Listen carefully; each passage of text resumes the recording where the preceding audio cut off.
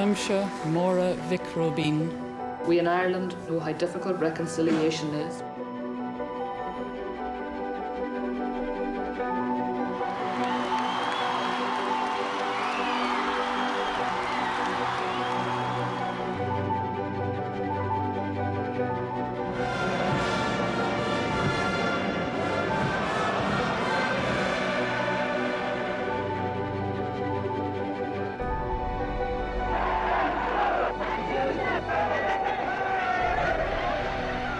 Dignity and freedom and tolerance.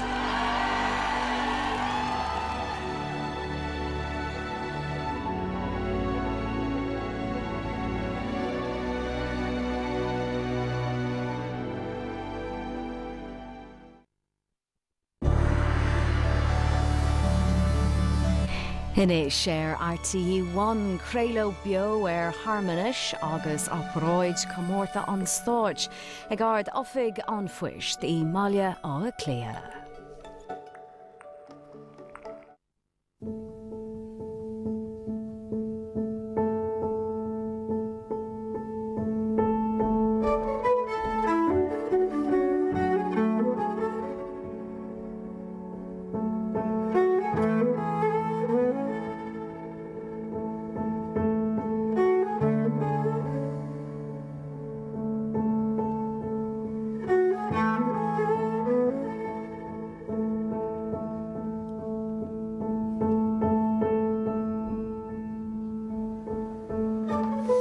The Vermodgen agus Fáiltearóibh go dtí ard oifig an phoist.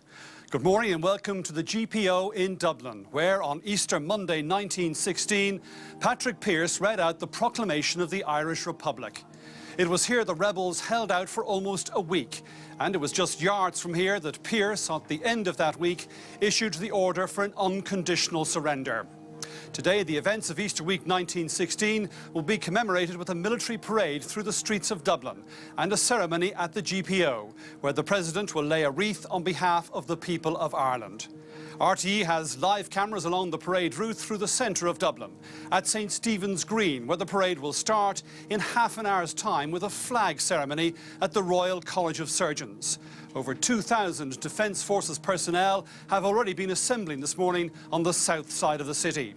Also at Dublin Castle, centre of British rule in Ireland for centuries, and the scene later this morning of a second flag ceremony that will head up the parade along the streets of the GPO, where the formal state ceremony will be held at midday.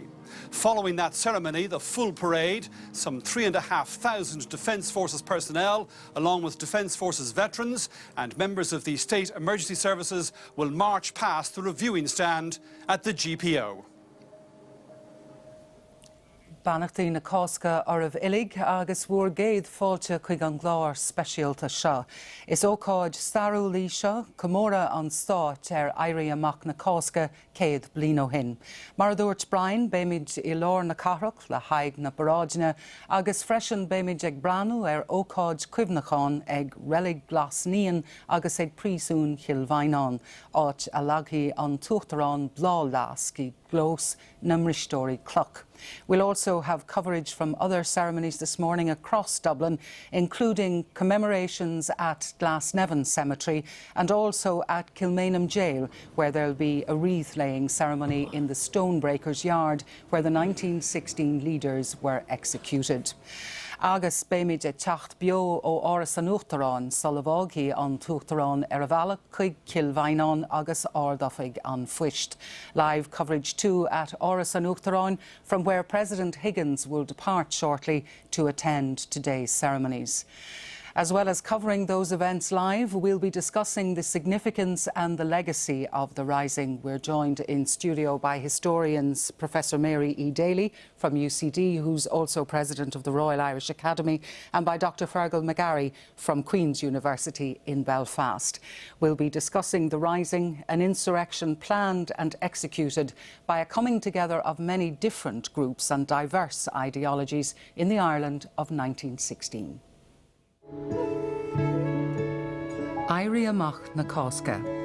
In 1916, Irish men and women led an armed insurrection to end British rule and take the first steps towards freedom and self-governance.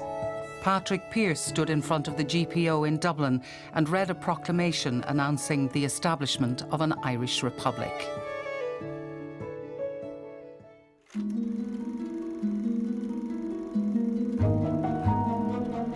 The Easter Rising took place against a backdrop of national and international crises. In 1912, a bill was introduced to the British House of Commons designed to grant Home Rule to Ireland. In response, Unionists led by Sir Edward Carson established the Ulster Volunteer Force to resist Home Rule by force of arms. More than 100,000 men enlisted and were trained by retired officers of the British Army. Nationalists responded by forming the Irish Volunteers in November 1913. When this militia was endorsed by John Redmond, the leader of the Irish Parliamentary Party, its membership grew to over 150,000. Both the Ulster Volunteers and the Irish Volunteers imported arms as divisions within the country worsened. The Home Rule Act was formally passed in 1914, but its implementation was suspended after Britain and Germany went to war in August of that year. Both Carson and Redmond urged their respective volunteer forces to join the war effort. Irishmen from both traditions joined the British Army, but a minority of the Irish Volunteers, with Patrick Pearse and Tom Clarke in the vanguard, split from the Redmondite majority. They were determined to take advantage of the war to assert Irish independence through armed insurrection.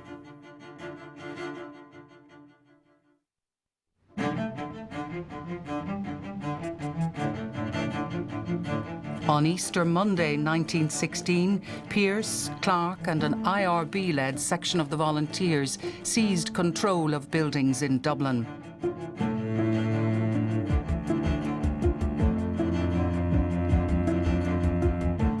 There were also risings in Wexford, Galway and Meath.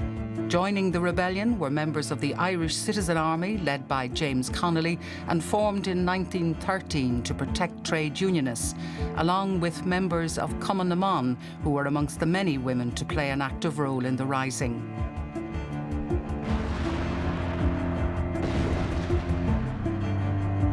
British reinforcements and the use of artillery, including a gunboat on the Liffey, overwhelmed the rebels.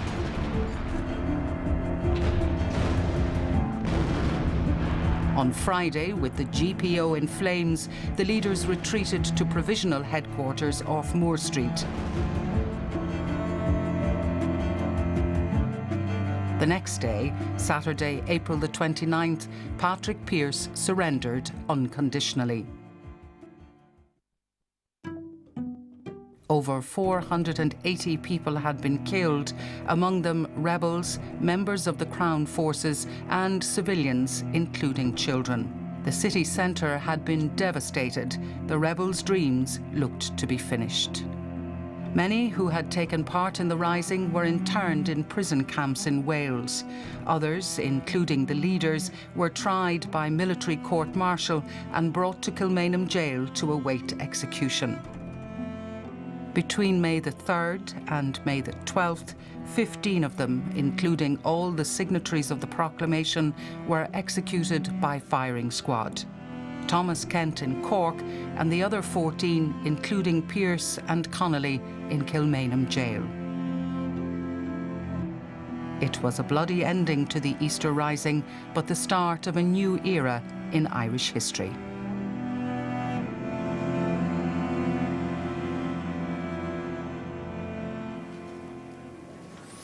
Well, the scene is set here at the GPO for the parade and commemoration, which will take place a little later this morning. The crowds are beginning to gather elsewhere along the route. For the most part, those who will be here in O'Connell Street and at the GPO are invited guests at this state ceremony. Shortly, we'll be talking about the importance of the rising, how it came about, what it meant at the time, and what it has meant since. But first, today's parade brings together more than 3,000 participants, from veterans of the Defence Forces to present-day serving members of the Defence Forces, members of the State Emergency Services. Anya Lawler has been meeting a few of them.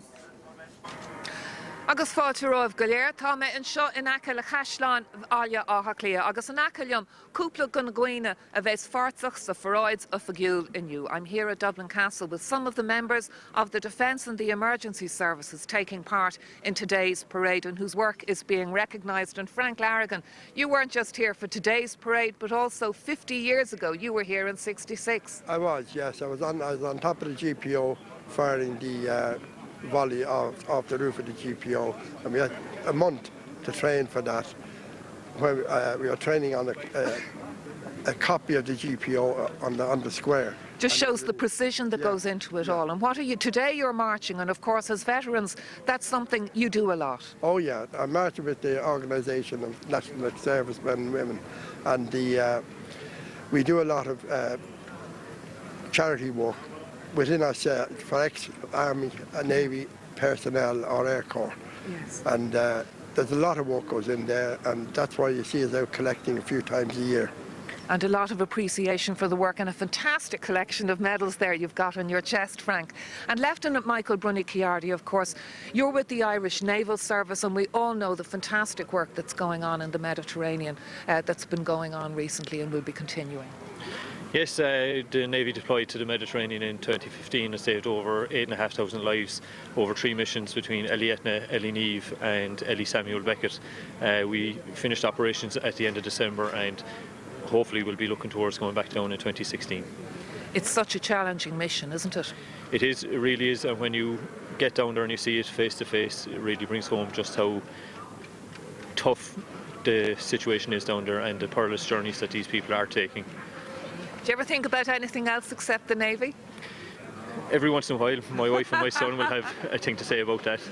But yeah, kind of, especially being down the Mediterranean, family and the Irish people at home really gave us a boost, kind of the contact we had at home, and school children sent in cards and thank you notes and stuff like that that really gave the crews a great pick-up and real sense of pride to be Irish, which hits home on a day like today. Absolutely, and I think that's why so many people are coming out and will be paying tribute to the work that so many of our defence forces pay. And of course, women in the defence forces. Georgina Kane, talk to me about the work you'll be doing today. I'm one of 2 sergeants who will be escorting our national colour down Collins Street at the head of the parade today. It's a tremendous honour as a soldier and as a Dubliner in our capital city to be escorting the tricolour today. And we saw yesterday, even at the Garden of Remembrance, the precision, the uniforms, the work, a huge amount of preparation has gone on into this by the Defence Forces. Absolutely. There are over 3,500 troops on parade today, and it's a huge logistical achievement for the Defence Forces. And for every soldier, sailor and airman and woman that are on parade today, there's a huge team behind that. There's cooks, drivers, medics, air traffic controllers. Our fleet is in the air today, our ships are docked on the Liffey today. It's going to be a fabulous, fabulous day for the country. And for our Defence Forces, and for you, I hope, Sergeant Kane. Thank you very much. And of course, Dan Fiennes, you're marching today, but it's not just you marching today. You have a whole family involved in the occasion. I do indeed. My father is leading the pipe band down the parade route today, and my brother is also joining us in the parade in the marching body for Dublin Fire Brigade. And of course, Dublin Fire Brigade, you were saying you've all got your flags out, a huge amount of preparation again on your part, because the fire service is one that the whole city is so proud of. Absolutely. We have 3 sections to our party today. We have our pipe band is leading us, our colour guard, and then we have our marching body. A lot of preparation has gone in by a lot of people to try and make sure we're all in step today and making sure everyone is looking as good as they possibly can for what's hopefully going to be an amazing day for the country and for the Dublin Fire Brigade as well. Absolutely, and you have a lot of competition here in terms of the marching and the precision and all of that. No, not at all. Look, we've a proud history within Dublin. We're here since 1862, so we go back a long way with a huge involvement in what happened in 1916, and it's great to be able to remember that and celebrate that and commemorate the struggles and the hard work that members of Dublin Fire Brigade would have put in at them times, and it's something that we're very proud to be able to do today. And something you and your family, with your family tradition in the Fire Brigade, of course, must be particularly proud of. Yes, there is. There's plenty more families with a lot more lineage than mine, I'm afraid. There's people members of Dublin Fire Brigade at the moment who have lineage to go back to the 1916 troubles and before that. So for them it's a very proud day, and it's a very good day to commemorate all the hard work that was done by them throughout the times for Dublin Fire Brigade. So we're all very happy to be here, and hopefully it'll be a great day. I'm sure it will. I'd just like to say to all of you, on behalf of all of the people who'll be coming out to watch you, and I know you all have your duties to perform today, and we're all so very grateful for the work that you're doing today and all the year round. So the best of luck, and thank you. Thank you. Thank you.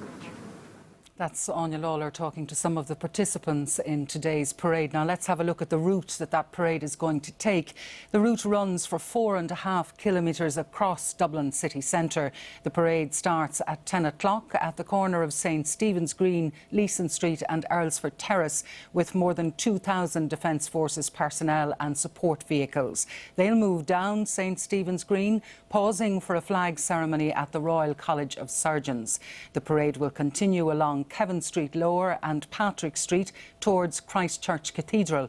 At the junction of Patrick Street and High Street, the parade will be joined by around 1,000 personnel from the various state emergency services, including members of An Garda Síochána, the Fire Brigade and the ambulance services.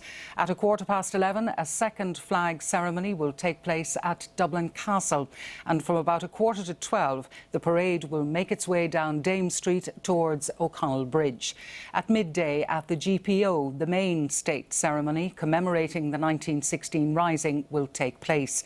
That ceremony will include a reading of the proclamation, a wreath laying by the President and the playing of the national anthem. After the ceremony, the parade, now also including Defence Forces veterans, will march past the reviewing stand at the GPO and will continue up O'Connell Street on to Parnell Square and past the Garden of Remembrance, and finishing at the junction of Bolton Street and Capel Street. Well, now I'm joined here in studio by Professor Mary E. Daly and by Dr. Fergal McGarry.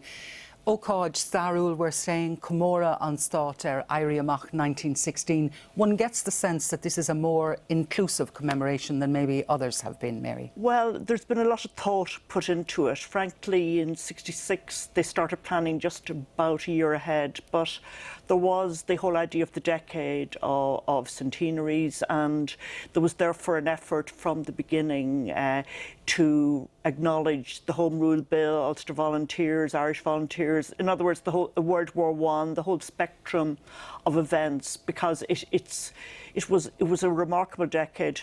Very, very historical, but very, very nasty decade in many ways. And this is being captured. And then I think the other thing that has made this much more inclusive is that we have a huge range of archival material available that wasn't available in quite the same way before, particularly the Bureau of Military History, a lot of records of World War I, huge interest in genealogy by people. So you're getting a commemoration where people are checking out what happened to the ordinary men and women and their diverse lives, be they joining the British Army, be they in the Volunteers, be they in the Citizen Army, and people discovering that some families have connections to almost anything and some have connections to almost nothing. And people seem to be lapping it up. I heard a story yesterday of people trying to go up to Kilmainham Jail and the queue was so long they just had to give up in the end. People are really getting involved in it, and I think maybe because we were given a version as children and it's a chance for ourselves to broaden our own view of the whole thing. Well, I mean, as a historian, I think the thing that amazes me is everywhere you go, people are interested, people are talking about it, and people are turning out for events. I mean, the government committee set up, the government went out and organised local meetings all around the country to find out what people wanted to do in terms of commemoration events, and they were having to book overflow halls, move into larger entities, and there were, I can't remember, well, a couple of hundred meetings I think held, and there's an extraordinary range. I think one point I would like to make, Dublin is the centrepiece today, but there's an awful lot going on well beyond Dublin, and I think people should remember that. OK, what about Belfast, Fergal? Well, I mean, Belfast has always remembered 1916 differently for obvious reasons, and this was one question we could start with, is what does 1916 mean? And I think we're kind of reflecting on two slightly different things today. We're reflecting on the events of Easter week, which were hugely important, but we're also kind of reflecting on their legacy. And that brings us into thinking about things like the struggle for independence and also the achievement of the Irish state. Of course, in Northern Ireland, those things are much more complicated. So, I mean, certainly at different periods in the past century, thinking about 1916 in the North was more about kind of unfinished business. And it was difficult for people, for the minority, particularly in the North, to think about the achievement of independence in the same way as down here. So there's always been a lot of tensions. And Mary was talking about 1966 and 1916 is 1966 is a really good example of this, and a lot of people are sort of expecting to be various kind of tensions and conflict, but it's interesting where it comes from in 66. Primarily it's people like Ian Paisley are using 1966 as a means of sort of stoking tensions. But the other thing about commemoration is that it's really very often about how we in the present use the past. And in 66, the real problems, I suppose, is you've got a coming together of North and South, you've got O'Neill meeting Lemass and all this potential, but then you've got groups for whom that's very difficult. And they use 66 very effectively as a way of sort of critiquing what's going on. And that leads, of course, in some respects, to the tensions which follow in the subsequent years. OK, I'll just come back to you in a second. We just have shots now of the Fianna Fáil leader, Micheál Martin, arriving at Kilmainham Jail for the ceremony that's going to take place there shortly. Mary, you have an article in the Sunday Business Post today where you talk about that 1966 and the way it was used, if you like. Yes, yes. I think I want to make one point. I'll talk about that in a moment. One point I think we need to make about Easter Sunday is that Easter Sunday is not just about a 1916 rising, which, by the way, happened on a Monday. But Easter Sunday became, from the 1920s onwards, the day when you commemorated all who died in various conflicts, War of Independence, Civil War, later adding in hunger strikers, in Belfast and all the rest of it. So it did become, it became an umbrella commemoration date. And that's why you find Easter Sunday events, in every town and in many parts of Ireland, because it is open to that. We're watching more participants arriving there. Francis Fitzgerald, the Acting Minister for Justice. And you make the point too that marches and parades weren't necessarily allowed anyway, so that people used churches and... Yeah, I mean, people make a huge fuss about the fact that it's tied somehow to a lot of religious symbolism, but I think we need to recognise that the people who took part, the people who were alive in Ireland and who died in Ireland in 1916, regardless of where they died and in what event, were highly religious people, and that ceremonies to remember the dead, commemorate the dead, were central to them. And during the war, and it happened with the Somme as well, there were restrictions on parading and public demonstrations, but you couldn't prevent people going to church. And the church became very much central, and the graveyard. I mean, you could not, no authority could really outlaw visits to churches and cemeteries. Very difficult to do it. So it becomes the vehicle for both for personal grief and genuine grief and for political events. You were talking earlier about the distinction between commemoration and history.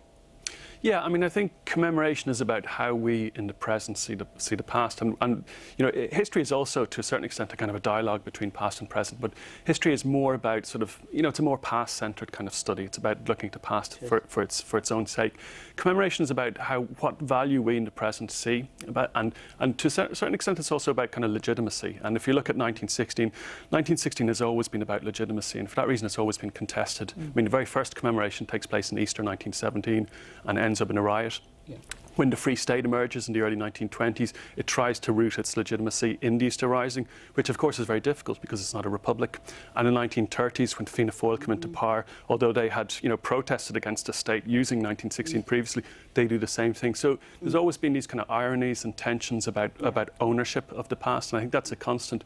But the other thing is, because the present always changes, we look at different things in the past. I mean, I think one of the really interesting things about the centenary is the role that women are playing and how prominent women have become. And that's because we as a society have changed in recent years. But it gives us a whole set of new stories to think about. We'll come back to all of that in a few moments. But for the moment now, we're going to go over to the GPO and to Mary Kennedy. Good morning, Mary.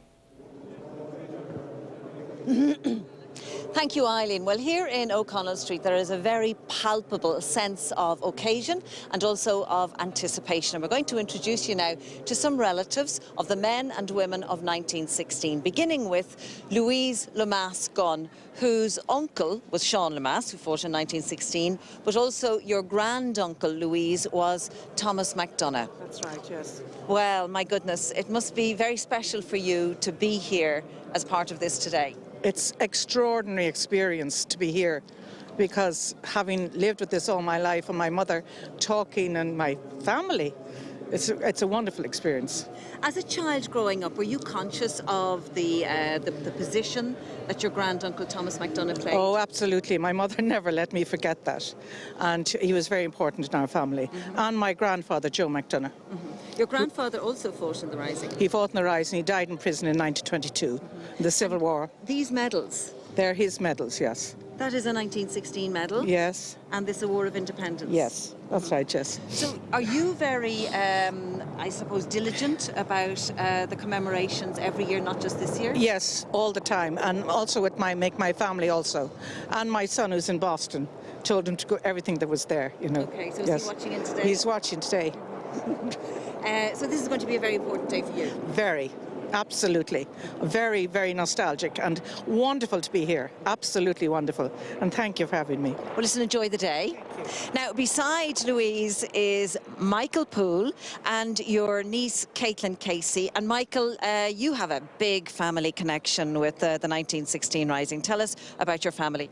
Well, there was 5 Pooles altogether. You had John Poole, Christopher, Vincent and Patrick and young John, the nephew.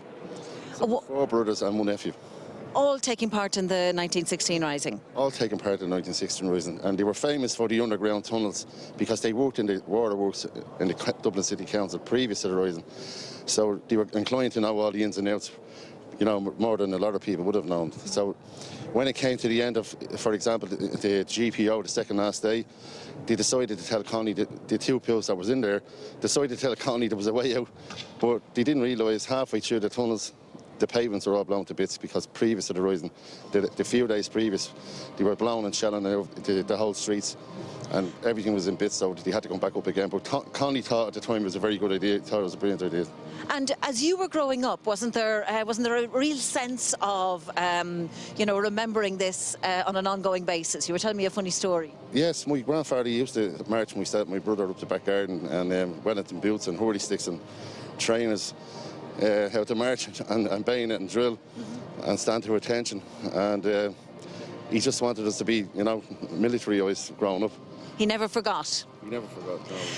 No. Was it your grandfather was Captain Poole in? He was in Stephen's Green and the College of Surgeons. He was, yeah. He had full control in the Green under Michael Mallon, and he was third in command in the Citizen Army during the Rising, and he drilled and trained the men to the best he could, you know, up to that day.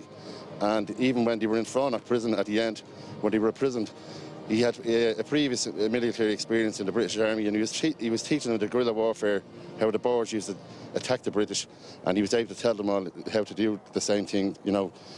You sound as if you're very proud of your heritage. I'm very deeply and passionate about it, yeah. I've been in the history for the last years in the family, so I've compiled a lot in the family in the last, like, 20 years, you know.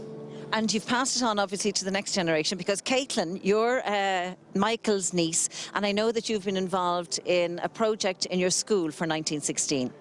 I read a book, and it was about a boy named Jimmy. It was called The Easter Rising by Jared Whelan, and he went around the town to see if his uncle Mick, he was one of the rebels, was still alive.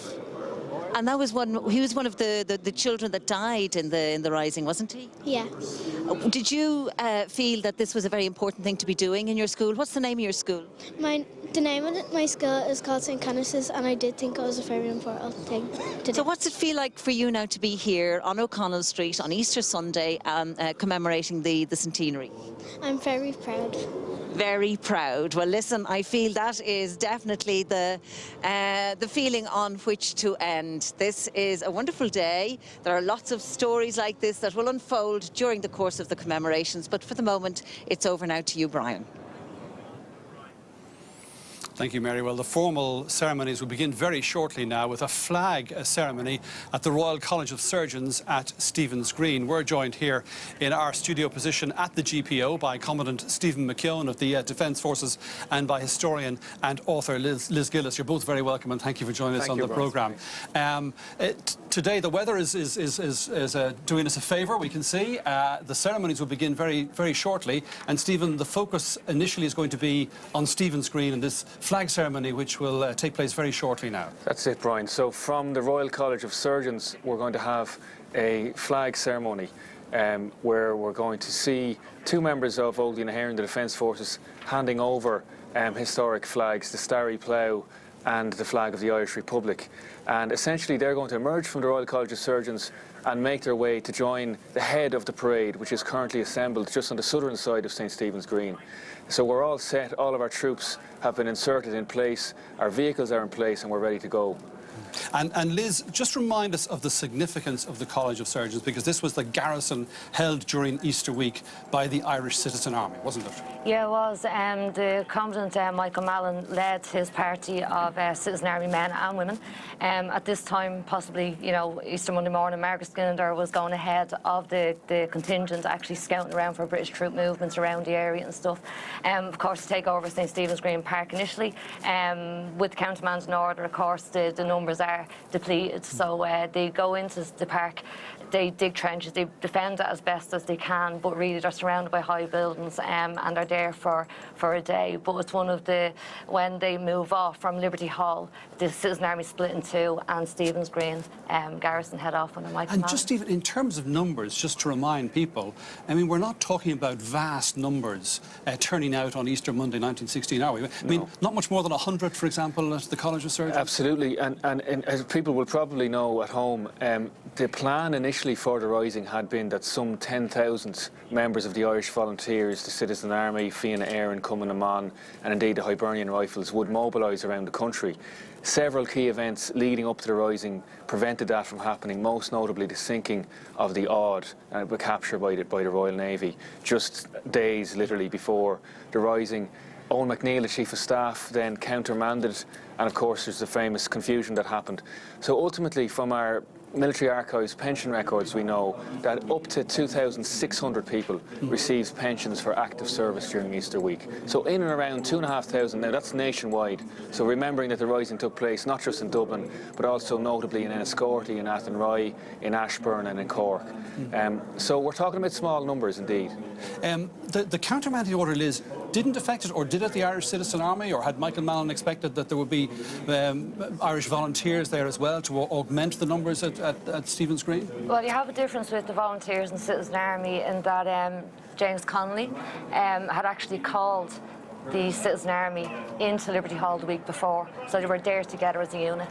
Well, now there's the flag ceremony taking place just in front of the steps of the College of Surgeons. We're looking at the colour party there, Stephen, and there are the flags, the flag of the Irish Republic and the Starry Plough, and they're being borne by two reserve officers, I believe, Stephen? Members of the Reserve Defence Forces? That's correct. So they're members of the Reserve Defence Forces, and those flags are going to be handed over, Brian, very interestingly, to two descendants of 1916 veterans. So here we have Lieutenant Hugh Ford and Lieutenant Stephen Byrne, both of whom have direct ancestry back to 1916. And I suppose it's interesting that as serving members of Old Inagharan, the Defence Forces, they can trace their lineage right back to the revolutionary period, as indeed we do as an organisation back to the volunteers in 1913. And the flags that are being held in the rear there represent each of the entities that took part in the rising. Exactly. So I mentioned those earlier. Obviously we have the Irish Volunteers, which form the bulk of the rebel forces. So we have the Irish Citizen Army, Fianna Éireann, Cumann na mBan, and then the Hibernian Rifles.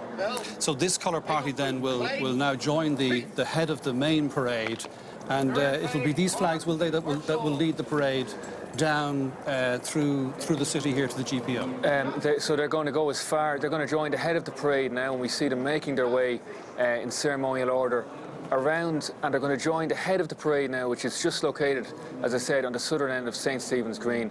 They will march as far as Dublin Castle, and we're going to see another flag ceremony emerge from Dublin Castle approximately 1100 hours. And all of this, of course, has been well rehearsed by the members of the Defence Forces who are taking part. Nothing has been left to chance. Absolutely, Brian. This didn't happen by accident. We've been working on this from a planning point of view for about a year and a half. From a rehearsal point of view since before Christmas. We had a full dress rehearsal in the Curragh camp where we replicated the exact route, including all of the buildings and stops that we would do.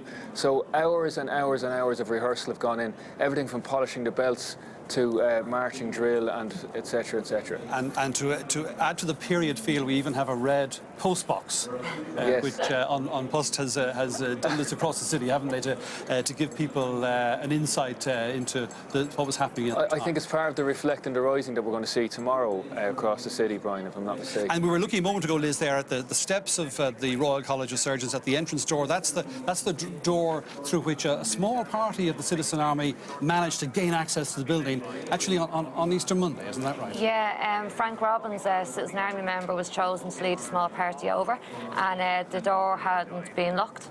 And so they were able to actually gain entry. So they held it on the Monday, and then it's the Tuesday when they are actually opened, the British opened fire on them from the Shelbourne Hotel with a machine gun post, that they're forced then to go to the safety of the College of Surgeons, again in small groups.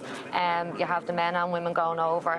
One Citizen Army man, George Fullerton, was actually wounded in the way, or on the way over there, but it was a very strongly held position, you know, against the machine gun attacks. Because if you look at it, they also set up machine gun posts on the University Club, and then also on the roof, or University Church and Universal Club as well on Stephen's Green. So they were really under fire for the whole week inside this building, weren't they, Stephen? And they took refuge, I think, in the main hall of the college, which offered the protection because they didn't have any windows. That's exactly it. And from an urban warfare point of view, I suppose, then as now, you would pick a building like that, which is a substantial monolithic type building with thick walls in which you can seek refuge from the fire. Well, there now I think we can see our aerial shot of the parade. It's assembled up there on the side of Stephen's Green. College of Surgeons there is just off to your right, slightly out of screen. That's the Unitarian Church, just top right on your screen. And the parade will head down Cuff Street and make its way down Georgia Street, or down, I should say, towards St. Patrick's Cathedral. That's correct. Christ Church, and then down Dame Street. So as you can see, the sun has come out, the clouds have cleared, and one couldn't ask for a better day in terms of the weather for this parade. And people have been assembling. You can see the crowds there have gathered.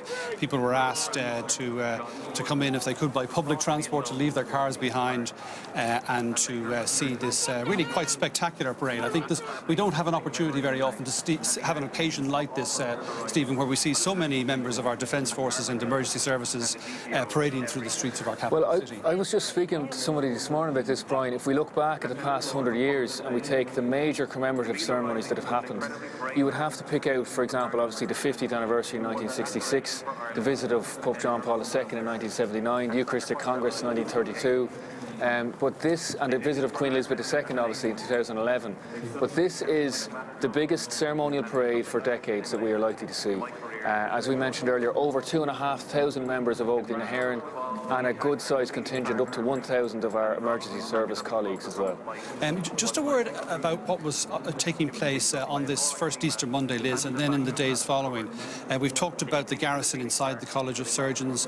They took casualties as they tried to make their way from the Green into the college, and subsequently, but there were also civilian casualties, at least I think 2, and a police constable was also shot at an early stage, and that shot dead in the Green. Yeah, Constable Lahif, and they don't know exactly who it was because 3 shots rang out at the time that he was actually shot and killed. There is some people that say that it was Countess Markovic, but there is a bit of debate about that. But of course then... So there's conflicting evidence, isn't there is. And again, the witness statements and so on would sort of back this up, and they're a fantastic resource for this, for understanding 1916. But also you do have the civilian casualties across the board, but in some cases where a dray owner, he was trying to get his horse out, and they literally, came out and held him up and shot him, unfortunately, tragically. I mean, an aspect of this, Stephen, is really trying to understand what was happening, both during the week, but also in the planning stage, wasn't it? Because it's not clear, there are no extant available surviving plans for the rising. There aren't, no. We know that there are a number of key leaders, obviously, people like Joseph Mary Plunkett would have been developing military plans. People like the future General Michael Collins, obviously, was aide-de-camp to Joseph Mary Plunkett, and he was in the GPO garrison. I think the plan, as I mentioned earlier, was that there was always going to be popular support for a public groundswell once, say, 10,000 volunteers had taken strongholds nationwide, and they would strike a blow at the empire when it was overcommitted, we'll say, in the Western Front during the First World War. But obviously what happened was not that, a much smaller contingent of people. And ultimately, even if you look at some of the garrisons, the famous Mount Street Bridge, for example, which was an outpost of the Boland's Mill and Bakery garrison, they didn't have the personnel that they could have had or they should have had to man that position, and even despite that they had enormous military successes. We're just looking a moment ago there, Stephen, at the head of the parade, which will move off very shortly now, and at this stage it will be led by... It would be led by what we're calling Serial 1, so the troops personnel from the 2nd Brigade, which is the territorial division covering the east and the west and northwest of the country. And they're going to be joined, as I mentioned earlier, at Dublin Castle by the parade commander, who is the General Officer commanding of the 2nd Brigade, General Michael Beery, as well as the national colours, the Irish flag, to lead us finally up to the release point on O'Connell Street, and then obviously past the GPO for the formal march past. Yeah, Liz, Stephen was making the point about some of the military tactics behind this. I suppose we know the big picture, as he was saying, it was to hope for a general rising across the country. That didn't happen, but the detail, there is very little detail about why particular buildings were seized and others weren't. Well, again, this comes back to what Stephen was saying about Joseph Mary Plunkett, who was a strategist, and he had actually been planning in the event of a rising what buildings would be taken over. So if you actually look at the buildings that he took over, there is a method to their madness, for want of a better word, because the military had to pass by every key building to get into the city, and that's why Stephen's Green is so important, because it's like a depot. If you look at the four corners, the streets that actually lead to Stephen's Green, Leeson Street, Portobello, Cuff Street and Bagot Street, the military would have to pass there, but also the volunteers could actually get to there easily if the plan had have gone. It would have been a central depot, as it were, if the plans had been realised. A supply depot, first aid depot and so on, that the volunteers get easy access to. But if you actually look at the military tactics behind it, there was a reason for the buildings being taken over. And Mount Street Bridge would be one of those successes because they actually held back the advance of the Sherwood Foresters, a handful of men, and that was only one bridge that they took. So it's just, again, it goes back to the countermanding order having a huge impact on so one wonders how many, particularly of the leaders, Stephen, turned out on Easter Monday 1916, realising that the numbers would be much depleted because of the countermanding order. The German guns hadn't arrived because of the sinking of the Odd, and really they knew at that stage that whatever else they couldn't hope for a military victory. Absolutely, and I think this is in some ways historians obviously have differed about, you know, the rationale, the jus ad bellum, if you like, you know, the justification for the war, for the conflict. But what's not in any doubt is obviously that these people were extremely brave. They knew the fate that there was, once the British landed troops at Kingstown, which is now Dunleera, and sent them into Dublin and surrounded and brought in artillery support, there was little chance for success. But of course, it wasn't all about the military success. Ultimately, there was a political drive for what was behind, and I suppose arguably the rebels succeeded in that. Not 2 years later, in the general election, widespread popular support had led to a sea change in Irish political support for that republic, which had been declared by Cork. I think this was Michael Collins who subsequently talked rather dismissively as it being a Greek tragedy, what happened in Easter week. But in fact, that was arguably the point, that it was a theatrical, a dramatic gesture. It's the spark that sets everything off. And just again, what Stephen was saying, the whole sea change and how the sea change came about was actually through the women. 77 women were arrested, over 250 women took part, but the women were released from prison before the men, and immediately the women hit the ground running, as in trying to change the minds of the people. Propaganda, the women became experts in that, and they showed the Irish people that these men were honourable, they were sons, they were fathers, they were willing to give up their life for the greater picture, which was Irish freedom. And you see that then, that the women become so good during the War of Independence that, you know, they they really become the invisible army in terms of propaganda, which turns out to be a huge, vitally important. We're looking at these aerial shots, and it just reminds me that one of the key roles that a lot of women played was as carrying dispatches between the different garrisons. Very, very dangerous and very important work during Easter week because communication was vital, and it was very difficult. Exactly, and that's why the women were told specifically not to turn out in uniform, with the exception of Countess Markievicz, Kathleen Lynn and a few others, for the nature of that work, that they would be running between the outposts, like the GPO to Marlborough Street, Reese's Chambers. This street alone, women were going to and fro, left, right and centre. And they were able to pass relatively freely. Yeah, and they had to use they had to think on their feet as well, because they were coming across in the early stages. They were coming across British soldiers and so on. So they had to, really think fast to get past the barricades and so on. And they did that. And if you think that women went from the GPO to the forecourts and back a number of times, that's a huge distance. I mean, there's this phrase, Stephen, the fog of war, and it's very striking reading accounts of the week that various commanders in different garrisons had a very imperfect understanding of what was happening elsewhere. Absolutely, and that expression comes from the famous military thinker von Clausewitz, and the recognition generally that no plan survives first contact. In other words, regardless of how good your plan is, remember that we have limited communications here. We're still using carrier pigeons on the Western Front in the First World War. There is no discernible telephone communications, for example. So we're reliant on, as Liz was pointing out, the women, the dispatch, and indeed children who were carrying dispatches, members of Fianna Éireann and so on. So very, very difficult for commanders to know what's happening. And it was this sense that we were waiting for the uprising to have happened outside of Dublin. And so when we come to the latter part of Easter week and the surrenders are ordered to take place from Moore Street, there's a general surrender order from Pádraic Mac Piarais. There is a kind of an unwillingness to surrender on the part of some garrisons because they don't actually believe that it's time to capitulate. They're waiting for good news and reinforcements, in fact, to come in from the country, and of course that doesn't happen. I mean, there are accounts in some of the garrisons, Liz. I mean, I think one of them is the College of Surgeons there at Stephen's Green of people arguing over this and saying we're not surrendering, we want to fight on. Why? What's the authenticity of this order? Is this really signed by Pearse?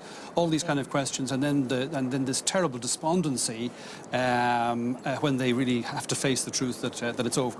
Yeah, there is some men actually threatening to continue fighting. Liam O'Brien actually talks of it in his interview that was done with RTE about that, and then his commanding officer says we have to obey, but then there's differences between the commanding officers themselves, and Countess Markievicz, she apparently says that, look, we have to trust Connolly, we have to trust him, so we have to actually obey the order. But a lot of people didn't want to do it. They were. And I suppose, and it's worth pointing out there as well that Pearse's major concern when it came to day 7, we'll say, was the toll that the conflict was taking on the civilians' population of Dublin. As we know, some 450 civilians were killed. The largest single category, if you like, of casualties in the rising were civilians, and this is an unfortunate fact. And a lot of the city centre of Dublin had been destroyed by shelling from British forces and by fires which had started subsequently as the rebels were retreating from buildings. So that was a very real human motivation, if you like, a moral motivation for calling the surrender, realising essentially that the game was up and that Pearse did not want to inflict further grief and tragedy on the civilian population of Dublin. And I mean, Dublin was the centre of Dublin was a densely populated city at that time. Perhaps it's difficult to imagine now when people, moved out to the suburbs and it's shops and offices, but there were thousands of people really within even a very short distance here of the GP. Yeah, like a block behind, O'Connell Street, you were into hugely densely populated areas. Sadly, tragically, the worst slums in Europe were literally a block behind us. And Joe Duffy's book is very good at that, as he says that about the kids, that no other city did kids have control. And unfortunately, the civilian population were the ones that suffered most. But you see the accounts of the looting and so on. Like the people were actually out in the streets on Easter Monday. They didn't know what was going on when they see Pearse reading out this proclamation. And then, as there's actually a great interview with Luther. He was only 13 at the time, and he just said that he heard the glass smashing. It was Noble's sweet shop, and they all just poured in, and all he wanted was licorice, and he couldn't find licorice. You know, but there were so many people that were out on the streets that day. And how to deal with looters was an issue throughout the week, wasn't it, for the garrison here at the GPO, for example? It was indeed for both sides, and it's worth mentioning as well the role of people like Francis Sheehy Skeffington, who was a very concerned and active citizen of Dublin. Famously, he was a pacifist, he was also a feminist. But Francis Sheehy Skeffington, when he was arrested by Captain Bowen Coldhurst from the British Army, he was actually out conducting a sort of a citizens' concerned party which were trying to prevent looters from actually causing further damage. And as we know, tragically, he was taken in and executed without any trial. And he's one of the real casualties and one of the losses, even in terms of the academic and sort of thinkers of the period. Two others, I think, were executed at the same time. Absolutely, yeah. Dixon and McIntyre, who were two journalists, and ironically, they were writing for loyalist newspapers. So, I mean, these crazy things happen during conflicts. The wrong people are shot. There is such a thing as collateral damage. Unfortunately, once the first shots are fired, it's an unavoidable consequence of this And the type. Civilian casualties, I mean, the single biggest group of casualties are civilian casualties, is that right? Yeah, Liz? yeah, approximately 450 civilians, yeah, that's correct. 40 of which are children, are the victims of the rising. Caught in the crossfire. Victims either of the rebels or of the British forces. Yeah, and you would then have, of course, the shootings in North King Street then on the Friday and Saturday evening when the British forces make their way through, because it was such an intense scene there at North King Street, which was under the command of Daly's command in the forecourts. I think perhaps the parade is beginning to move off now. You can see, as Stephen was saying, that's the lead group. And they're from the second. They're from the second brigade, and what we're going to see is we can see here the officers in the front, and the officers, by the way, they're the commissioned officers carrying swords. So these are the officers who have command authority within the particular battalion, and I think we're going to start any time now. So they're just waiting for the word of command from the parade marshal. And when they get that word of command, this will be obviously directly after the colour party joins the head of the parade. So the colour party are standing by to join the head of the parade. Yes, and when they get the word of command from the parade marshal, you're going to hear the troops marching in unison. And there we see the 5 flags we mentioned earlier of the revolutionary organisations, and then the 2 famous flags which flew during 1916, the Irish Republic and the Plough and the Stars. And here's the word of command now.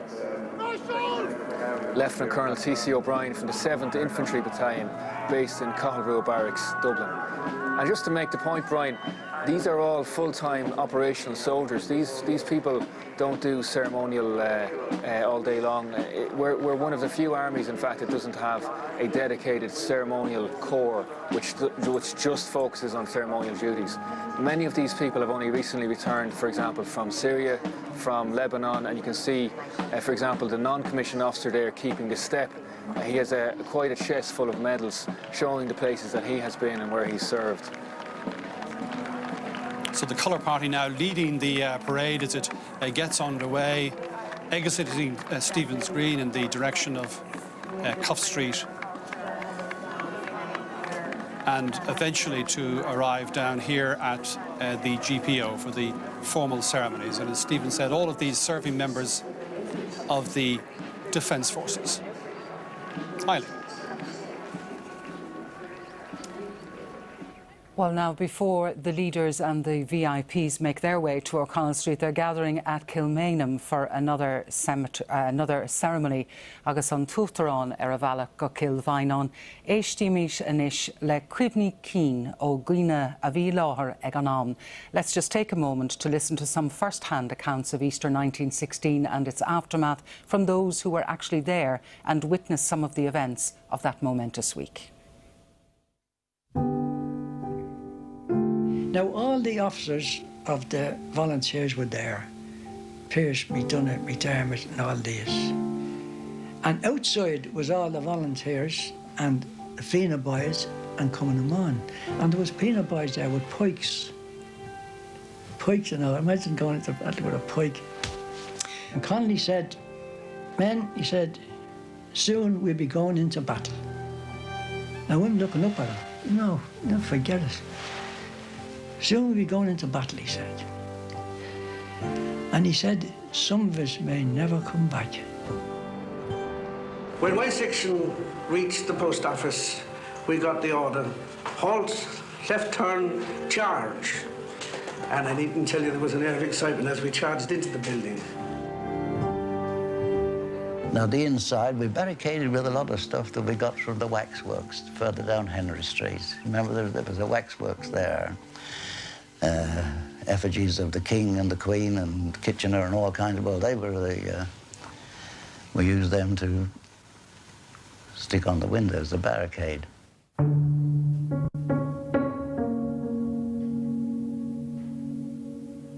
I remember the first blood I ever saw shed was one big, very, very big, tall woman with something very heavy made a bang at me. And just as she lifted her weapon, or whatever she had in her hand, one of the volunteers upstairs saw this and he fired. And I just remember seeing her face and head disappear, and she went down like a sack. So that was my first baptism of fire.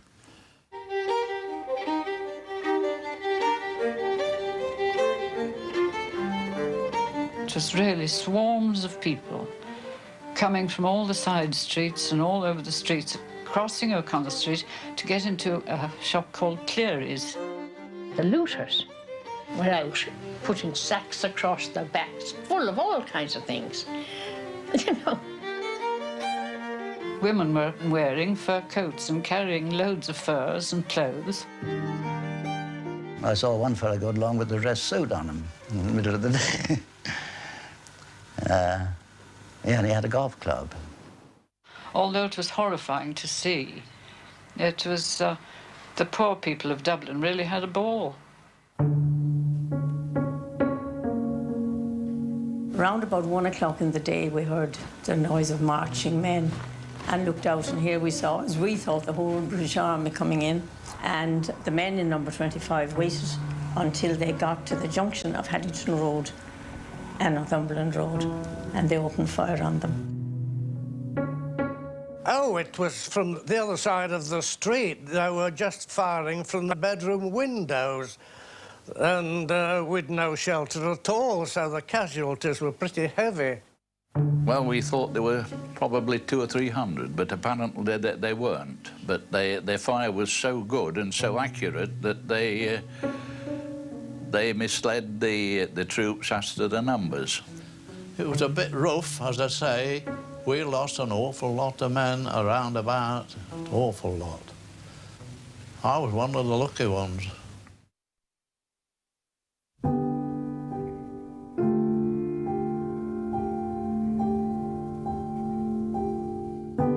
There was a whole series of demonstrations while we were marched down, and it was fortunate for us that we had 2 rows of British soldiers on either side of us. Some of the women there shouted all sorts of expletive at us, told the soldiers to shoot the bastards. So I can say this much definitely, that the rising in Dublin certainly was not popular in 1916. I say that without fear of contradiction.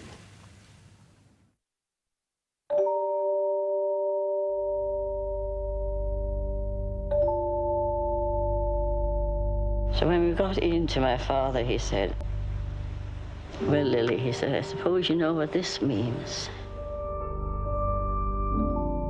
Oh, no, not that. He said, yes, Lily. She broke down then and she said, but your beautiful life, James. She said, your beautiful life. And he said, wasn't it a full life, Lily, and isn't this a good end? And she broke, but she still cried. So he says, look, Lily, please don't cry. He says, you'll unman me. So she tried to control herself. I was trying to control myself, too. Len told us time was up and we'd have to go. He was to be shot at dawn, you see. That was the last I saw him.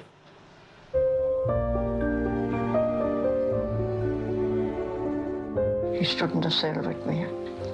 He got about an hour. Well, even then we didn't talk about anything about ourselves. We talked about the future and the future of the country. All of us that are going out tonight, he said, believe that we have saved the soul of Ireland, that we have struck the first successful blow to freedom, and that freedom is coming. But between this and freedom, he said, Ireland will go through hell. But he said, Ireland will never lie down again.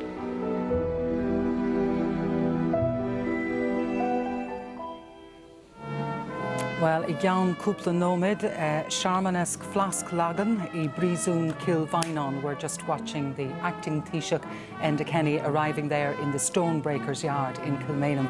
I hope, folks, we'll have time to come back in a while to those words of Kathleen Clark, but just let's focus on Kilmainham for the moment.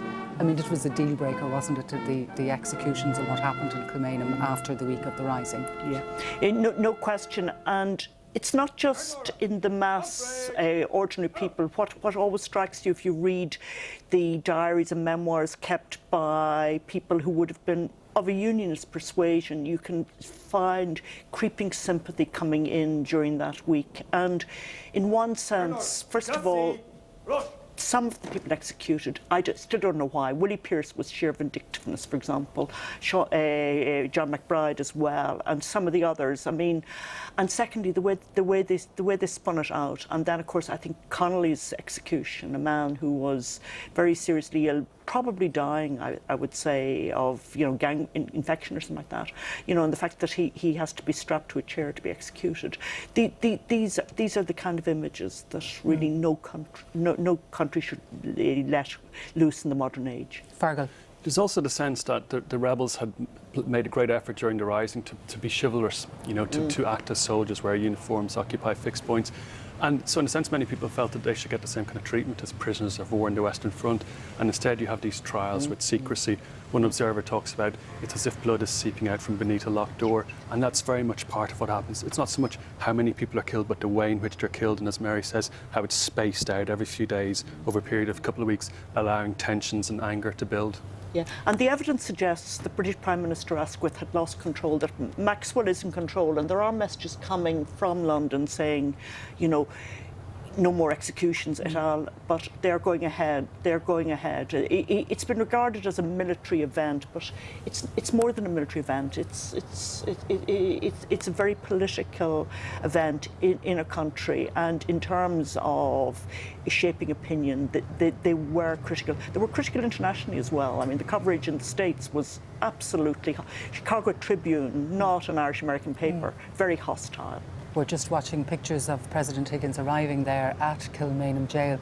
But the execution stopped when Herbert Asquith got to Dublin. The execution stopped. Well, Maxwell never intended to kill a large number of people, but certainly from there were 90 death sentences, though, weren't there? There was, but they were never really intended all to be carried out. Yeah. But certainly within a week or so, Downing Street is getting very nervous, and there's a sort of a pressure because Maxwell feels he's been given this job and he must carry it out, and Downing Street are getting very, very nervous. So that tension is there. But I think Maxwell does what he sets out to do. And if you have to put this in the international context of what's happened. It's this sense that Britain has been stabbed in the back. There's this rebellion in time of war. Britain is involved in a desperate struggle for its existence on the Western Front. So there had to be some kind of sharp reprisal. And I think what was done in terms of the scale, it's not really the scale that's the issue in terms of the transformation of public opinion that follows soon afterwards. Yeah. And bear in mind, they are at this stage executing underage boys who have joined the British Army and then, refused to go over the top. I mean, they are executing teenage boys at this stage, which I think is absolutely abominable. So I think we have to take account of the war context. And also what else is happening is very important. You've got the arrest of about 3,000 people. You've got the deportations. A lot of those people who were arrested were innocent. OK, we'll have to leave it there for the moment. We just see President Higgins arriving now into the Stonebreakers Yard, and watching that ceremony in Kilmainham is Cathal McQuillan. Thank you, Eileen. You see now the President has just arrived at Kilmainham Jail, where he was greeted and is escorted now by the Chief of Staff of O'Glen, Vice Admiral Mark Mellett, and the Assistant Chief of Staff, Brigadier General Peter O'Halloran, and he's passing through a line of prison officers on his way to the Stonebreakers Yard, although Kilmainham Jail, of course, ceased being a prison in 1924, shortly after the founding of the state. And as you can see now, a small crowd, the Army Guard of Honour, dignitaries and a small crowd of relatives gathered in the Stonebreakers Yard for the wreath-laying ceremony. Garnora, I'm cortege on Tuktaron. Harry, hello.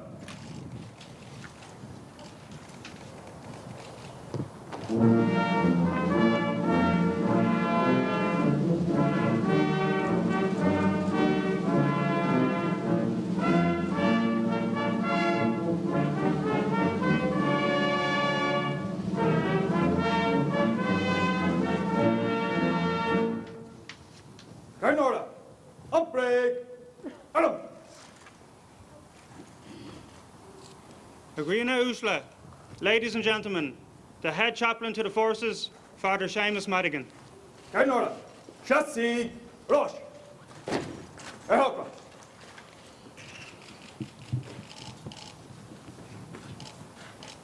In Anamanahar, Augustin Vic, Augustin Spirit Nave.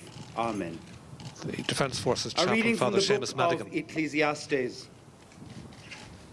For everything there is a season, a time for every matter under heaven, a time to be born and a time to die, a time to plant and a time to reap, a time to kill and a time to heal, a time to break down and a time to build up, a time to weep and a time to laugh, a time to mourn and a time to dance, a time to keep silence and a time to speak, a time to love and a time for hate, a time for war and a time for peace. God has made everything beautiful in its time. In this place of final moments, we are intimately reminded of the comfort brought by faith to the leaders of the 1916 Rising. On this Easter morning, we remember, reflect, and reimagine our belief in life after love.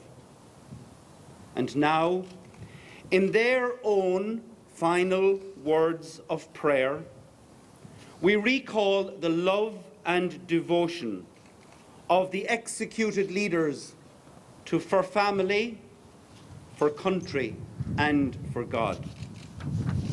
Guimish, let us pray. My Jesus, mercy. May we, the people of Ireland, bear no malice against anyone and live in perfect peace with Almighty God. We pray for each other and trust the Lord will raise us up when silent we have waited in the grave for lonely years. Give us courage to be ready to go into darkness, danger and death, trusting in your love. With your help, may we act with heroism and respect all people of goodwill who do their duty. Give us strength to forgive and a belief to hope that you will be with us to the end. As we draw nearer and nearer to you, we ask your blessing and protection. May we keep the faith, bring glory to you and honour to Ireland. Jesus, Mary and Joseph, may I breathe forth my soul in peace with you. Amen. Solus navlahas dar nanamica, ardeshte garev ananamica. May their souls and the souls of all the faithful departed, to the mercy of God, rest in peace. Amen. And may the blessing of peace be with us, taking away our fears and doubts. And may the comfort of God's peace cover those of us who are troubled or anxious. May the blessing of peace be upon us. Amen. In the name of God, who pushes back the horizons of our hopes and invites the brave to follow. Amen. Ahar vach agus spirit nave. Amen. Mullaga Jo le dia. Praise God forever.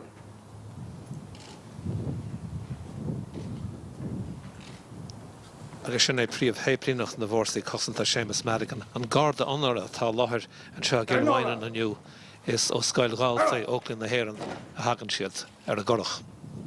Garnora, Asham Prague, Adam.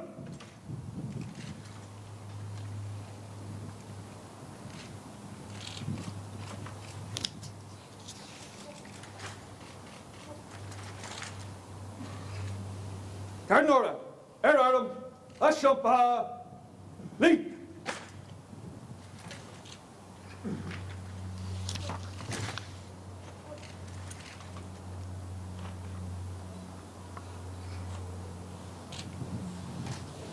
And this guard of honour, as you see the wreath being brought forward now for the President to lay in honour of those who died here, that guard of honour from the cadet school under the command of Captain Glenn Harmon. Aguini Usla, ladies and gentlemen, on Taoiseach.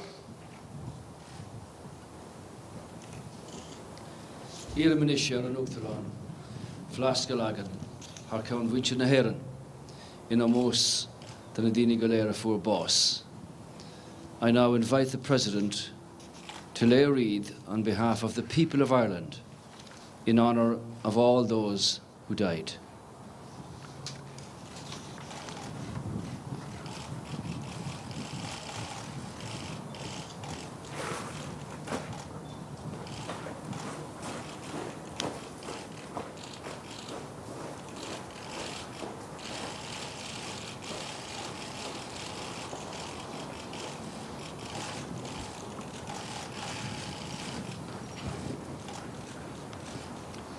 We will now observe 1 minute of silence.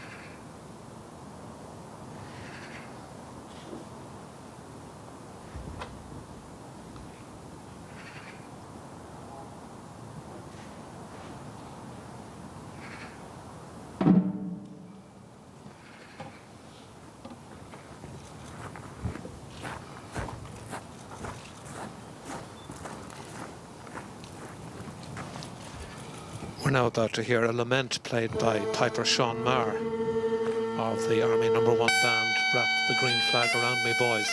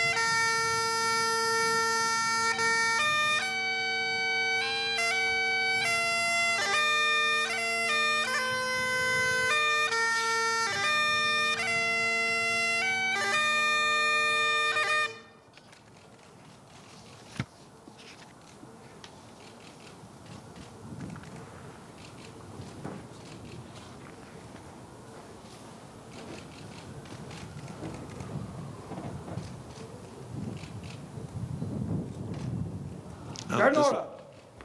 Arra! Garnora! Umpre! Arra!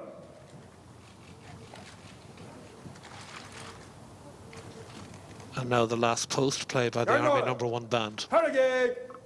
Arra!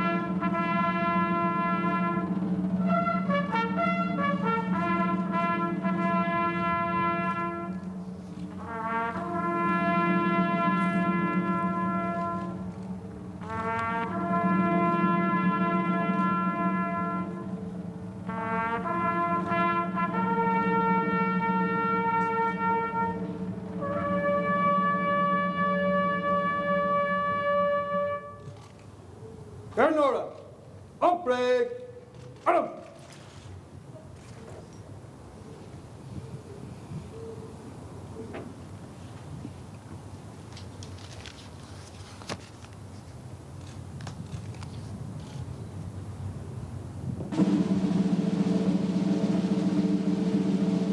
And now the national flag is being, which was at half-mast during this ceremony, is being raised to full mast by Flag Officer Marie Carrigy.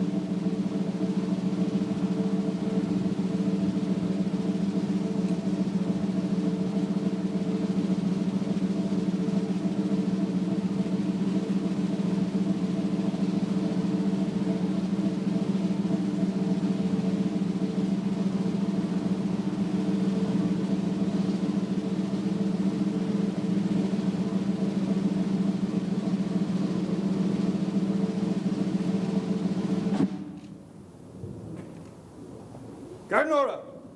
Harrogate! Arra!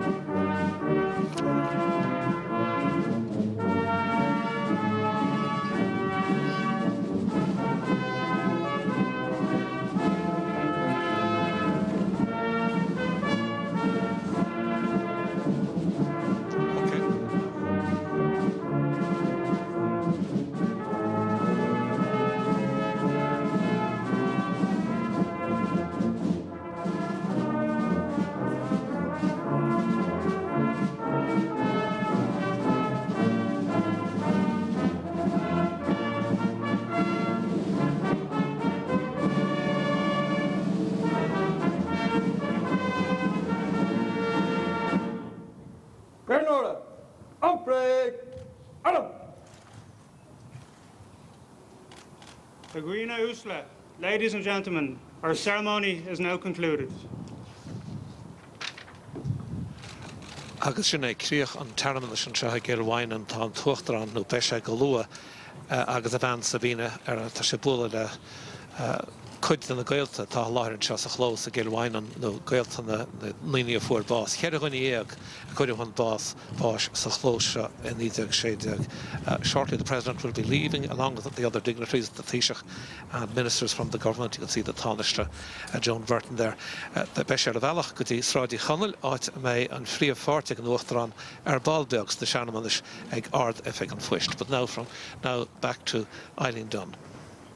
Thank you, Cathal, and back here in studio we're watching those pictures of the Tánaiste and the Minister for Justice and the Lord Mayor Crean and Igali. Mary Daly, you were saying if you were going to be anywhere today, excuse me, that's where you'd like to be. Yeah, I mean, I thought that was a very, very moving ceremony. It was very dignified. It's going to, I suppose, in many ways, people talk about the GPO, but this in many ways is the historical centre of 1916, because, as we were talking earlier, it is the executions that really transformed the whole opinion of the Rising, and that is where the executions happened. And what I think is really shameful is that Kilmainham was left derelict for decades, only survived because the veterans, the relatives, worked to restore it. Yet it is such a historical space and such a remarkable place. And as we were mentioning earlier, now proving terribly popular. Absolutely, and I mean the courthouse where, of course, the courts martials would have taken place has been taken over as well as part of the complex, and there will be an exhibition there, and I think its significance as a historical set, and also in terms of people wishing to visit, has genuinely been recognised in now, and I'm delighted it's happened. Fergal.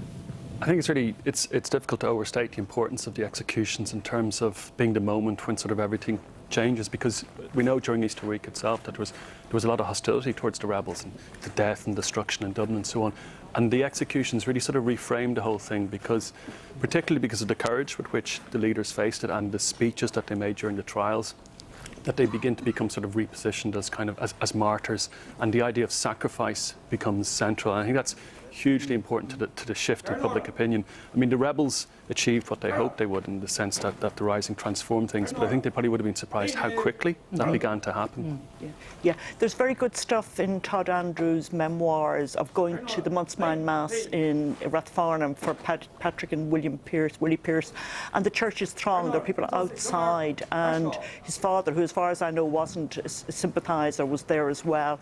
And during the month of June particularly, church after church across the city was doing a Monthsmine Mass, and they were all absolutely thronged with people, and this was really the first sign of the changing opinion. And then you get the memorial cards, you get memorial literature, you get also their poetry being, you get it being seen as a poet, as them being introduced to people as poets, as visionaries, as teachers, because some of them would have been well known, but a lot of them would not have been that well known outside the circles that they moved in themselves. Fergal, you wanted to say something? Something else happens in this period which is quite interesting. I mean, the rebellion was brought around by a lot of different kind of ideological groups, but I mean, a lot of them were very radical. So you've got socialists and feminists and Republicans who are secular minded, but because a lot of the sort of the mourning takes place through a Catholic prism, and because of a lot of the propaganda with magazines like the Catholic Bulletin does it in the Catholic sense, you begin to get a less radical rising taking place in the popular mind, with, for example, women presented as being maybe passive rather than combatants. So that becomes quite important in the longer run, because particularly when the Catholic Church kind of rows in a little bit behind what's happened and begins to shift its position, you get a less revolutionary image of what happened in Easter week. And do you buy the notion of the Rising as spectacle because there were so many writers and dramatists and? Up to a point, certainly for people like Pearce, the military council, I think, saw it. They were taking a stand, and they took a stand. What a lot of the ordinary volunteers who turned out or didn't turn out, and Fergal and myself were talking about quite a number who didn't turn out in Easter week, and they weren't all not there because of the countermanding order. What they went out to do, I don't know. I think a lot of them would have gone because their friends were going, so a lot of those would not necessarily have entered into it for spectacle. So I think we need to be careful about how we see it. I think there are multiple layers in this. And then the final point, adding to the transformation, the British government, from the word go, labelled it a Sinn Féin rebellion. Sinn Féin had nothing to do with it, yet it gave it a kind of a political label that proved very useful afterwards. Fergal, about the concept of it again and the spectacle, and volunteers didn't turn up, but St. Patrick's Day, they say there were 2,000 came out on a route, like a dress rehearsal, if you like. So why didn't they turn up then? Apart from if you're saying that it's not because of the countermanding order. Not all. Yeah, I mean, they planned for about 6,000 to turn out in Dublin, and if the volunteers, the nationwide mobilisation had taken place, you might have looked at maybe 15,000 in total. But a lot of things are going on. Okay, everybody thinks of the countermand and the interception of the Ord and the capture of Roger Casement. So all those practical, very important things did go wrong. But if you look at the sort of the witness statements of what people were feeling, particularly around the country, a lot of volunteers only want to go out if there's a chance of victory. So a lot of people have a kind of hard-headed sense of what's possible. And even if you look at Dublin, a lot of the people who didn't go out, who you might have expected to because they're in the Irish Volunteers, they're advocating a different kind of strategy. Guerrilla warfare, for example, hedge fighting, they called it. And we get an example of that in Ashburn, which of course was one of the most successful, from a military point of view, instance. Or if we look at even the strategy of the Rising itself, there's a lot of curious decisions, like the decision to occupy the garrisons suggests spectacle. But if you look at where the rebels were successful, it's areas like Mount Street, where you have a different kind of strategy. So I think there is, as Mary says, there's important differences between the military council, who didn't consult and didn't, planned it secretly, and what a lot of ordinary rebels thought would happen. And many of them, or certainly a good few of them, felt that there was some possibility of victory because they wouldn't be let out to fight otherwise. And what do you think would have happened if the 6,000 volunteers had turned out? I think actually what happened, and Tom Clark says this, it worked out rather well, because I think that there was no chance of military victory anyway using the strategy that they had. So in a sense they achieved a kind of maximum propaganda effect, but it left a lot of the movement intact for what happened later. I would agree entirely with that. I think really, in other words, they kept a lot of people in reserve who were sympathetic to the wider cause and who were there to engage in terms of politicising the movement in 1917, working with, and that's where the dependence, the relatives becomes again. You find a soft cause with which to engage a wider community and looking after the families of those who were killed in 1916 or those who were in prison. And then, of course, the fact that you arrest more than double the number who fought, including people like Arthur Griffith, who had nothing to do with it, gives a great opportunity for them to go to graduate school in social mobilisation, getting to know each other, beginning to bond as groups, and that is very, very important. But even the leaders themselves, Pearse, as the week went on and he saw the damage that was being caused, the lives that were being lost, did they think it through? Did he, I think they mustn't have thought it through. I mean, and even if you look again at some of the tactics, like occupying the South Dublin Union, which was a hospital for the poor and the sick, there really seems to be a lack of thought. But the other point I was going to make that I think is really significant about what happens at this particular moment, particularly thinking of Kilmainham, is that it's a real point of rupture in that the leadership are wiped out, and you get a new generation of people coming to the fore. So people like Michael Collins, for example, who's one of the people who's very critical of what's happening Easter week, and you get a different kind of violence, not sacrificial, but the guerrilla warfare. So ideologically and in practical terms, it's a real turning point in terms of what happens now. Yeah. In fact, I think we look at those who died, but I think we need to put a bit more emphasis on those who lived, because they're the ones who really rebuild Ireland. I mean, W.T. Cosgrave, for example, who was a veteran, Emma de Valera, who survives as well, Michael Collins especially, and a whole lot of others. They're the people who actually, Mulcahy, who was in Ashburn, people like that, they're the ones who take it and transform the story in a very interesting way. So I think let's look at those who lived for Ireland. Okay, all the while we're looking at pictures here of Dublin Castle and people waiting for the parade to get up that far. Where would you like to be today, Fergal? Mary says she possibly would have gone to Kilmainham. If you weren't here in studio with us, where would you have gone? I think Kilmainham or outside GPO for the reading of the proclamation. I think they're the two really important moments, I think, today. Yeah, and I think a thing we should note today, I mean, look at the Kilmainham ceremony. Same will apply to the GPO. There are no speeches. This is a day of dignified ceremony, and people watching or there can take from it whatever they will. there are no political messages in it, really. And you mentioned the families in the early days, but really that they have consulted with the families this time, haven't they? I mean, the colours there earlier, all the different groups are represented at the request of the families. Oh, there has been huge consultation, and I would hope very successfully, and there has been huge inclusion. I think it's been extremely well planned. I mean, there was a lot of fuss in '66 again because Mrs. Kathleen Clark, that remarkable woman who we've seen earlier on screen, she felt that Pearse was getting too much attention and not sufficient attention was being paid to Tom Clark. And I think Fergal and I would both agree, you know, the real mind behind 1916 was Tom Clark, but he did spot that Pearse had a remarkable impact as a public speaker and as a galvaniser of people. The O'Donovan Rossiter funeral being the obvious case in point. Do you want to add to that? No, I'd agree with that. I think Tom Clark and Sean McDermott are really... And Sean McDermott are number two, But I think one of the nice things about this particular anniversary is we're really getting a sense of pluralism. We're getting much more stories, and I think that's quite important. Previous commemorations tended to be polarised and around issues such as the use of violence and so on, and I think that gave us a much more narrow sense of the meaning of the Rising, whereas now we're beginning to think a little bit about the revolutionary generation themselves, because they thought not just about freeing Ireland in the terms of political independence, but they also thought about transforming society. Many of them did anyway, and I think that's quite important. We can go back and look at some of the lost radicalism and the lost lives that were sort of written out of the narrative. Yeah.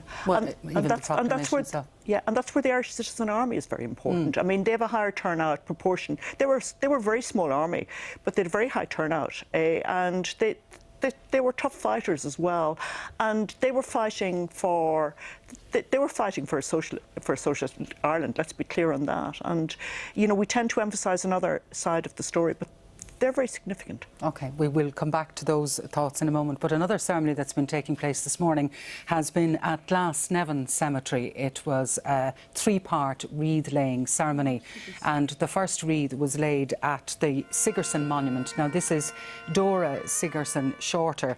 It's for all who served during Easter week. She was a poet and a sculptor, and that's Minister for Arts, Heritage and the Gaeltacht, Heather Humphreys, laying that wreath there.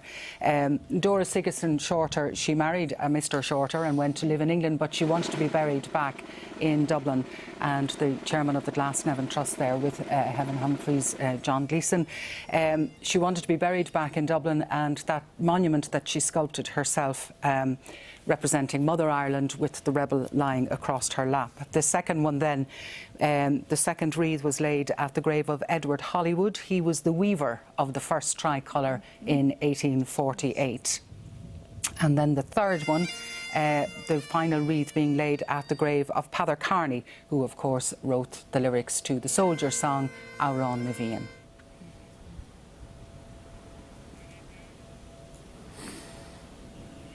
And I now invite Minister. So those ceremonies there at Glasnevin, and of course there'll be another wall commemorating all those who died in 1916 later in the month. But for the moment now, we're handing back to Brian Dobson at the GPO. Brian?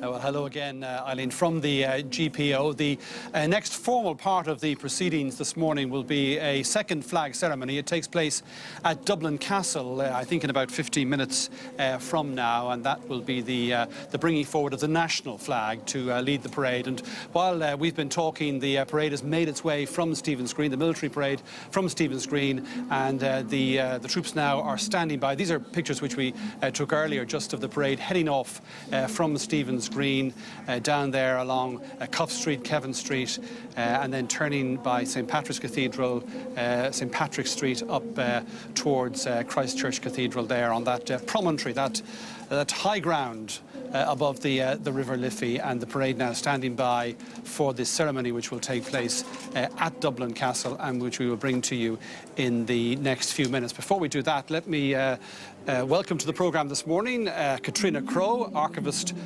and historian, and Dermot Ferreter, who is a professor of modern Irish history at University College Dublin. You're both very welcome to the programme, and thank you for joining us this morning. Perhaps first of all, Katrina, I might ask you a little bit about if we had been here on Easter Monday or on that weekend in 1916, what kind of city would we have been in? What was Dublin like at that time? Well, Brian, Dublin was a city of immense contrast in 1916. At the very top end of the scale, you would have had the Lord Lieutenant, Lord Wimborne, living in the Viceregal Lodge, now Orris New Throne, with an army of servants to look after him, apparently about 30 servants to take care of a very small family. You would have had rich families living in places like Merrion Square, around the south inner city in that kind of way, lawyers, doctors, the same people who are rich today in lots of ways. You would have had businessmen like William Martin Murphy, who owned the tram system and the Imperial Hotel, just near us here, living out in Dartry Lodge in Dartry, in a very beautiful house with conservatory and all that kind of stuff. Then you would have the new middle classes who are moving out of the centre of the city into the new suburbs of Drumcondra, Rathmines, Rathgar, buying new airy houses with modern conveniences like flush toilets, great new innovation. And in the centre of the city, around O'Connell Street, where the rising took place, you would have had some of the worst slums in Europe. Not far from here is Henrietta Street, where in one of the houses, number 14, there were 100 people in 45 families living in 1911. And that would have been largely unchanged by 1916. Very high levels of child mortality, very uncertain employment, major ways of employment for people would have been, if you're a man, you'd usually be a labourer, if you're a woman, a domestic servant. Armies of labourers, domestic servants, dockers, carters, most living in the tenements in very insecure circumstances and very poor conditions. And I suppose it's worthwhile thinking about the fact that O'Connell Street, which of course was severely damaged during the Rising, was surrounded by very densely populated areas by the tenement houses. A lot of the people who came down to the street to loot, I must say I'm on their side about that. If you get a chance to break into Noblet's sweet shop and steal a few sweets, why wouldn't you? Or indeed Cleary's to steal a fur coat. And they did. Now this was abhorred by the rebels, of course. But a lot of them were the people who got shot in the crossfire. A lot of the children who were killed were kids who were out around the streets from the tenements. And of course we must remember that the vast majority of the people killed in the Rising were actually civilians rather than combatants. So people on Easter Monday would have been setting off to the races or to the seaside because it was a beautiful day and getting ready to have a wonderful day out on a bank holiday. And suddenly everything changes. We're just looking at the pictures here now from Dublin Castle, and while we do that, maybe I might ask you, Dermot, do we know the extent to which those who planned the Rising and led it were cognizant or had thought about the potential for civilian casualties? Was that something that was in their planning? We know at the end Pearse agreed to the unconditional surrender because he didn't want any further civilian casualties. At the planning stage, was that a factor in all of this? There's a very stark realisation on the part of Pearse at the very end of the Rising that the cost has been immense in terms of civilian casualties, and he actually begins to see what that means in practice. But if you go back to the planning stages, these are not really a consideration. You know, they are thinking about how we can make the most dramatic impact. And they are thinking about taking key strategic buildings. It's the focus on the buildings. It's the act of propaganda and defiance that is involved in occupying city centre buildings. They're not really thinking about potential casualties. They're very focused on the idea that they, as soldiers of the Republic, might die. They're not necessarily thinking about what that horrible phrase collateral damage implies in relation to civilians. And their focus is really on the idea of as dramatic a gesture as they can achieve. People will have seen, I'm sure, the photographs of this area, O'Connell Street, in the aftermath of the Rising. The lower O'Connell Street pretty well entirely flattened. The GPO just a burnt-out shell. And Connolly, I think, was quoted prior to the Rising saying that would never happen. The British capitalists would never shell property the way, in fact, they did. You've got to weigh up their concern for capitalism with their concern for the British Empire, which was actually, you know, stronger at that time in relation to getting the rebels defeated. But if you look at the assessment of damage afterwards, the chief fire officer in Dublin at that time, for example, estimated that the damage was £2.5 million. and you're talking about afterwards a compensation process for business in particular.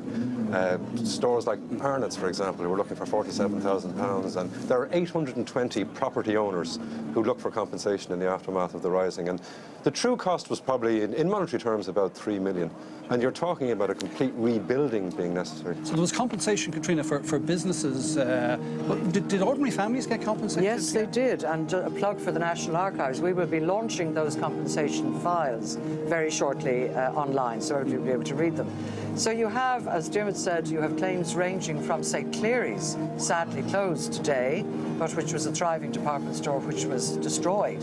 Huge claim for them going in. But then you get, on the other hand, a woman called Lizzie Walsh, who was a chambermaid in the Imperial Hotel, who lost all of her possessions, and most particularly her caps and aprons, which were the tools of her trade as a chambermaid. So she puts in a claim to get her caps and aprons replaced, and she's a long correspondence with the authorities about this.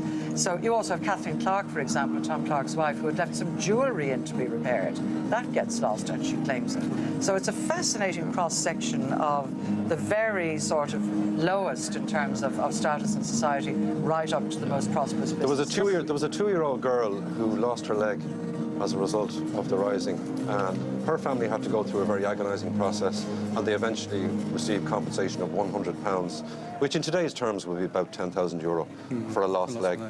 And we sometimes see the rising, particularly maybe on a day like this, where we're commemorating the events of Easter week 1916, Dermot, as an isolated event, as a dislocating event. But in fact, it was part of a continuity, wasn't it really, of a move towards independence, separation, the fracturing of the Union that went back quite some number of decades and obviously picked up pace in the period after. Well, it's one of the things that we will hear about in relation to the proclamation invoking the dead generations and the idea that Republicans in 1916 are involved in continuing the struggle.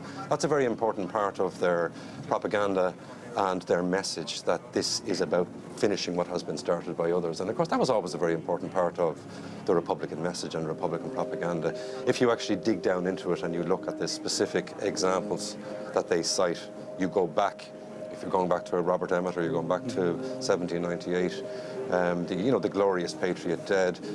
The reality, of course, was that they had not been successful rebellions. And even more recently than that, 1848 had been a very short-lived affair. So the idea is that we have to do something that will be much more effective and will make much more of an impact. And in a way, they are representing a certain continuity, but they represent a very small minority. If you think of those who are propelling the rebellion, they're not in any sense representative of opinion and political opinion. I mean, the dominant political force in Ireland at that time for nationalists is the Irish Parliamentary Party. They have been engaged in a battle since the 1870s and 1880s to achieve home rule for Ireland, and they would have been seen as more representative of nationalist opinion at that time. All right, well, lots more to talk about on this theme and others. We will come back to it. But before we do talk any further, we thought we'd like to hear from some of those who've come into the centre of Dublin today to see this parade. And Anya Lawler, my colleague, has been speaking to some of those who are waiting for proceedings to get underway. Carmel Smullen, you certainly got yourself one of the best positions here for viewing the parade. You're all sorted here. Tell me what you've got. I've got my blankets and my chairs and my sandwiches and my tea and my daughter and my granddaughters. And why did you make the effort to come out in the cold to watch this parade here today? Why does it mean this much to you? Well, I won't see the next one, so I have to see this one. And the grandkids will see the next one, yes. And of course you saw the last one. You saw the 1966 parade. Tell me what you saw. I did. I stood at the Rotunda Hospital and I seen all the army crowd going up to Glasnevin Cemetery. And your daughter beside you, show me one thing your daughter has done for today that's really patriotic. Painted her Baines Queen. Jim Brennan, tell me why you're here today. Well, I'm here with my daughter and my granddaughter, with 3 generations of us here to celebrate the 100th anniversary. And you'd remember 1966, of course. Your daughter here was probably a little chicken at the time. I was at 1966 and I was at the 75th one, in 1995, I think. So I was at them, I attended each of them. And what does it mean to you, Jim, as an Irishman, to be here with all your family for this occasion? It means a lot. We're a sovereign nation. We have our own electric, we have our own president, and we're equal. We're sitting the UN, we're sitting at a seat in Brussels, so it means an awful lot. Derek McGee, and your accent, but you're from Atlanta. Why are you here today? I'm here because my nephew Eamon McElroy is in the Irish Army. He signed up last year, and I wanted to come over and see him in the parade. And I always wanted to come back for the centenary of the Rising. I'm here with my family and we're having a great time. It's such a special occasion for Ireland. It's a great celebration and the schools have been fantastic. Dara's been doing great projects in school around the 1916 Rising and he's been talking about all the buildings, so we said we'd bring him up to show him. Very good. Yeah, it's great. And Dara, what did you learn in your projects about 1916? Well, we had to learn all the names of the signatories and how to spell them, and we had to do a massive project on it. We planted a 1916 to 2016 tree in our school, and I played music for it. Cé tosa agus cad as tú? Is missioníomh agus tá mé os dúirtha nua gúnta Kildara. Agus cén fá go bhfuil tú an seo aniuh níomh duine ó cosú leatsa. Why are you here today, young person? Mar tá mé géirí féic ar an parád ag or níag séideag agus tá mé géirí like eáil na daoine san arm agus ruí mar sin. And are you proud of them? Se tá mé mar ní bheith mé an seo aniu muna raibh si down. We pick this spot nearly every year for the Patrick's Day Parade, so today we just said we do the same. We're from Lucan. My name is Stephen, that's Aaron, and that's Harris. My name's Niamh, I'm from Rathfarnham. I actually live in London, so I flew home for Easter. It's our history. We need to be remembering things like this now. I'd be a big fan of this part of Irish history, so I'd be very, very into this. And the whole family has come out, and we're just waiting for our cousins to arrive. And it's, you know, you have to remember things like this, I think. Show me what you're wearing underneath that fantastic Tipperary sweatshirt. And then, oh, look at that! Are you frozen, sweetheart? Yeah. Okay. Just tell me what's on your T-shirt. I don't have a Does it say 1916, 2016? No, not 2016. 1916, is it? Yeah. 100 years ago? Yeah. Okay, darling, I'm going to let you put your jumper back on because you're frozen. Let me talk to your brother here. You tell me about this fantastic T-shirt you're wearing. It has the proclamation at the very back of it. Turn around and show me your proclamation. Well, look at that. Poblacht na HÉireann, the provisional government of the Irish Republic to the people of Ireland. Now, there's some young lads who are enjoying a great day out here in Dublin for this 1916 commemoration ceremony and parade. We have been rejoined by Commandant Stephen McKeown from the Defence Forces. German Ferreter is still with us. Stephen, in just a few minutes now, the ceremony will begin at City Hall. The flag ceremony, the national flag, will take up its position at the head of the parade. Is that right? Yes, and this iconic location of Dublin Castle and City Hall has been picked, obviously, for the historic reasons. Dublin Castle being the seat of British power as it was at the time of the Rising. And what we're going to see, Brian, is a number of flags emerging from Dublin Castle with the parade commander, Brigadier General Beery, who's going to lead the parade. He happens to be the General Officer commanding of the 2nd Brigade.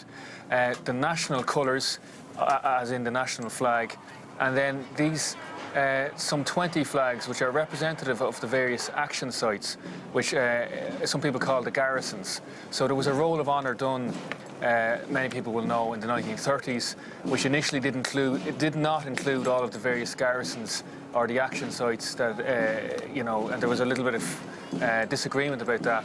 Those sites were added to over the years.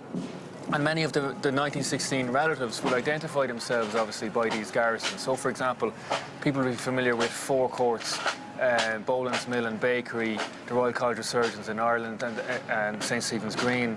Those are garrisons, and they're represented by the flags, all of those various garrisons, emerging then in ceremonial order from Dublin Castle to join the parade. And they will be inserted at the head of the parade, Brian, and quite obviously the national colours have pride of place. The tricolour which will lead the parade just behind the brigade commander. Just while we're looking at those pictures a moment ago, we could just see on your right there the portico of City Hall. That was one of the buildings, Dermot Ferreter, that was seized, I think it was by a small detachment from the Irish Citizen Army. One of the puzzling questions about Easter week is why they didn't take Dublin Castle, because it was very lightly defended, wasn't it? Well, there were only 6 unarmed policemen who were defending it at that time. The big question there, Brian, is numbers. If you consider the original plans for the Rising, the idea was that they would have a hell of a lot more people than transpired on the day. And that meant that a lot of their original aims had to be compromised at an early stage. They didn't have enough people. I think there's a bit of panic outside Dublin Castle as well in relation to what they can and can't do. There's a bit of confusion. But certainly that was a missed opportunity at the very beginning of the Rising. And they were more successful in other buildings, partly because they had more people and partly because they were regarded as having more strategic significance. But obviously from a symbolic point of view, to have been able to seize Dublin Castle, the centre of British power in Ireland at the very beginning of the Rising, would have been an extraordinary start. Well, now we're just looking at that flag party with the flags of the Irish Republic and the Starry Plough being brought forward. And Brian, these are the 2 flags that we saw emerging earlier from the Royal College of Surgeons, being carried by direct descendants of 1916 veterans who are currently serving in Oakland and the Defence Forces. We're looking at Lieutenant Hugh Ford and Lieutenant Stephen Byrne, I think, there. That's correct. As they take up their positions there at Lord Edward Street. Just a quick vignette there, Brian. Lieutenant Hugh Ford's grandfather, for example, was a member of Fianna Éireann, involved in the raid on the Magazine Fort just at the outset of the Rising. I think he's a very proud guy because he's going overseas shortly in about 3 weeks to Syria in his first tour of duty as a platoon commander. So it's a great honour for him to be carrying the flag in honour of his ancestor. And here I think come the flags of the entities and groups involved in the Rising. There's the Hibernian Rifles leading off. They were originally a group connected to the ancient order of Hibernians. That's correct. And essentially they disappear after the 1916 Rising. They were well funded by the Irish American community. As we know, essentially the Rising was bankrolled by the Irish Americans, and there's a great connection obviously with Tom Clark and so on in terms of funding the Rising.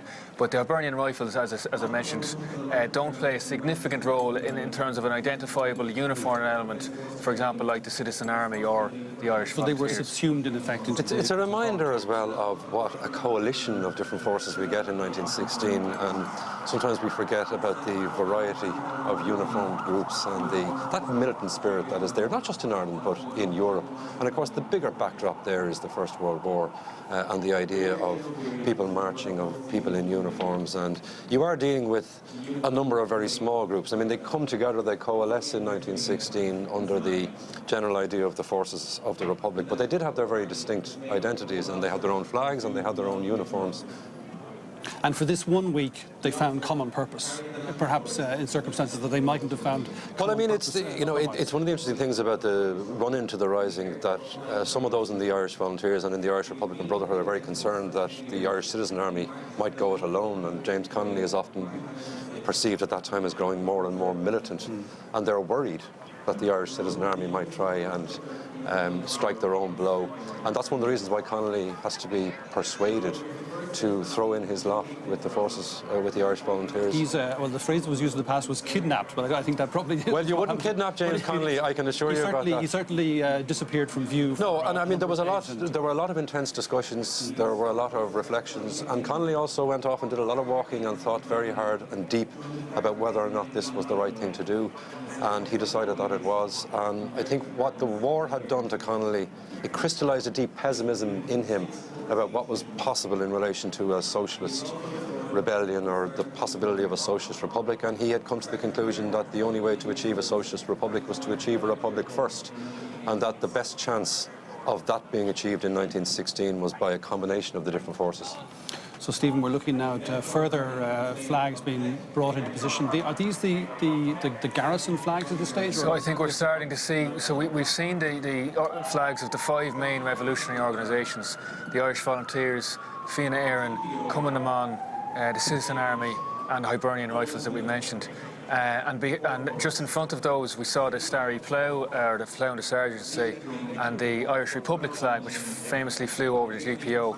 And now we're starting to see those garrison flags representing the action sites. And we're very fortunate, Brian, to be able to research, and Dermot, of course, will be very familiar with this. Our archives, National Archives and our military archives, have preserved in fantastic detailed collections which have a direct bearing on 1916. For example, the Bureau of Military History collection and the Military Service Pensions collection. And so people who are interested to find out what their ancestor might have done at these action sites can go online and have a look at this, and it's all been made available as part of the whole commemoration effort. I mean, that's one of the aspects of this, isn't it, Dermot, that compared to the last big commemoration in 1966, we know a lot more now because documents have been released, material has become available that really has deepened our understanding of what was happening that week. There's been a revolution in the availability and accessibility of sources of information. I mean, what we have now 100 years on is distance and perspective, but we also have that abundance of new information, which sheds an awful lot of light on the afterlife of the Rising as well and the circumstances that veterans found themselves in. But what they had to do in order to qualify for a pension, for example, was to document their every move during 1916, and 1916 counted for a lot for pensions purposes. Their accounts had to be verified. It's an extraordinarily large paper trail. It's a very voluminous archive now, something like 300,000 files in the Military Service Pension files collection. But you also then had the Bureau of Military History statements that were taken from veterans in the 1940s and the 1950s, because there was a concern that as that generation was getting older, unless their record of experience and their testimony was recorded for posterity, it would be lost. But they were locked away, weren't they? Was it until... Oh, they were locked away. They were locked away until yeah. 2003. And there was some concern expressed over the years that this was an inappropriate length of period for them to be locked up. But I think, on balance, it was the right thing to do. The idea was that those mentioned in the files would be long gone, that they would be history rather than current affairs. And if you think of some more recent controversies about collecting material for posterity that then comes into the public domain and it becomes a current affairs controversy, I think it was wise to lock them up. And I suppose all of this underlines, Stephen, that a history of any event or period is something that's constantly changing, isn't it? Being reinterpreted because our own perspective changes depending on current events, and because the material that's available changes and very often is added to. And this is what's so important, I think, about our commemorative effort in total this year. It's not just obviously the military parade or the Easter weekend. We have a whole range and variety of cultural institutions which have been working very hard. For example, the military archives have been working on those pension collection files since 2008 to make them available in time for 2016. And it's the shedding of light which facilitates retrospective and revisionist approaches to history. Because, for example, in 1966, as we're all familiar with now, we keep saying, the role of women was somewhat overlooked. This time around, for the 100th anniversary, I don't think anybody could level the accusation that we haven't given a fair appraisal of the role of women, and that's due to the sources in the main. I mean, if we're looking at, as we were a moment ago, at Dublin Castle, that eventually was surrendered, wasn't it, Dermot, to the British after... in 1922. The City Hall. City Hall in Easter week was surrendered by Kathleen Lynn, Dr. Kathleen Lynn, who took command after Sean Connolly, who was in charge. And I mean, there are those women who played a central role in the fighting during that period. And Margaret Skinner is another woman who is now much better known. She came over from Glasgow when she got wind of the Rising and was very badly injured. And there are those women, but there are also then the civilians, the female civilians, and stories of young women who are determined to be there. There's one story in particular of Mary McDermott, a 15-year-old girl, shop assistant, who is determined to take a part in this. And she is eventually told by her brother to go home. She goes home, she's locked up by her mother in her bedroom, and she gets out the window and goes back to the sites of conflict, a determination to be a part of it. And you're looking at in the region of 250 or 300 women. But I think what is really striking 100 years on is how the commemoration space has opened up. And as Stephen says, it's not anymore just about the military parades and about the formal state ceremonies. They are very, very important and they're done with great dignity. But it's about a sense of civic engagement, that this is for the people. There was a time when what happened on O'Connell Street was, just really about the parade and perhaps about the veterans. And it's quite low-key. And of course there were very contested times and difficult periods of commemoration, but there's a sense that it really has opened up now, and people are interested in nuance and multiple narratives and complex definitions of loyalty in Ireland 100 years ago. You mentioned that the Dublin Castle there, which we were looking at a moment ago, was very likely garrisoned on Easter Monday. I suppose in the front line of facing this rising on that day was the police force, the Dublin Metropolitan Police, which was an unarmed. It was unarmed, and there was only about 1,100 members in that. And they were, of course, not prepared for anything like this. And of course, Constable James O'Brien was killed there at the gates of Dublin Castle. And it was an indication from the very beginning of the rising that these were the individuals who were most vulnerable. And then they're taken off the streets because they're not equipped to deal with the ferocity of the fight. Am I correct to say, Stephen, that most of the British troops stationed in Dublin at the time who were available in the initial stages to try to put down the rising were members of Irish regiments, for the most part? That's correct. And for example, if you look at the British wills in the National Archives, there are a number of British Army personnel who died in Ireland, and then their wills were proved, if you like, in Ireland, and we were fortunate enough to have them. One of them, for example, is a Private Byrne, who's an Irish guy from Dublin, and he's serving in the Royal Dublin Fusiliers from the Royal Barracks, which is now Collins Barracks, the National Museum. He's killed when he's moving, I think it's towards City Hall. So that's an example of Irish. Now, correct me if I'm wrong, Stephen, but I think we're looking here at the commander of the parade, is that right? That's General Beery. So General Beery happens to be the General Officer commanding of the 2nd Brigade. That's the territorial area of the east and west and northwest of the country.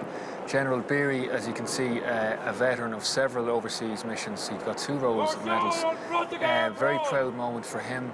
He's leading the entire parade as the parade commander. And you're going to see General Beery salute the President when he eventually makes his way to the GPO with his sword.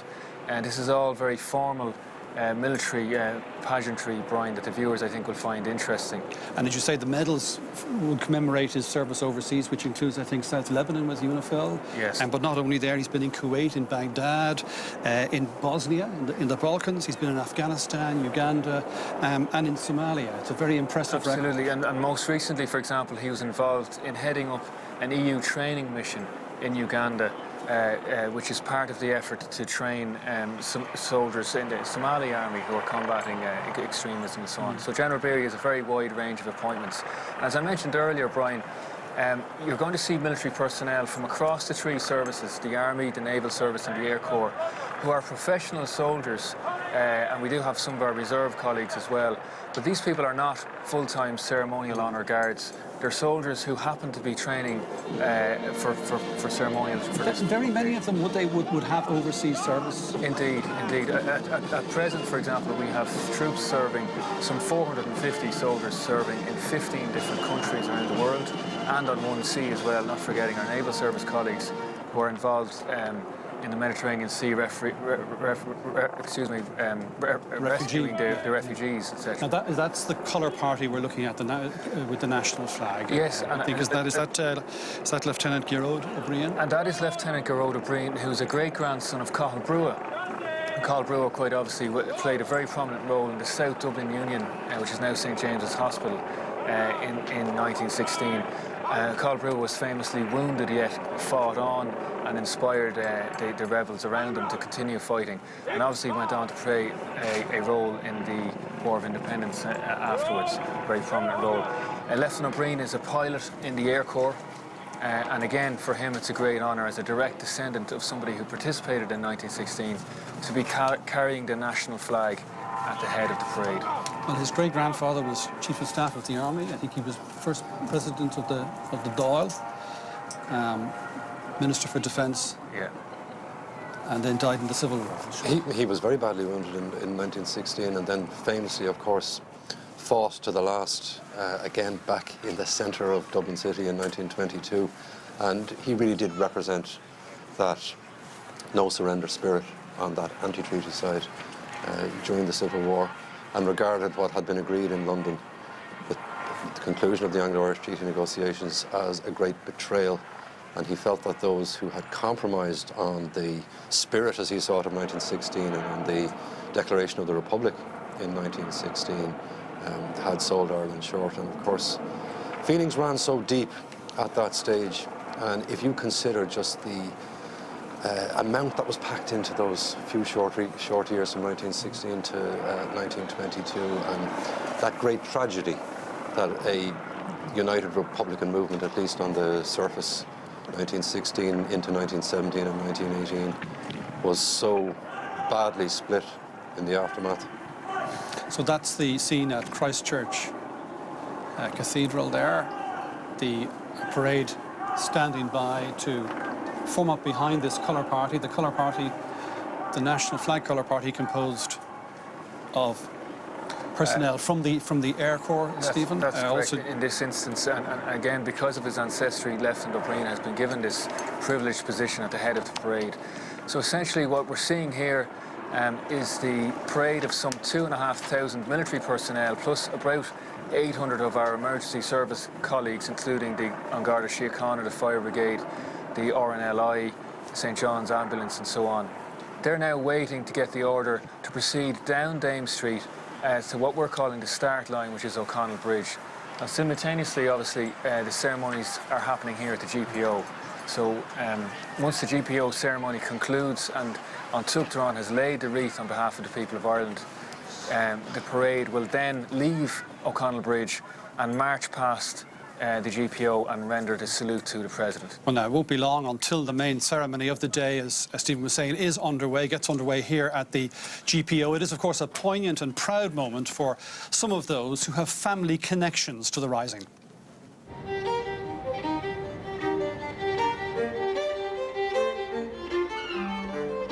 My great-grandmother was Dolly Lawler. She grew up at 92 Manor Street, which was in Stony Batter, which is North Dublin, inner city. Her father had a haberdashery, kind of a hardware shop, sold a bit of everything. Her father and her grandfather were old IRB. And from a very early age, Dolly would have been aware of their wish for a free Ireland.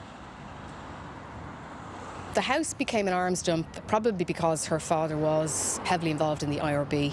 The dad used to be well known by the British soldiers that worked in Arbor Hill Barracks and Marlborough Barracks because they were right at the back of her house. The army guys, when they'd no money or they were short of a few bob, used to come around and give him an old handgun or a pair of army boots or, you know, a box of ammunition, and he'd give them 5 bob for it or a few packets of cigarettes.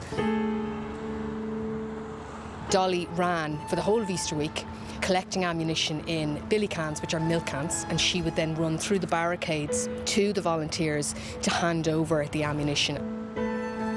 I think she liked being in the thick of things and running back and forth with messages and ammunition. It was quite exciting because women wouldn't necessarily get to have roles like this during those times. So to be able to be a little bit more of a tomboy would have been quite exciting for someone who had 4 older brothers. So I don't think she was aware of the danger of being shot. And she did walk out with them when they surrendered, but her brother and the other men made her go off to the side. They didn't think it was good for a 17-year-old girl to surrender with soldiers because they didn't know what was going to happen to them. She was 69 years of age when she died in 1968. So Dolly was very much spoken about. The family kept her medals with her husband, Larry Lawler. I was very, very proud of her. She would have been my hero growing up, and someone I would always look to as a very strong, independent Irish woman.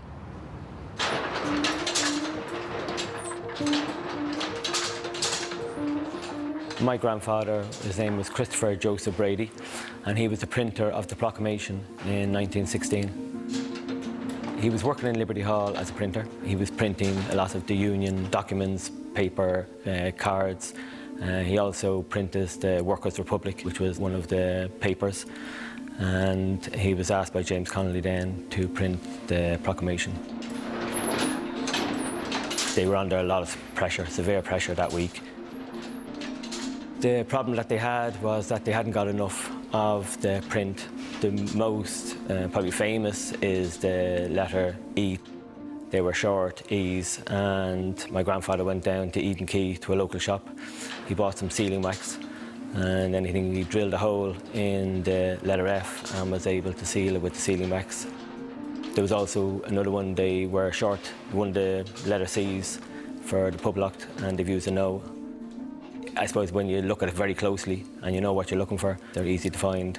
And it probably shows what everybody's pressure everybody was under, because even James Connolly proofread it, and a lot of this wasn't noticed till obviously it was printed. My grandfather also said to James Connolly how proud he was to do it for his country, hoping that it would change the course of history. So it's great to have that link. My grandfather passed away in 1974. He was 87 years old. I have 4 children. 2 of my eldest sons are in school and they're really excited this year. Jared, my son, has brought us in the declaration of my granddad of the events of that week. That's now up on the wall. So obviously it's very proud for myself and it's nice to see it being passed down to the next generation.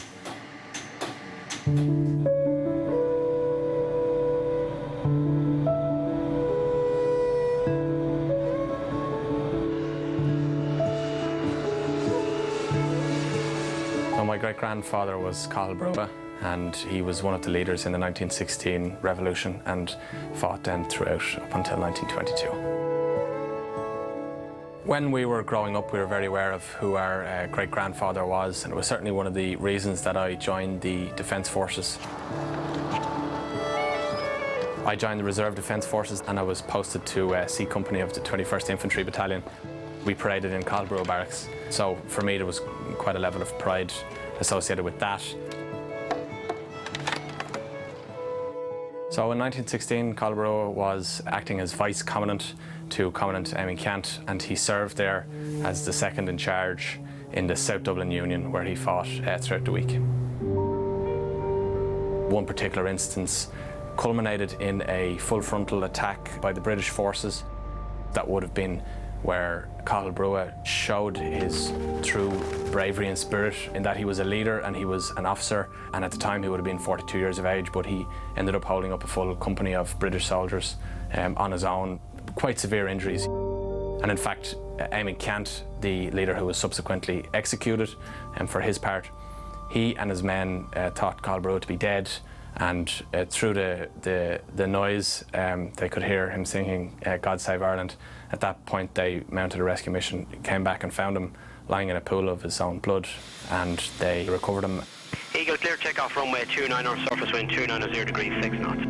My job in the flying training school in Baldonnel is as a flight instructor. My current rank is that of lieutenant, which is the same rank that Cathal Brugha held in 1913 when he joined the volunteers.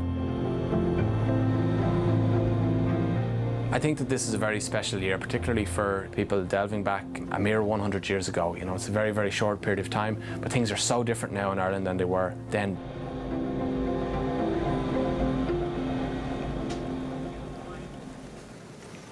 And there you see now Lieutenant Garrod O'Brien in the colour party leading the parade this morning, carrying the national flag at the head of this parade, which in the next few minutes will make its way there down Dame Street, past Trinity College, over O'Connell Bridge. And there you see 2 former presidents, Mary McAleese and Mary Robinson, among the invited guests here at the GPO. Well, we're still joined here by Dermot Ferreter, and Katrina Crowe has rejoined us. I suppose just reflecting on Cathal Brugha, Dermot, it's interesting that he came from a family that owned businesses here in the city of Dublin. I mean, reasonably well off. It points to the variety of people from the variety of social backgrounds that were involved in the events of that week, doesn't it? Yeah, Cathal Brugha, the family business, well, they were candle makers. It was a candle making business. That was a big business at that time. And he was relatively prosperous, but he was also able to use his position, because he travelled around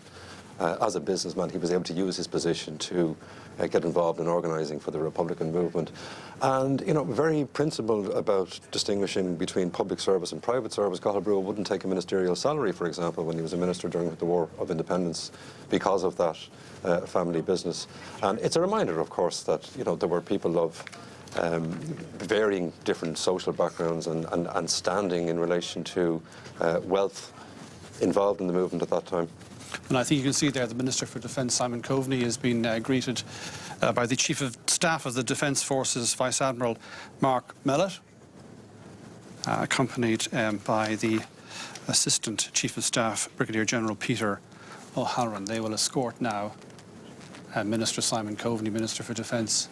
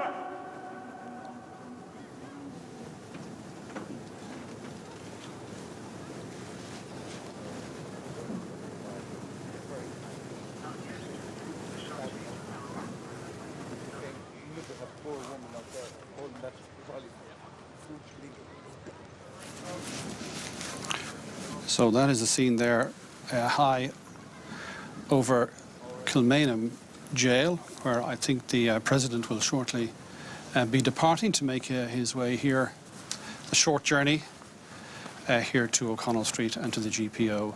And with his arrival, the main commemoration ceremony will get underway. You see there his motorcycle escort, drawn from the 2nd Cavalry Squadron, who traditionally have performed this function, certainly since, I think, at least the 1950s. And they are providing once again today the escort for Uachtar na HÉireann, Michael T. Higgins. And there you see former Presidents Mary McAleese and Mary Robinson. And just, I think there to the right of your screen, you might just be able to make out the Deputy First Minister of Northern Ireland, Martin McGuinness of Sinn Féin, among the invited guests there. Other familiar faces, Joan Burton, the acting Taoiseach. You can see the Garda Commissioner, Noreen O'Sullivan, there is just above and slightly to the left of former President McAleese. Micheál Martin, leader Fianna Fáil, talking there, I think, to the British Ambassador Dominic Chilcott.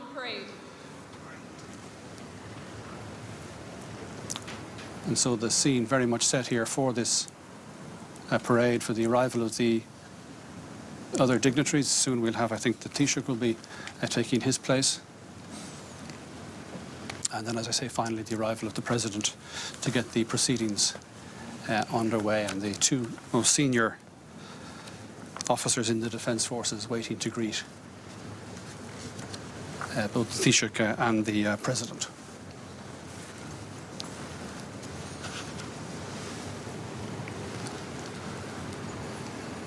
So I think this will be, first of all, the Lord Mayor of Dublin, Fianna Gauley.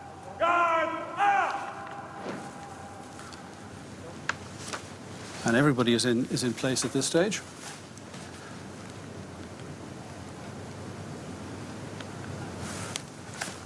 And the Lord Mayor accompanied there by her own aide-de-camp as well. And just last week she travelled to Hong Kong to present the freedom of the city of Dublin to the last surviving child of a leader of the 1916 Rising, Father Joseph Mallon, who is now 102, and received the freedom of the city in Dublin in acknowledgement of his own work for many years as a priest and a teacher in China, and also in acknowledgement of his position now as the last surviving child of a leader of the Rising, of a child of Michael Mallon, who we were talking about earlier.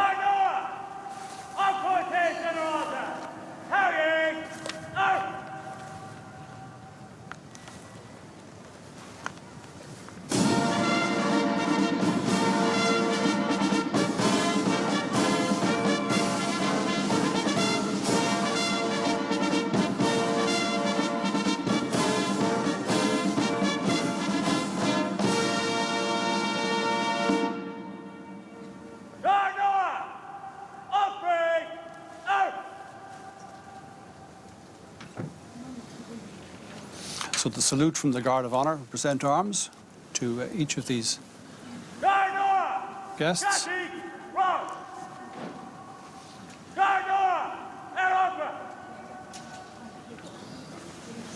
And there you can see the President's cavalcade making its way down there along the Dublin Quays on the north side of the city, past Croppy's Acre, as it's often described, and you can just see on your left there Collins Barracks, the former Royal Barracks at the time of the Rising, and now part of the National Museum of Ireland, and indeed housing an exhibition dedicated to the Rising, with many of the artefacts associated with those who took part on display.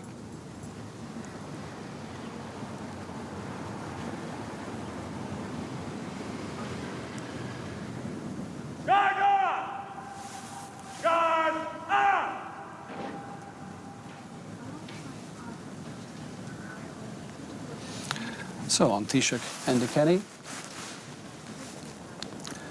arriving, he too greeted by the Minister for Defence there, by the Vice Admiral and the Assistant Chief of Staff.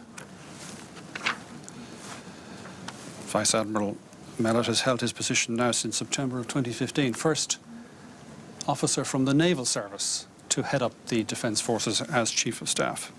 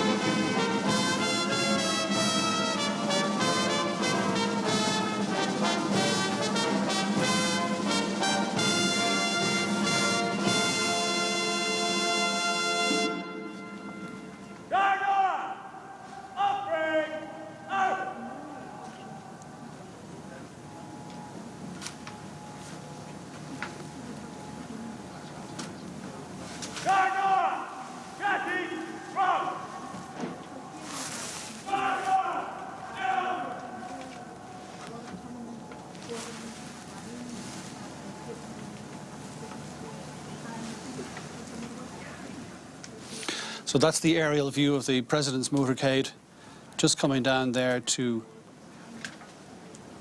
I think that's Capel Street Bridge we're looking at there. So just, Dublin Castle is just on the top right, slightly out of view of your picture now. And the motorcade will very shortly turn into Connell Street, the President there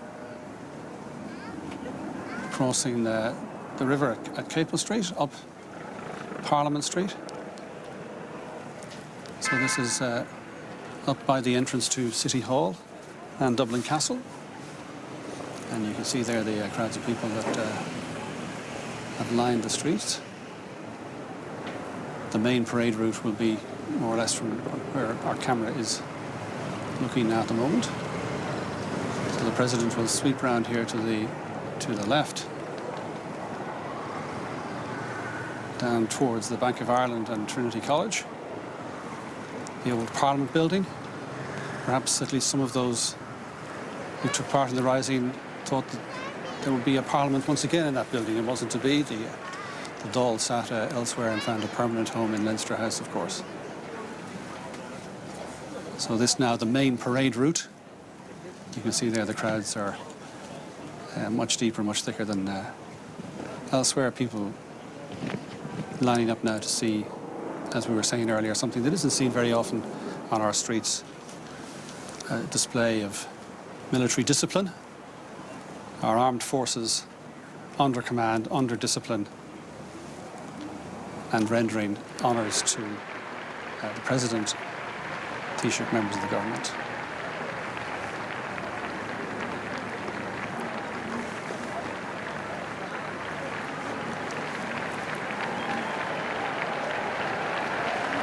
So sweeping down now past the Bank of Ireland. This is an area which in recent months has been largely given over to roadworks with the extension of the Lewis. So that explains the hoardings that you see there, which are, I imagine, hiding the roadworks that have been going on there for some time. So the motorcycle escort, the Deauville motorcycles, are leading the President down now into Westmoreland Street and then, of course, over O'Connell Bridge.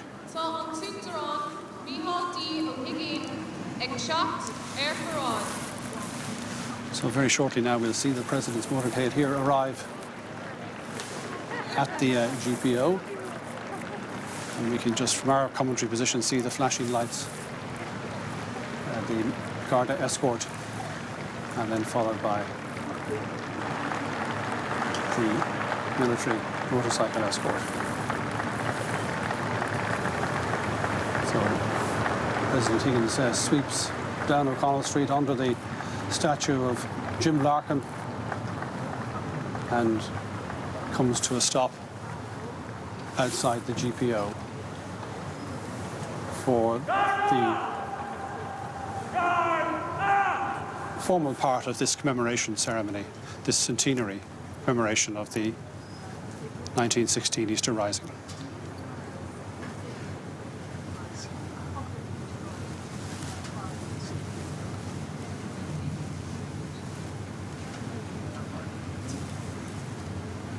Taoiseach greets President Higgins and Mrs. Higgins.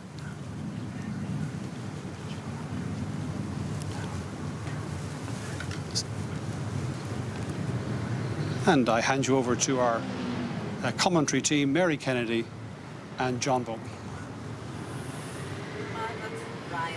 Agus tá sé bheith fechant Uachtarán na hÉireann agus fáilte á chur ribhe Ceannfort agus Las Cheannfort ó Glic na hÉireann. An fágólamid an so nach an comóra a dhéanamh ar gaoine idir fíor agus mná a tháinig amach ar a bhód so I gceart leabhar bhláitlia 100 bliain ó shin agus a dairigh suas I gcoinne rial tronséireach chun go mbeadh éire séir agus siocánta agus séir. Well a seachtaí beag an naos támuid ag éisteach le díospóireachtaí agus le hóráidí ach an jobh cuirimidíad san ar leathtaobh agus tugamíost ómós agus buíochas dóibh siúd a chur an tír seo go cínte ar chlí na poblachta.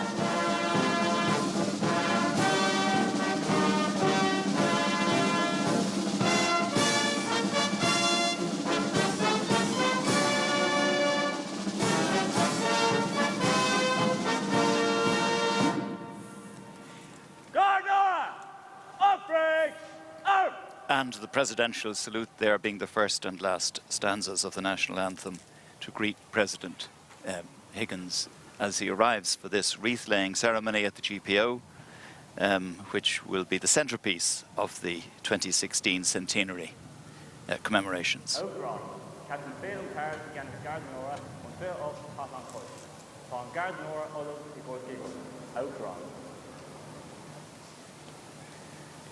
Captain Phelim Carroll there, who's the officer in charge of the Guard of Honour, inviting the President to inspect the Guard of Honour.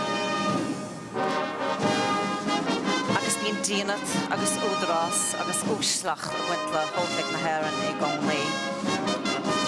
Fórsa a chielrig ar chlí ón na sínathirí fógra na poblachta. There's always a great sense of dignity, pride and nobility regarding our armed forces.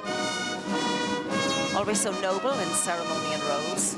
And actually, I was talking to 2 retired members of the Defence Forces who were part of the Guard of Honour in 1966 for the 50th commemoration. And they said that they felt deeply humbled passing the reviewing stand at the GPO and saluting the President, but also veterans, men and women, without whose efforts and sacrifices there would be no Irish Army. They also spoke of the intense training that they had undergone at the Curragh camp coming up to the 50th anniversary commemoration, even training to a metronome. So tá tuachtarán a déanamh cigareachtanis ar Gordon Ora Óglaigh na hÉireann. And visitors from all over the world are here today, many of them specially invited from America, from Britain, from Australia, and from many other parts of the world to be a part of this ceremony and this commemoration of the centenary of the 1916 Rising. The proclamation will be read on the steps of the GPO, presently by Captain Peter Kelleher. Children representing the 4 provinces will lay flowers, and there'll be an Air Corps fly past. And that was a Guard of Honour made up of 100 members of the Defence Forces, and that's a special Guard of Honour which was reserved for heads of state. The Guard of Honour is from the 28th Infantry Battalion from Finner Camp, and Finner Camp in County Donegal was built on a plain between Bundoran and Ballyshannon, and there's been a camp there since the 1890s. It was occupied by the Royal Enniskillen Fusiliers until the handover to the state in 1922.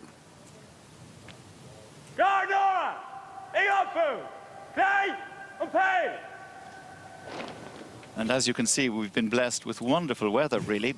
It's cold, but it's crisp sunlight, and the weather forecast was not that optimistic. And you've seen from those wonderful helicopter shots the map of Dublin as you've probably never seen it before. So many of the scenes of the Rising, indeed, are close together in this part of the city, the old part of the city.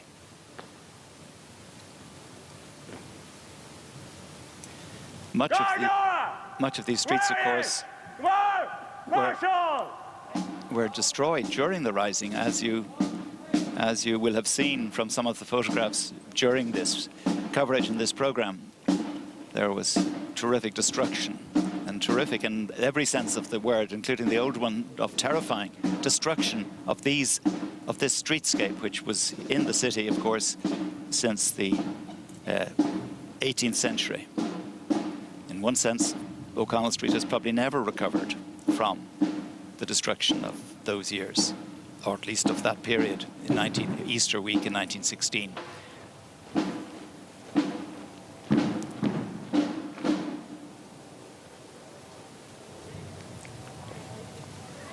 It was then, of course, Sackville Street. Adalti, Air Prague! And you can...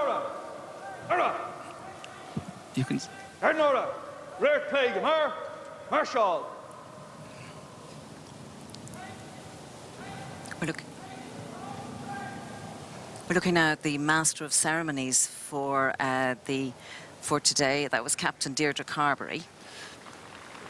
And now the Cadet Guard of Honour is coming out from under the portico to take up their positions. This is the cadet class, the 92nd cadet class. They began their training last September. There are 45 cadets from 17 counties and also from Malta.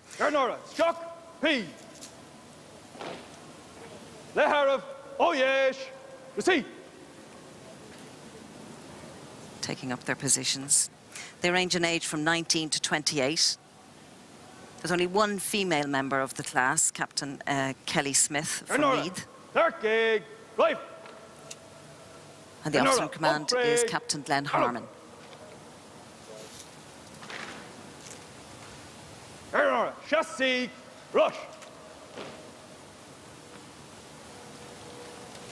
Agwini Usla, ladies and gentlemen, the national flag over the General Post Office will now be lowered to half-mast. Prod, on Bratak, she's.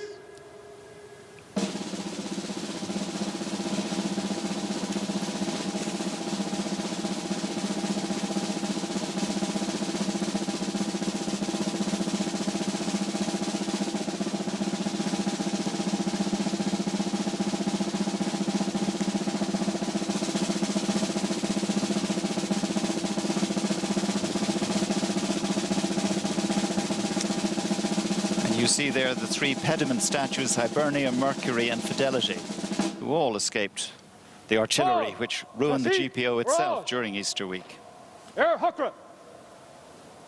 Agwini Usla, ladies and gentlemen, the head chaplain to the forces, Father Seamus Madigan, will now lead us in prayer. And this is a prayer especially for this ceremony today. Father Seamus Madigan has been head chaplain since last September. He's a Salesian priest from the Diocese of Limerick. In Anamanaher, Augustin Vic, Augustin Spirit Nave. Amen. Weimish. God most merciful and kind, on this Easter day of new beginnings, we remember the men, the women and the children of 1916, whose short lives and big dreams extended the horizons of our hopes. In your mercy, the faithful departed find rest. Look kindly, we pray, on all who lost their lives during 1916 and throughout the troubled journey of our island's history. Solus navlahos dar nanimica ardeshte gorev ananimica. As we reflect on our past, we thank you for all the courageous people of Ireland who dared to hope and dream of a brighter tomorrow for our country and all of its citizens. Blessed are those who sought to build a more inclusive and just society, for they are truly the chosen of God. Look kindly, we pray, on the people of Ireland from all traditions at home and abroad. Help us listen and respond to the voices that challenge in 2016 as we reimagine our future.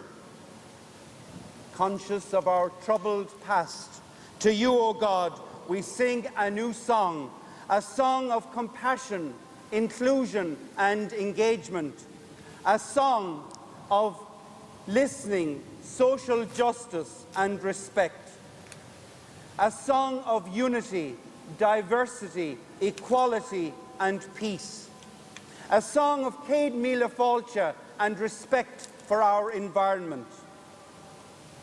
With you, O Lord, we long to sing a new song in a spirit of true freedom. Loving God, you know my frail heart and my frayed history. And now another day begins.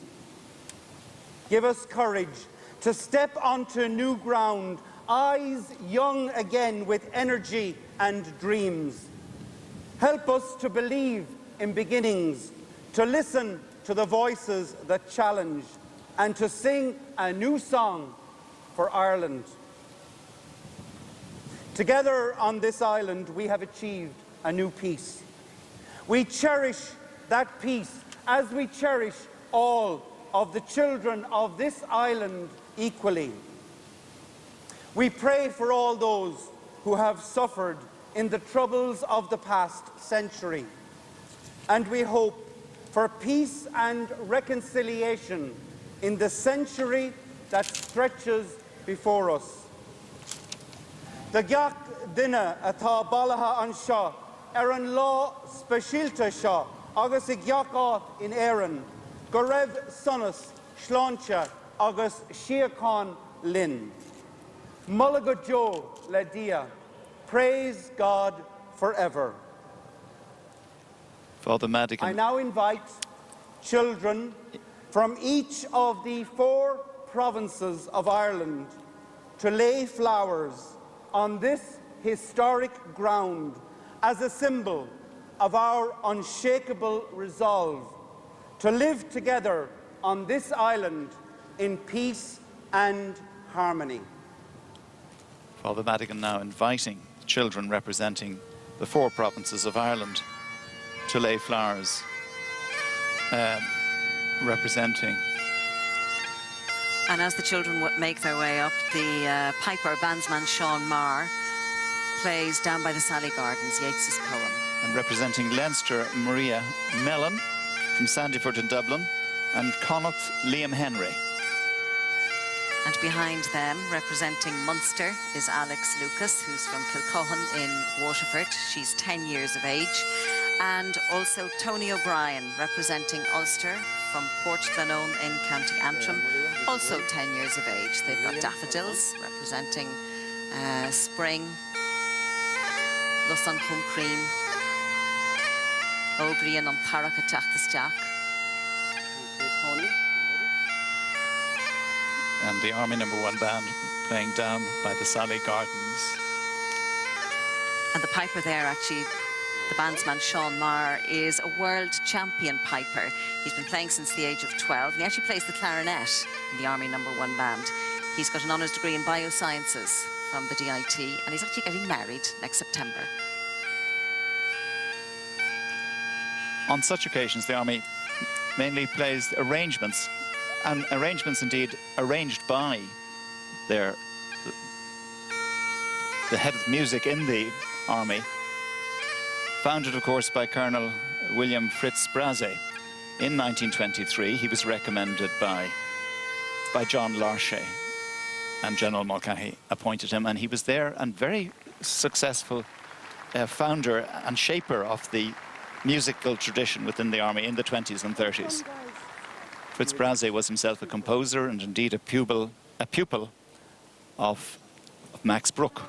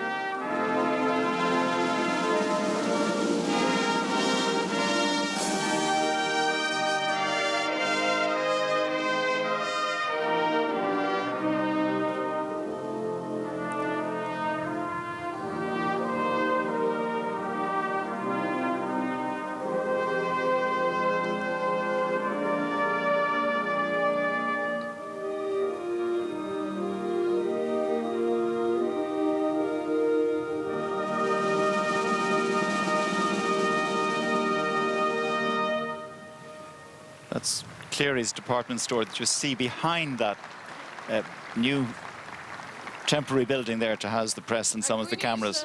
Ladies and gentlemen, Daylun an Gahru law is Fihid the Braun, Milan Negade is a Shadeg, Gugurid Inig Van Lay, Honig Podrick MacPirish, Agus Gwyn the Quid Oglig na Heron, Amok as Ord Ifig Anfuisht, Iriark an Fubble.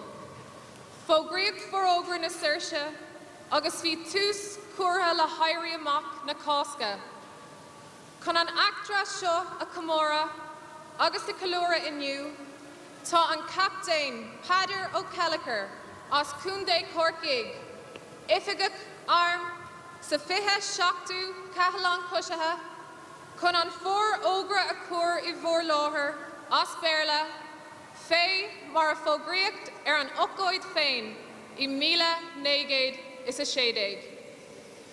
Well, Captain Peter Kelleher, who will read the proclamation, his grandfather and granduncle were both members of the 1st Southern Brigade of the old IRA in West Cork, and they fought in the War of Independence. And Captain Kelleher gave his wife his grandfather's War of Independence medal on their wedding day as a token of all he possessed.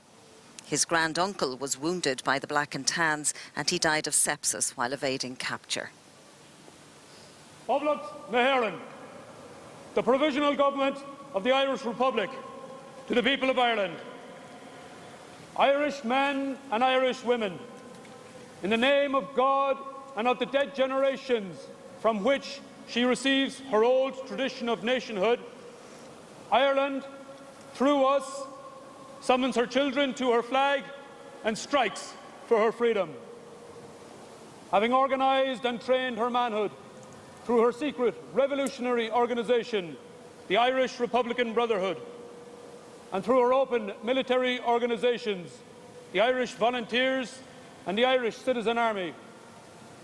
Having patiently perfected her discipline, having resolutely waited for the right moment to reveal itself, she now seizes that moment and, supported by her exiled children in America and by gallant allies in Europe, but relying in the first on her own strength, she strikes in full confidence of victory. We declare the right of the people of Ireland to the ownership of Ireland and to the unfettered control of Irish destinies to be sovereign and indefeasible. The long usurpation of that right by a foreign people and government has not extinguished the right, nor can it ever be extinguished, except by the destruction of the Irish people. In every generation, the Irish people have asserted their right to national freedom and sovereignty. 6 times during the past 300 years, they have asserted it in arms.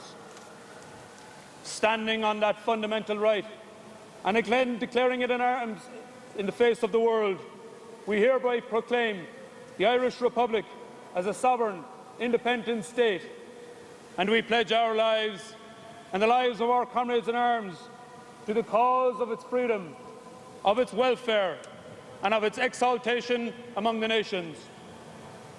The Irish Republic is entitled to and hereby claims the allegiance of every Irish man and Irish woman.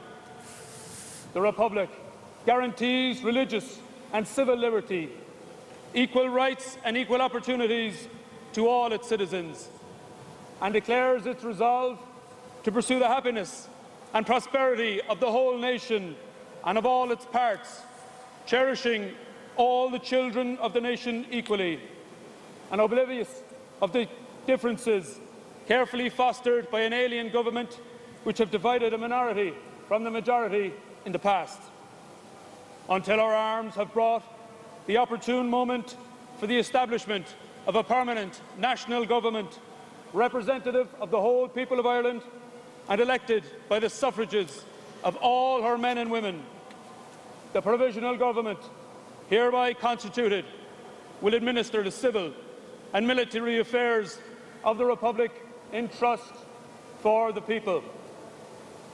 We place the cause of the Irish Republic under the protection of the Most High God, whose blessing we invoke upon our arms, and we pray that no one who serves that cause will dishonour it by cowardice, inhumanity or rapine.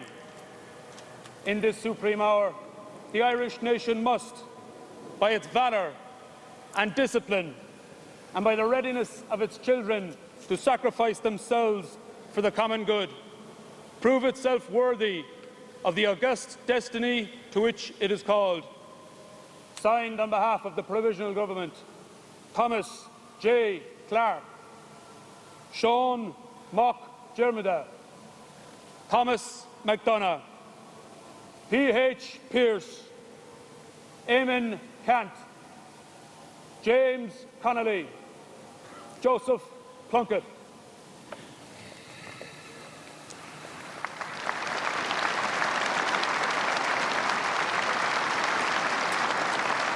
Spontaneous applause there. Some of those are the public watching big screens in other parts of the city The as they've seen the Army parade. #1 band will now play Misha Era. Rod, Chassis, Roche. Captain Deirdre Carberry, the MC, has held several positions within the Defence Forces, including platoon commander in the Lebanon. And at the moment, she's an instructor in the United Nations Training School, which is based in the Curragh. This is the film music, which was hugely influential and popular on the 50th anniversary, and indeed in the 1950s, composed by Sean O'Riordan.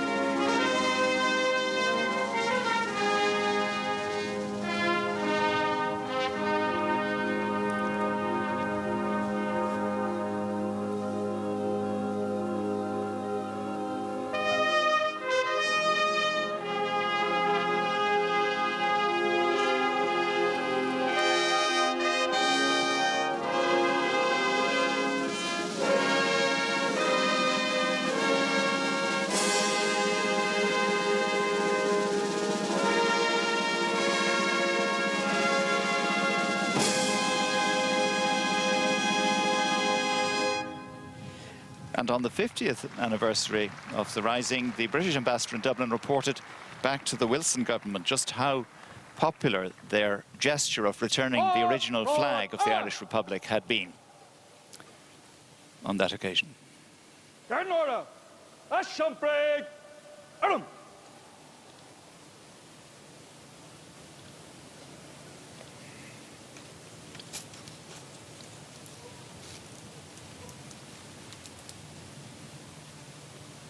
Nora, Aram, Ashampaha, Lee.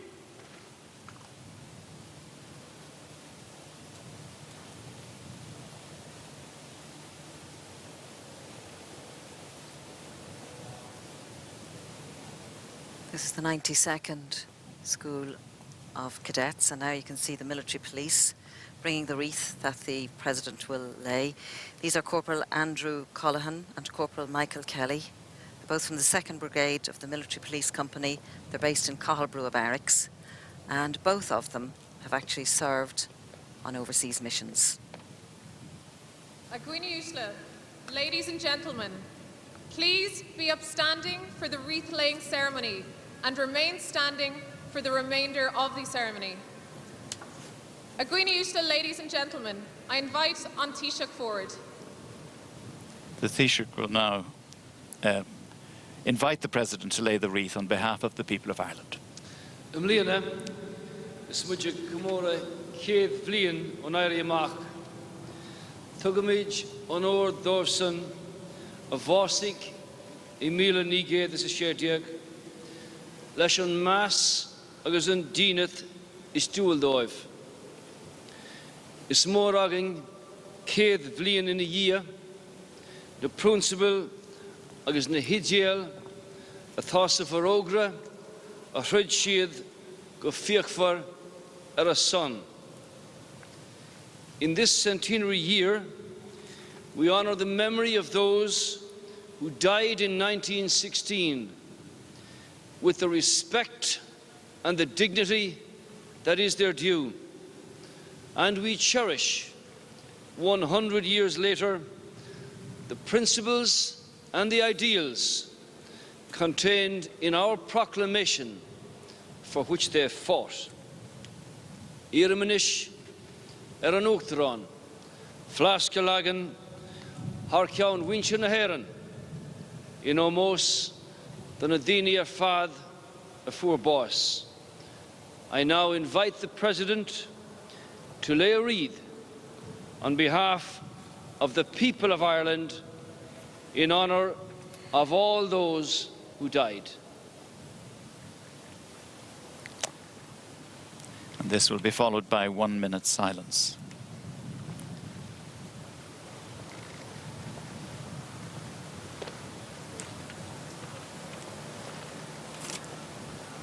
The sróite bailithe lát lia agus daoine fechant a glóir seo fud na tíre agus fud an domhain. Ag brunna ómós éirí amach na cásca. Aghaoine Uasla, ladies and gentlemen, we will now observe 1 minute of silence. The end of the minute will be marked by a muffled drumbeat.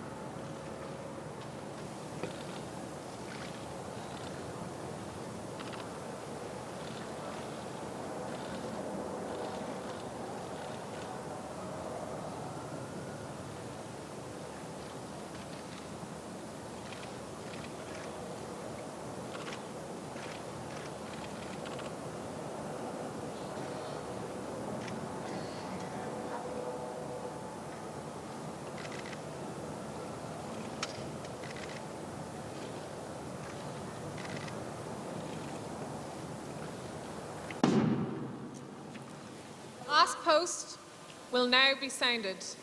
The last post am Gharan Miarig found a chóirí an deir an leid an Saidúr, a Herivís a hógas cólianta, agus found a luníon ar na tlós a einúr a chluisibí agus a dhéirí an ornara an Ebert a dhénach ar son mar éannig ar a bhód seo céad bliain ó hin. Garnora, Taragig, Arum.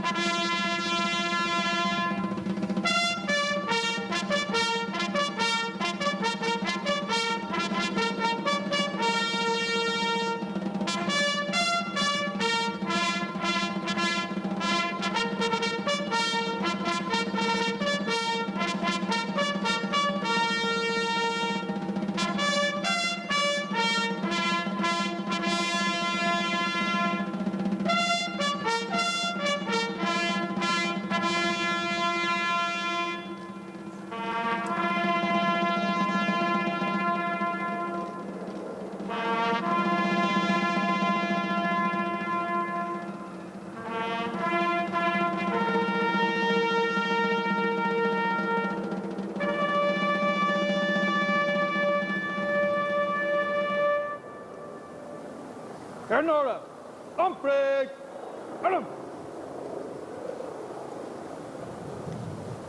Agwini Usla, ladies and gentlemen, the national flag above the General Post Office will now be hoisted to full mast. Reveille will then be sounded, followed by Auron Naveen and a fly past from the Air Corps.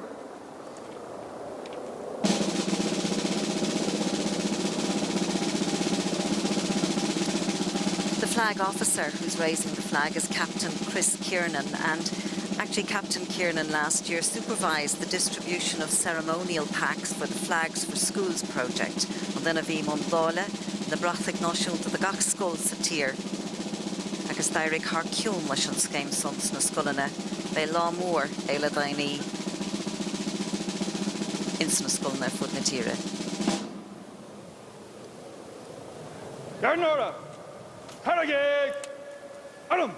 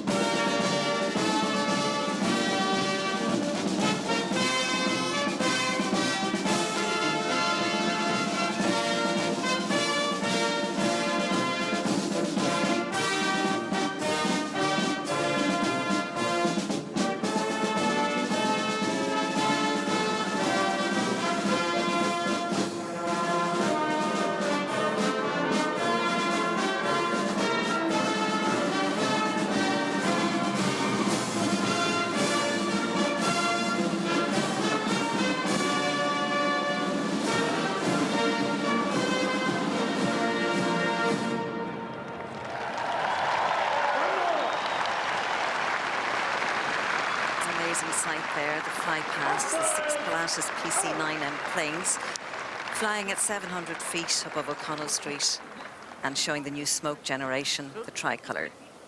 And now, as the military parade is about to begin, we welcome into our commentary position the annual commemoration Owen ceremony will continue shortly, former with the march past Commandant the General Post of the Office Defence Forces and also Head of 2016 Communications. Easter Parade. This portion of the ceremonies is now concluded and you are all invited to sit.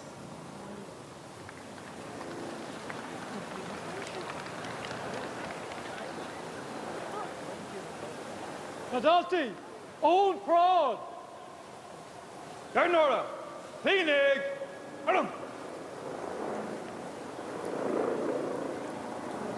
Gernora, Shock P. Gernora, Contasik, Gummer, Marshall.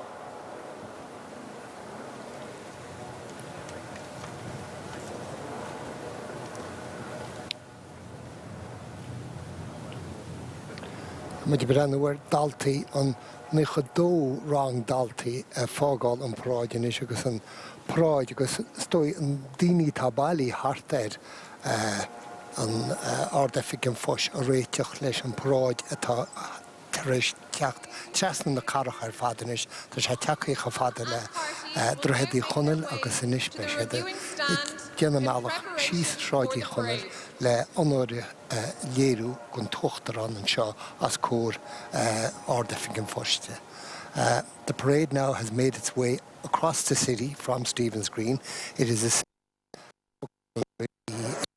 divided into 9 different serials or elements, and the first serial, which will lead the parade down to the viewing platform outside the GPO, has now been joined by a further element, which is the veterans, former veterans of the Defence Forces, many of whom will have marched on this occasion 50 years ago.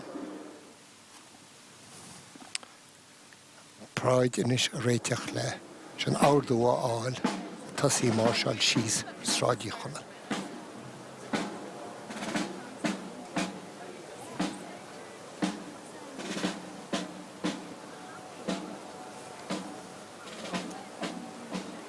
Give us an idea, Owen, of the numbers involved, and it's an extensive route as well, isn't it? This is one of the largest military parades ever to assemble in the capital city. We're talking about over 3,500 soldiers, 2,500 from the Defence Forces, and then other elements from what is referred to as the blue flag services or the blue light services of the state. These are the emergency services of the state.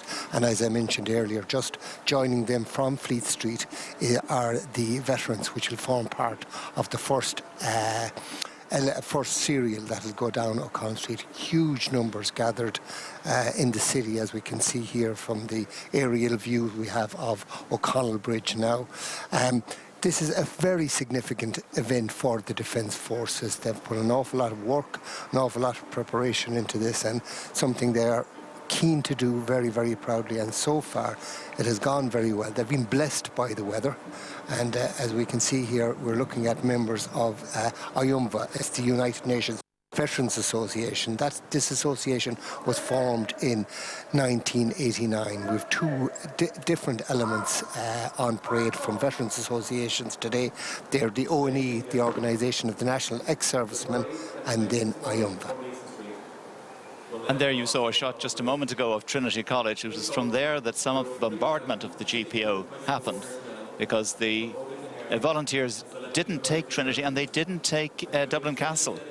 They took so many important buildings in Dublin, but strategically it was certainly considered an error that Dublin Castle, because most of those in Dublin Castle were at the Ferryhouse races that day, that Easter Monday, and Dublin Castle was not taken, though it was virtually without any defence.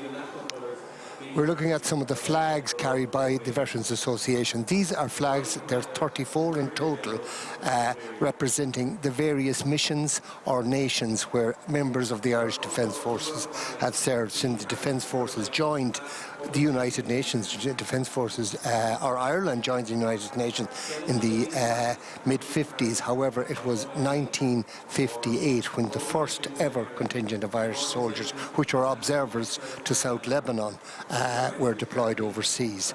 And these various missions and nations are being depicted with the flags carried by the former members of the Defence Forces.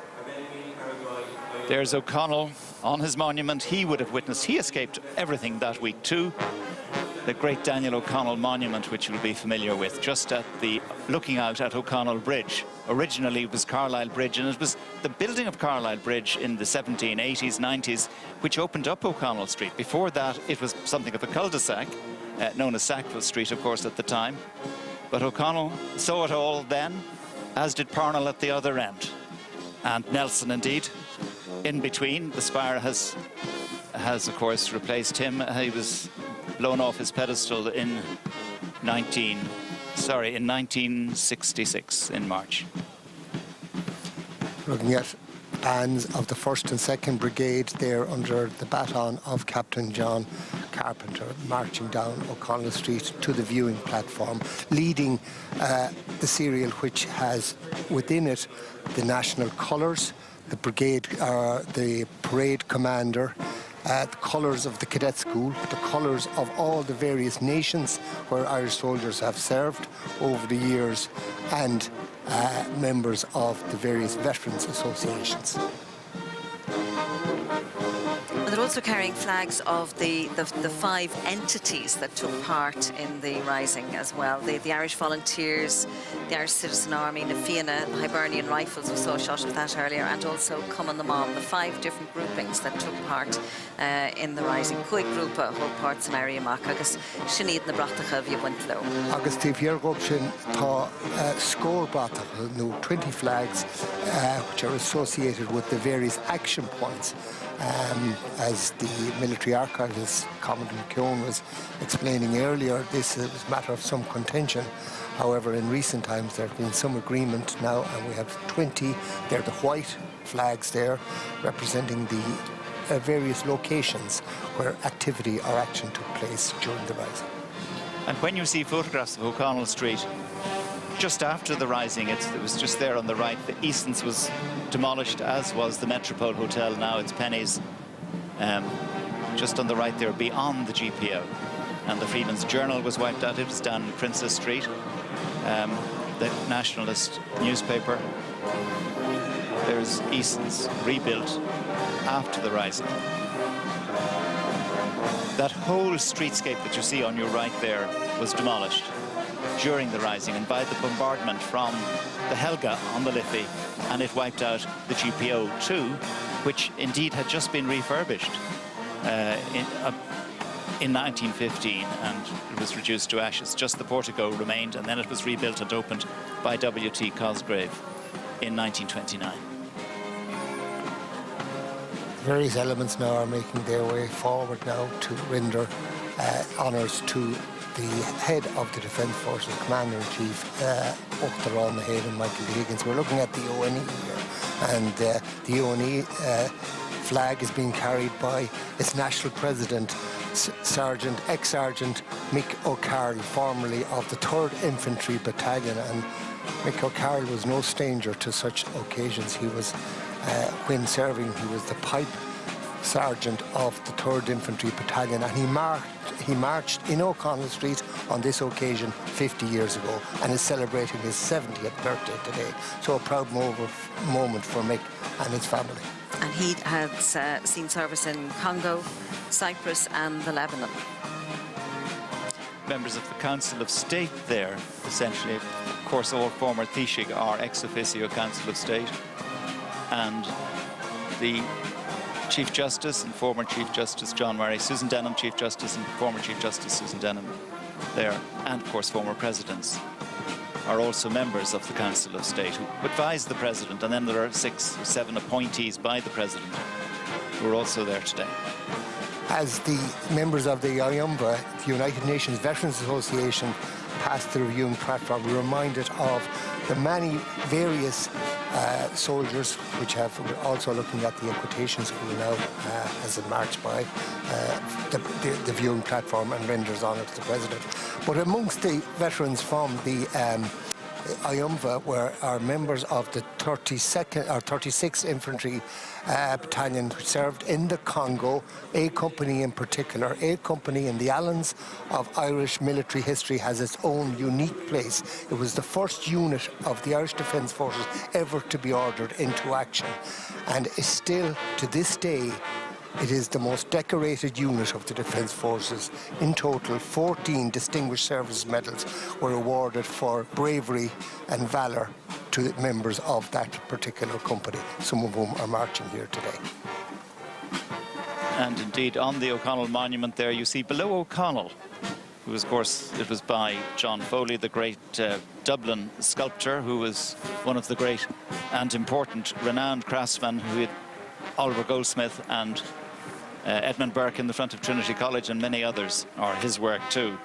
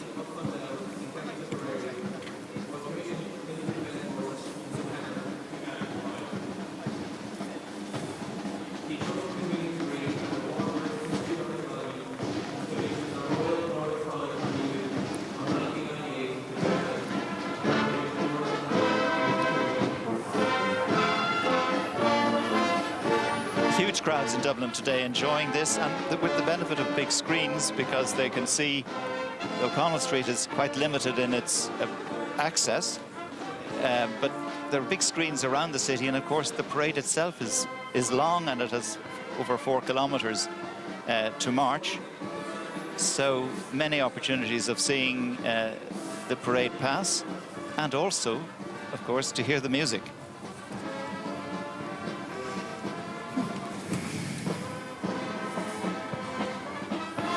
We're now looking at the second serial going through here. It is the 2nd Brigade marching past the viewing platform. As the troops pass the platform, they will render eyes left to the head of the Defence Forces, the Uachtar na hÉireann, agus dúirsead cortéis ó agus iad a gcuil haar ort effic an fust. Tá muid breanúir an Dára Brigade in seo uischrí tá Dára Brigade umaí sa níochar agus tuisceart na hÉireann.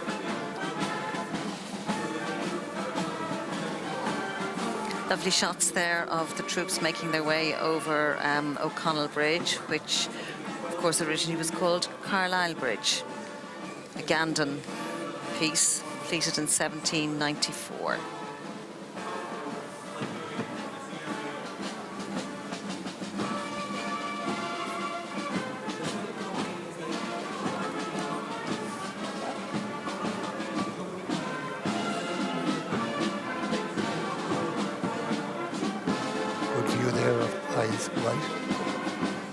Left as was in that particular case, rendering honours to the President on the reviewing platform.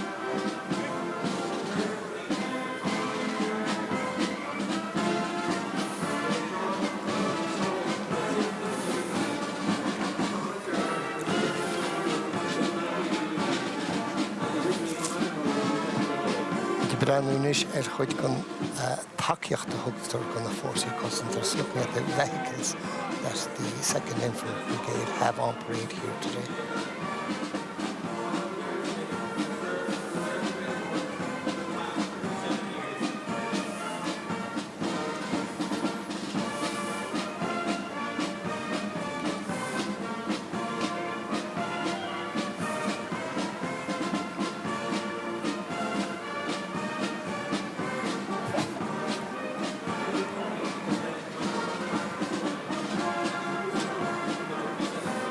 You can see how the crowds have moved down from Dame Street now towards Carlisle, towards O'Connell Bridge, and the better to see the parade as it's coming down, and they can see down O'Connell Street now from there, and of course, as I've said, with the benefit of big screens as well throughout the city. But Dublin has never been quite seen in this way before, I think, by most viewers to this programme, because the helicopter shots are so sharp and they give a notion of the topography of the city. And many of you will be familiar with the streets, but there's the central bank there, the big building by Sam Stevenson there, in the centre of your screen at the moment. And the Liffey, of course, on the right, with the Halfpenny Bridge and the other bridges further back. There's the old Parliament building. Many thought that that might well be used and expected to be used by an Irish Parliament, but that was not to be. And that's where President Obama spoke, of course, with Dame Street full that day, about 250,000 people, I think, when he was here in 2011. That is Dame Street. Getting some idea of the extent of this parade here from that particular shot as it goes up through the various serials all the way to the rear of the parade. The Upper Castle Yard on your left there. And every architectural style must be represented there in Dublin Castle, the centre of British power in Ireland in 1916, and of course emptied and taken over in January 1922 after the treaty by the incoming Irish Free State. There are the city blocks there, the two bunkers on the right here, Wood Quay, and there we have Christchurch Cathedral. St. Patrick's will come up on the left presently, but looking at the support vehicles of the 2nd Infantry Brigade, they're looking at 105 howitzers being towed in the towed position, already gone through. There were 5 MOAG armoured car vehicles, and as I said, the MOAGs here, looking at them, they're in service since 2001 and have served in all United Nations missions involving Irish troops ever since. Significantly, this armoured car was the armoured car that provided the fire support and manoeuvrability for the daring rescue conducted by Irish troops on the Golan Heights in summer of 2014, when they rescued over 30 of their colleagues which were held hostage.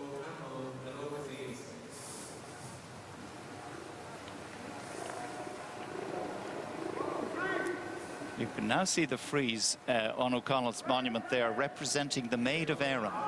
Her right hand is raising, pointing to O'Connell, her liberator, and in her left hand, the 1829 Act of Catholic Emancipation.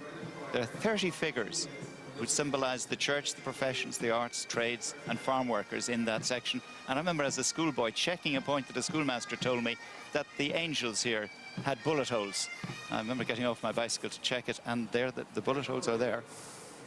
And they represent, of course, the O'Connell's virtues: patriotism, courage, eloquence, fidelity.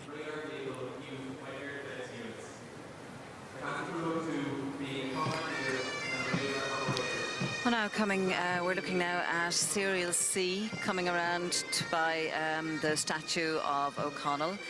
You can hear the pipe music from the Defence Forces Pipe Band. It's conducted by Company Sergeant Kevin Duncan. And the Defence Forces personnel here are from both permanent and reserve units in the Southern Brigade. Their Lieutenant Colonel Mary Carroll, who's a native of Ballinlough in County Roscommon, is in command. And she is officer in charge of an Céad Cha Dún Bhfuilíosa ag Máilliamh. First woman to hold such a position, responsible for 450 soldiers, and she will lead a deployment to Syria in September. But perhaps this is an opportunity to consider the women who took part in the Easter Rising in 1916. We hear many stories of Countess Markowitz and Dr. Kathleen Lynn, but there were so many others who had a central role. Young nurse Margaret Keogh, who was in the South Dublin Union, which is now James's Hospital. She was actually the very first fatality of the Rising, because when the shooting started on Easter Monday, she went to attend to her patients and she was caught in the crossfire. And Damon Kent actually referred to her as the first martyr of the Easter Rising.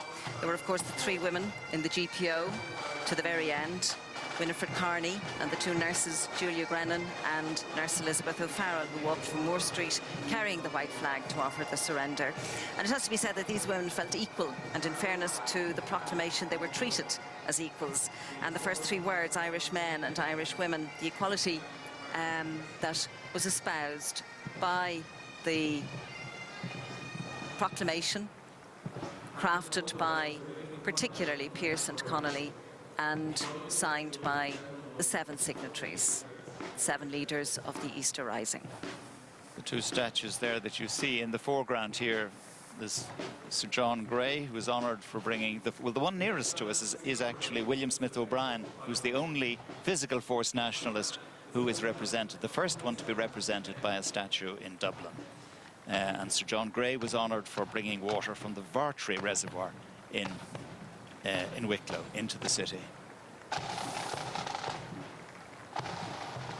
And of course, as we listen to the pipe band, it's nice to remember that Eamon Kent was one of the co-founders, along with Edward Martin, of the Dublin Pipers Club in 1900.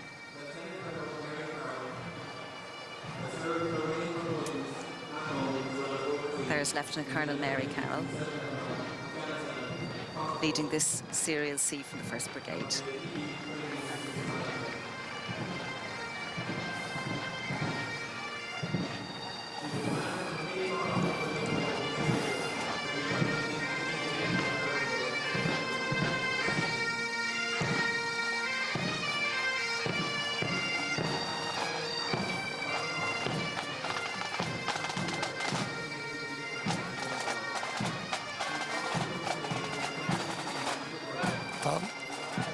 Céad Brigade running in the Mariki Gorka, Wimnoch, Gilchini, Gorka, Gilworth, Gorka, Agus, Mooney, Wurisa, Maradut, Mary Carolyn Chin, Tjort, Onod, Gun, ochtarán agus iad gáil thar deficin fust.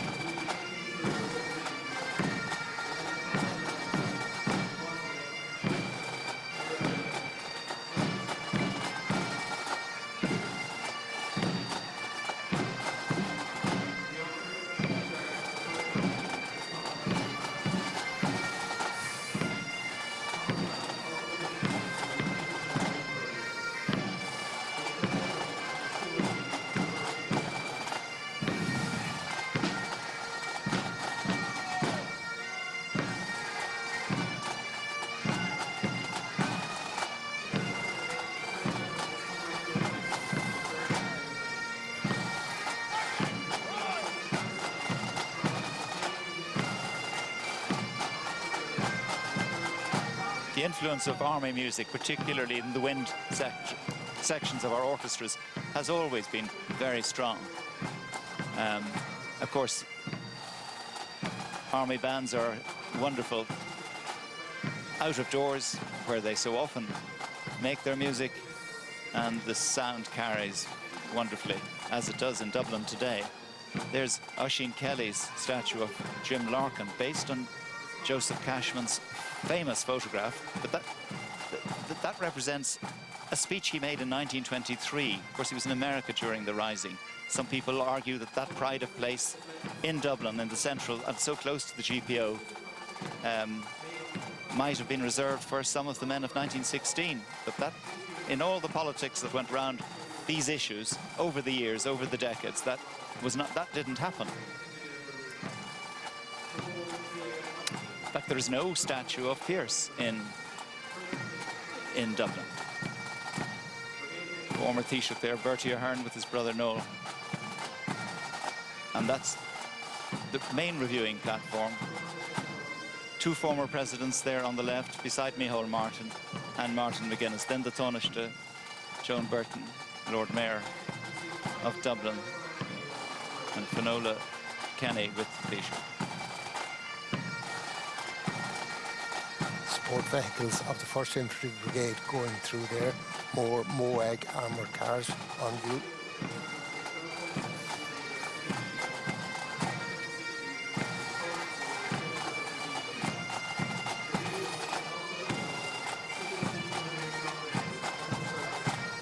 Again, the 105 howitzer artillery in the towed position. The big red building you see in the centre of your screen there was Elvery's, and that was looted, of course, in 1916. The looting started very early, I'm afraid, on Easter Monday, within hours of the Rising beginning.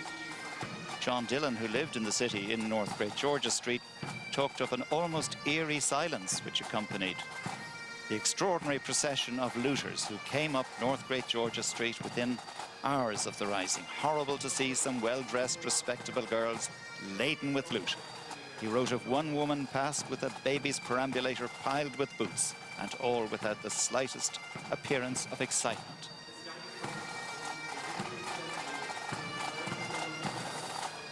And that white building just there on the right is one of the first places the looters went, Noblet's Toffee Shop. It was empty within hours. And as Katrina Crowe, who was chatting with Brian Dobson, said earlier, I suppose it's understandable when you consider the numbers of people who are living close by in so many tenements to have been given an opportunity to avail themselves of sweets and clothes from different shops. And the Dublin Metropolitan Police were told, because the Rising was on such a scale, not to intervene or not to attempt any arrests. In fact, some of them were just at the Nelson's Pillar, which was, of course, just outside the GPO, looking on during Easter Monday. And in other cases, some of them were quite frustrated at their inability to apply the law. In fact, there was one looter with a whole side of bacon walking down outside College Street Police DMP headquarters at the time. It had just been opened in 1915.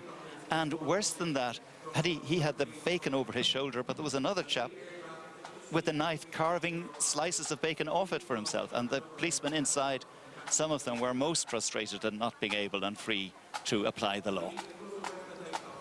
We're now looking at the near core fly past, the second Air Corps fly past today, being led by 4 Cessna aircraft, some helicopters also in view here at the moment, a mix of various different types, styles of helicopter which the Air Corps fly, some Westlands there, and total 3 various different elements in this particular fly past, starting with the Cessna, some helicopters, and ending up with the Learjet and the CASA Maritime Patrol aircraft, which has just gone overhead.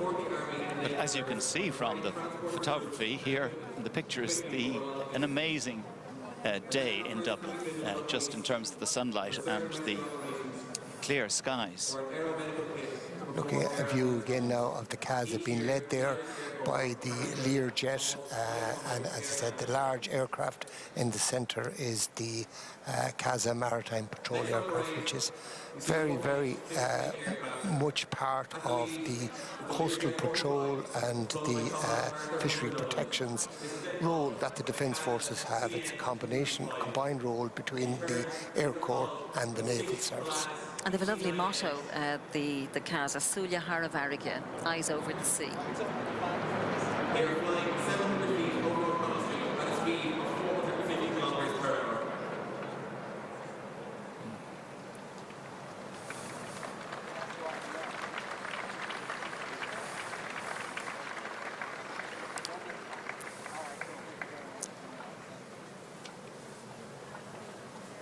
They're north of the city now. That's the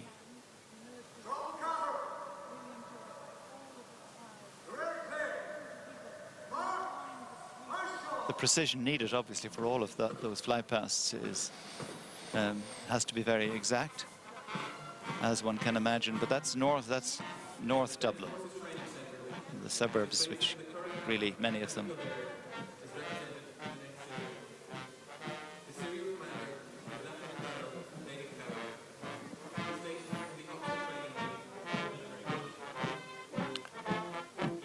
Looking at a serial now drawn from the Defence Forces Training Centre, which is ostensibly based in the Curra, County Kildare, led by Lieutenant Colonel Dave Cowick.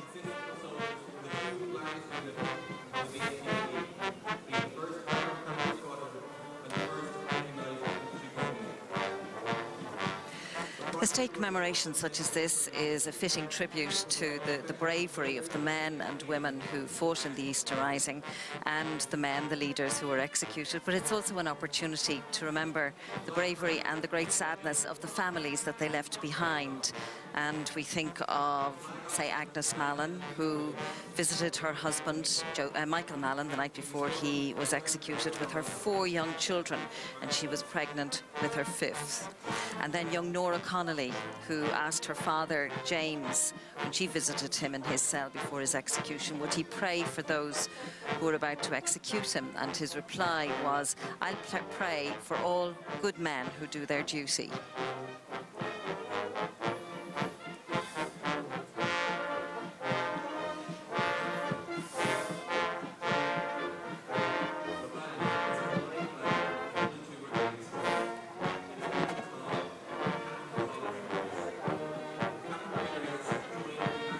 St. George's Church there, you can see up in the top right of that, and Finlater's Church here at the top of what was then Rutland Square and is now Parnell Square.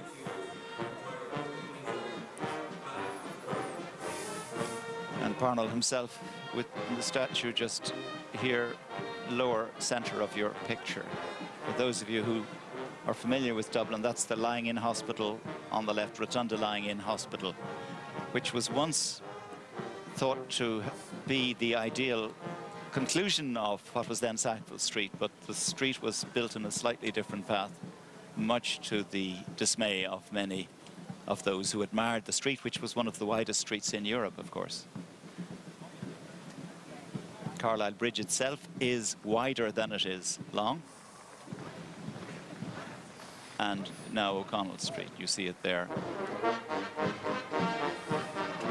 And of course, from Wednesday of Easter week, the Helga pulled up at John Rogerson's quay and opened fire on Liberty Hall, and also the 18-pound artillery guns which were brought up from Athlone. So all happening on the River Liffey. That was the Thursday, and that's when most of the damage happened. Up to then, it had been quiet. I won't say quiet enough, but it was a very surreal situation with the police standing by, and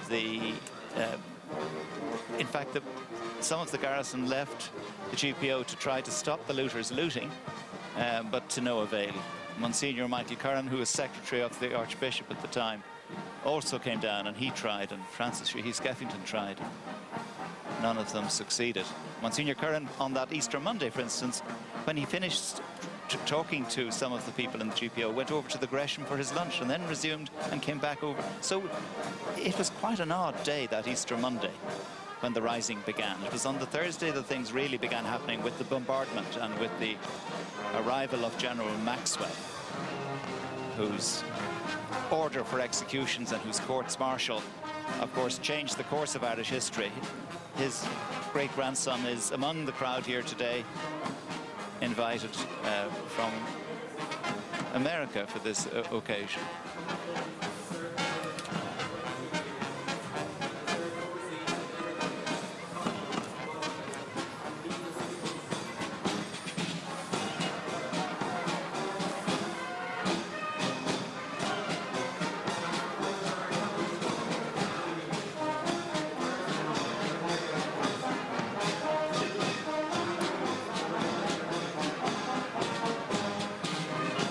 Those of you with a keen vehicle recognition eye, the vehicle, the armoured car we were viewing going through there is the close reconnaissance vehicle.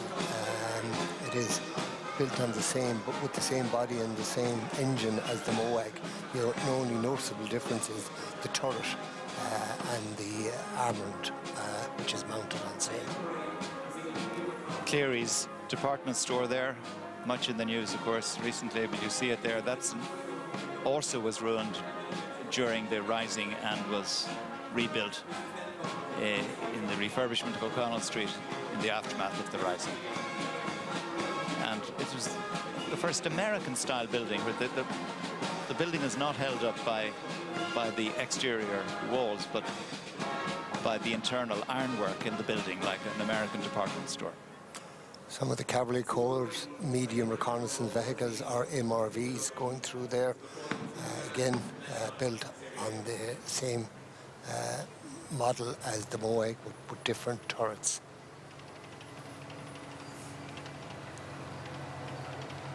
Dublin can sometimes seem a smaller city than it is when you have that elevation, because you see them, it's framed by the mountains, the Dublin Mountains and the Wicklow Mountains, and it sometimes frames, you see that from Hollow Street going up the Georgian Mile as well.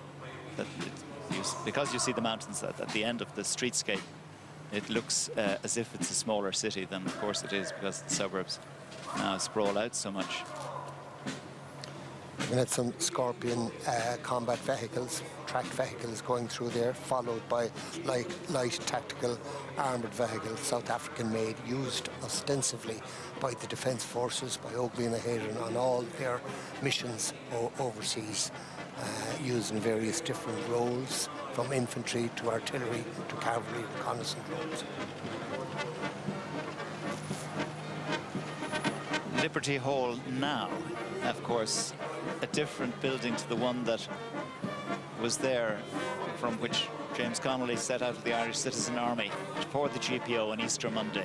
And there, I saw it this morning on my way into O'Connell Street, we serve neither King nor Kaiser, but Ireland. And that's inscribed on the building this weekend.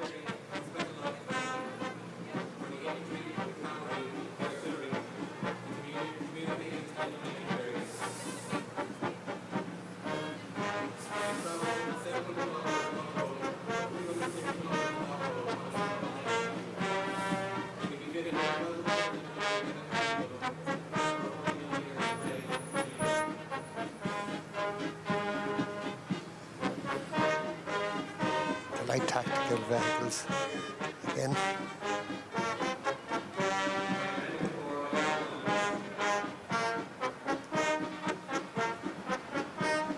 Lovely to have the music as a backdrop to this military parade, and all of the music today has been arranged by former directors of the Defence Forces School of Music, which has been in operation since the 20s.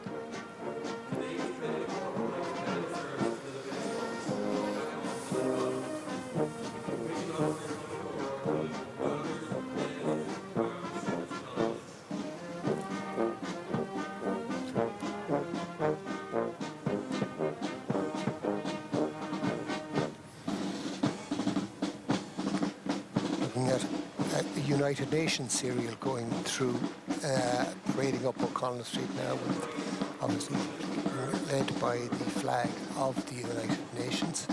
And currently members of Óglaigh na hÉireann are deployed on 13 different United Nations missions in 14 countries across the globe. The Irish involvement with the United Nations goes back to the late 1950s, and since the Defence Forces started their involvement with the United Nations, the Defence Forces members, 86 members of the Defence Forces, have paid the ultimate price and have lost their lives while on service.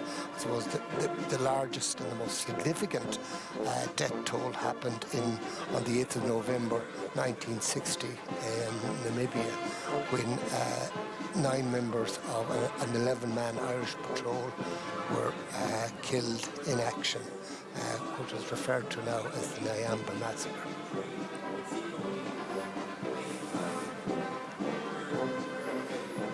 This is made up of the 53rd Infantry Group, drawn from the troops of the 1st Brigade, based in the south and west of the country, and the majority of the soldiers in this unit are from the 3rd Infantry Battalion. They're called the Bloods, and they're garrisoned in James Stevens Barracks in Kilkenny. They're actually at the moment in training for a future 6-month deployment to South Lebanon, and they'll be part of a Finnish-Irish battalion and will be deployed close to the Lebanese-Israeli border. They're accompanied by the Combined Army No. 1 Band and the Band of the 2nd Brigade, conducted, as you saw there a little while ago, by Captain Thomas Kelly.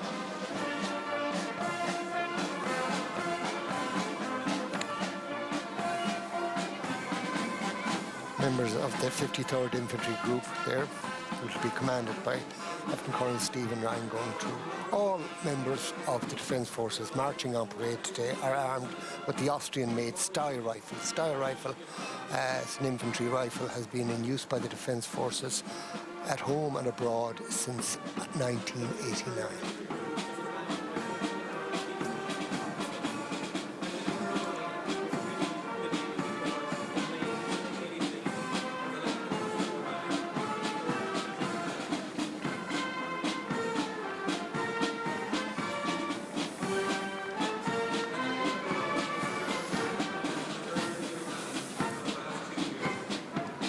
An interesting vehicle coming forward here now is the United Nations Congo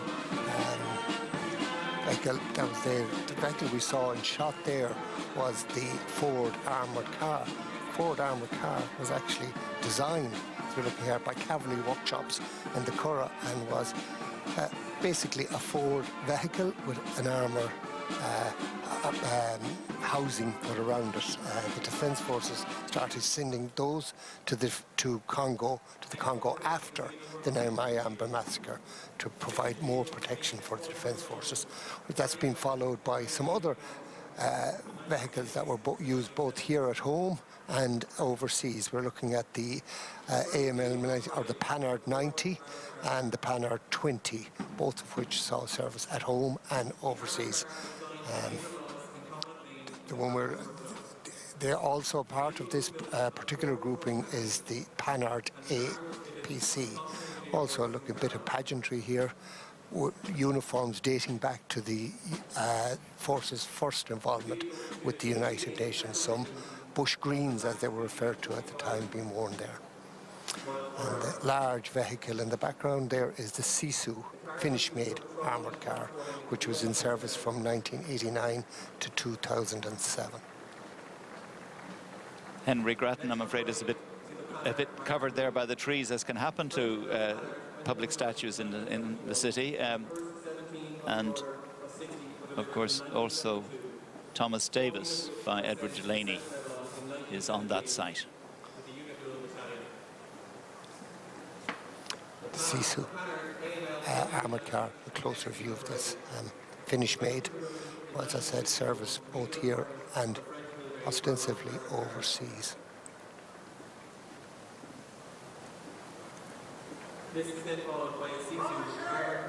Looking at some of the ARW vehicles, reconnaissance vehicles.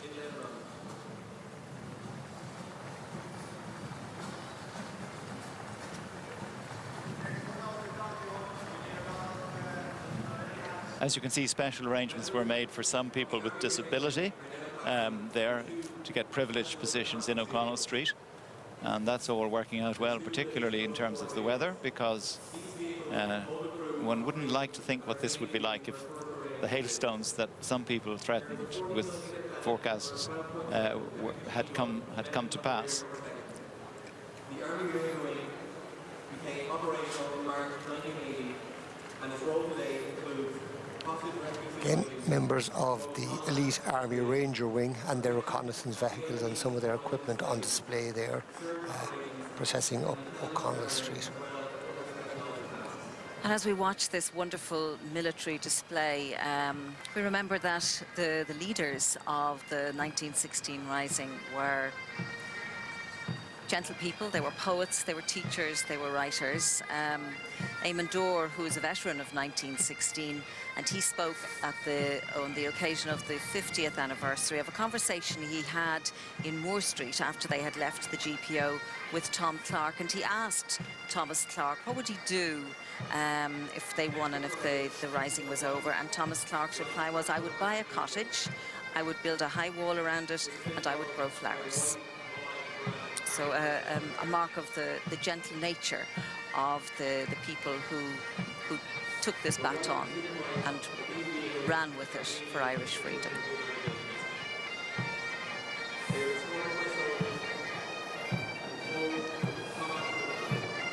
The spire there at the very center of your screen will anchor that shot for you. You can see the GPO just to the right, now in the center of the screen, and it's twice the size that it was in 1916. Only the portico survived the Rising and the shelling, and when it was rebuilt, it was made twice the size. The camera is now moving around, looking westward, and you can see Henry Street going right down to where Arnott's would be, right down the spine there of that particular shot, with the Liffey, of course, on the left, another reference point. If one gets a couple of reference points in a shot like that, one can begin quickly to see different parts of the city in a new way. We're looking at members of a representation from the Air Corps and the Naval Service. Obviously, Air Corps based in Baldonnel and the Naval Service based at their headquarters in Hallbowling in Cork. Previously, we had seen the Air Corps in their flying capacity with 2 fly paths. Here, they're marching along O'Connell Street so that they too can render honours on this historic occasion. And this year marks the 70th anniversary of the Naval Service. Their responsibility to patrol our seabed territory, which is actually 1 million square kilometres, 12 times the size of our landmass.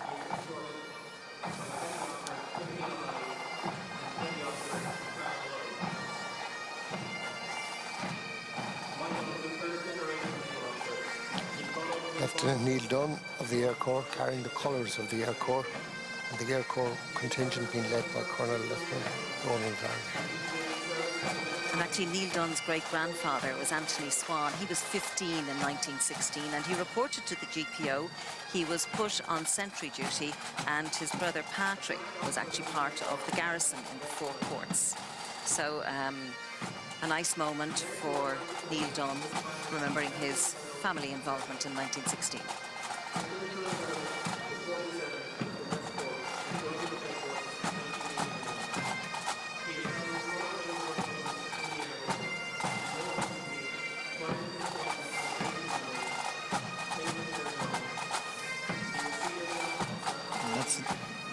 they're playing now is Nora's song from The Plough and the Stars. Or O'Casey, of course, could have borrowed it from another source, so it might have an earlier provenance than that, but that's what I hear.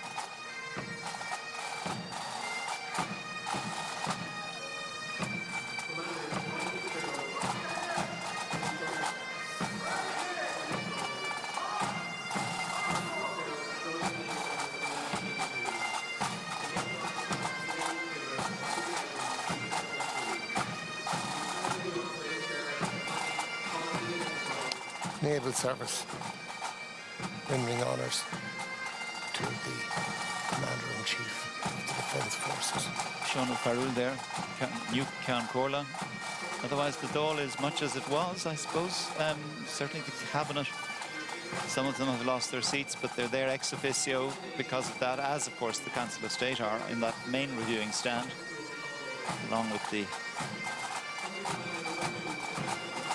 Deputy First Minister in Northern Ireland, Martin McGuinness, who of course was a candidate in the presidential election, which was won by the President, by Michael D. Higgins, whose popularity could be seen there in the spontaneous applause that greeted his motorcade as he came in along Dame Street and around by the Bank of Ireland to take up his position and take part in these ceremonies at the centre of the 1916-2016 commemoration. We viewed the members of the Naval Service, reminded that some of the sailors on parade were members of ships companies that sailed and served in the Mediterranean last year when the Elietna Niev and Samuel Beckett went on a humanitarian mission. I understand that there's another vessel making ready should the government require it to sail. And will remain alongside until Monday night, 28th of March. Ian Ritchie's spire there now, where O'Connell used to be. Between the following times, 1000, 12:30 hours, and then again, 1400 to 1800.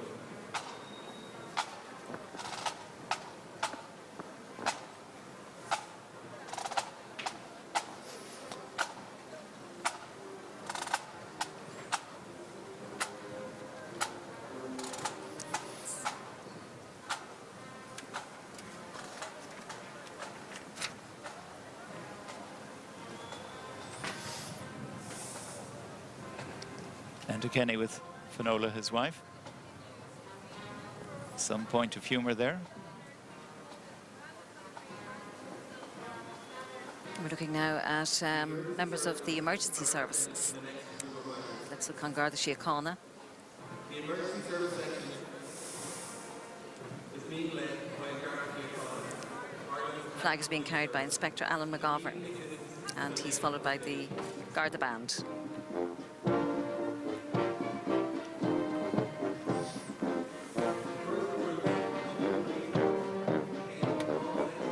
There are 88 men and women from An Garda Síochána taking part in this march, and they're representing the 88 members who have lost their lives in the course of their duty.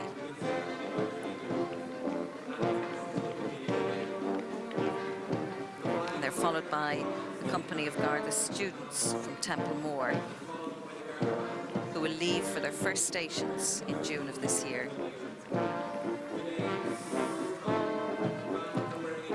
Similar to the Defence Forces, our Óglaigh and Hayden members of Garda Síochána also serve on many UN and EU missions across the globe.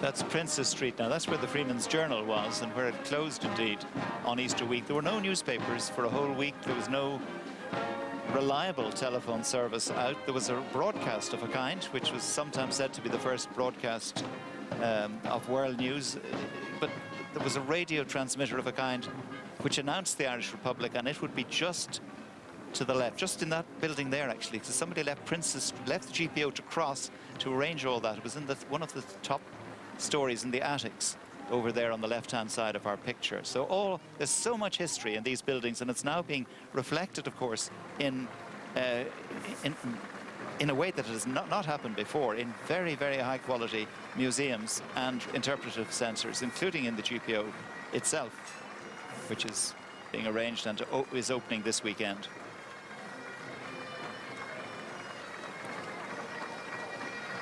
Reminder here of the nations across the globe where, as I said earlier, members of the Garda Síochána also served on United Nations duties. Another newspaper, the Daily Express office in Cork Street, across from the City Hall, was occupied by rebels on Easter Monday, and 26 people died there. So there was very, very little communication in the sense that we now understand it, and the city was full of rumours that the Germans had landed. And there's Jimmy Deanahan, the centre of your shot there, who organised so much of this event, as he had cabinet responsibility, and then Minister for the Diaspora, Sean O'Farrell, Micheál Martin, Garda Commissioner Noreen O'Sullivan behind President McAleese and President Robinson there, and also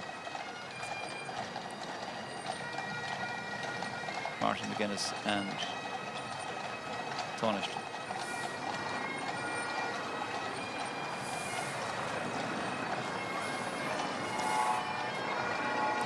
Representation from the Traffic Corps, whose ongoing commitment to road policing and road safety is paramount. And they were telling us that road deaths, although one is too many, in 1972 there were 640, and last year there were 166. So the numbers are going down, but as I said, one is one too many.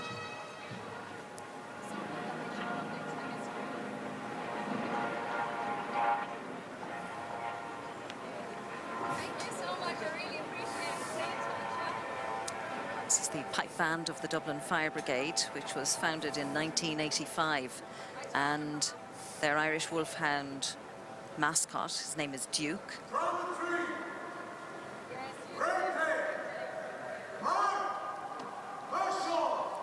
He's actually wearing his new coat. We were told that he wore it for the first time in the parade on St. Patrick's Day this year. The Dublin Fire Brigade, Customs, the National Ambulance Service, St. John's Ambulance, the Red Cross, the Irish Coast Guard, the RNLI, and the Civil Defence. Next missing on parade is the Dublin Fire Brigade. Of course, the Dublin Fire Brigade played a significant role during the rising in Easter week 1916. The chief officer then was a Captain Thomas Purcell. He was from Kilkenny, and he was an engineer. And he designed motorised vehicles and also aerial ladders. And prior to this, they'd been using the horse-drawn vehicles.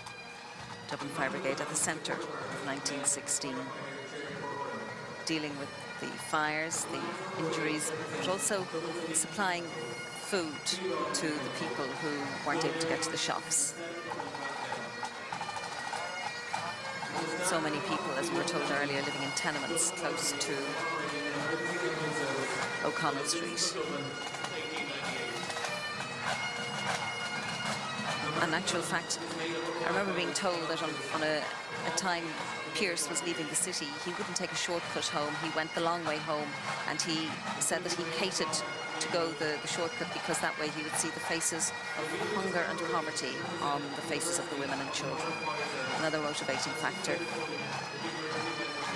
for social justice on the part of Pádraig Pearse, and also the motivating factor for the unconditional surrender when he saw the loss of civilian life and didn't want there to be any more.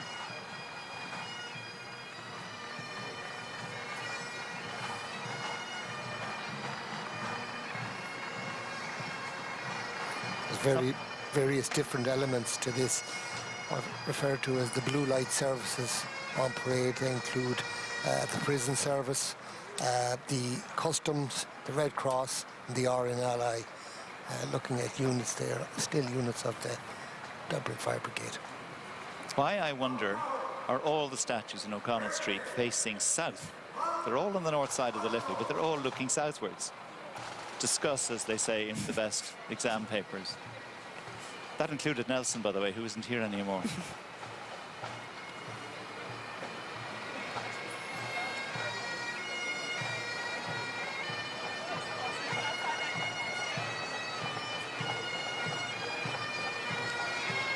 You can see rain, I think, now on the window, or perhaps on the lens of that camera, the helicopter shot.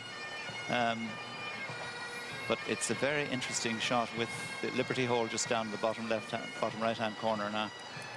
And looking up the Liffey, that's where the city, of course, began, up there, and it came down gradually towards the sea as the river was enclosed by the quays.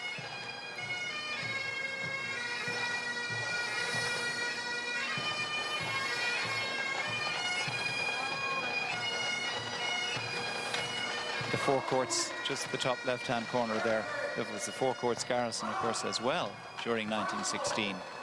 The civic buildings that were chosen were important, but strategically, some military historians now question the choice of some of the buildings.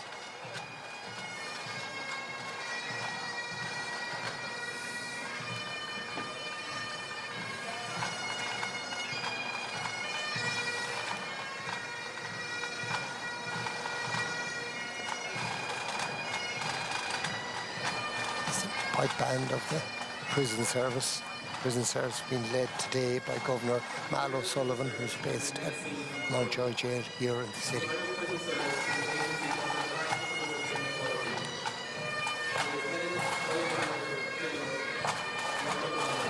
That's the Princess Street door there, just on the left, the second opening there in that shot, on the left of the GPO. That's where people who left the building, and the Henry Street side on the other. This is, of course, are these bullet marks? There is a debate about that. Is this damage, or is this what happens to Portland stone when it reaches that age?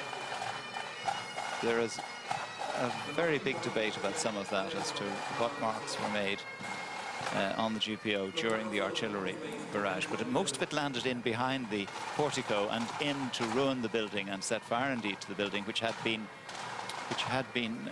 refurbished just a couple of years before.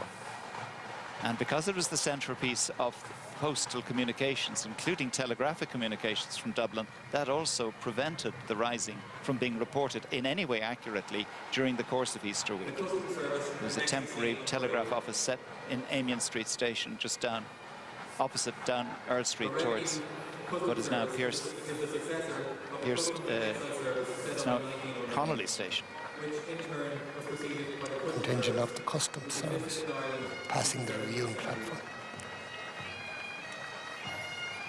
Since 1923, customs have been part of the Rossington Railway Divisions. The customs service is a uniformed service of the revenue, carrying out duties relating to tax, excise and customs throughout the country. You can see how some people have used the windows of some of these buildings overlooking O'Connell Street, the better to get a good position to see this parade.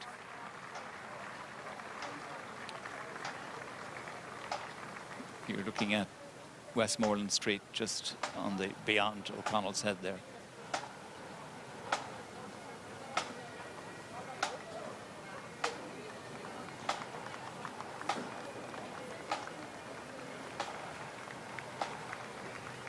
A commemoration such as this offers us an opportunity, I suppose, to get to know a little bit more about the people who are involved, their circumstances, their families. We've spoken a little bit about that earlier on.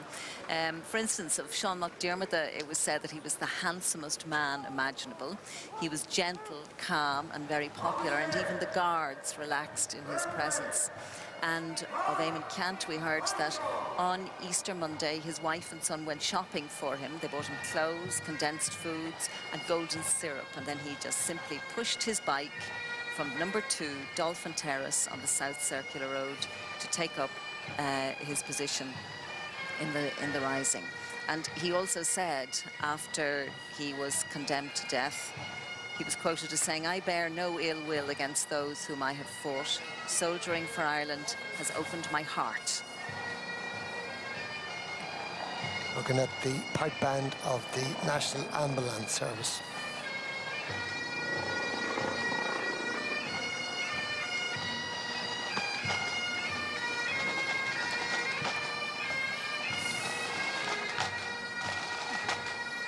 You can see the screen just there on your left of that shot, some of the big screens that are all over the city today to enable those who've come for the parade to see what's happening elsewhere. And those enjoying their food, by the way, that wasn't the GPO. That must be some other part of the city. The shot was too tight to identify the building, but there's no very big public access in the O'Connell Street area, because of the number of people who had to be invited and had seats to see this parade. Starry Plough there. The flag of the Irish Citizen Army, of course. The National Ambulance Service, of course, played its part and was very visible during 1916, offering support and food to the people.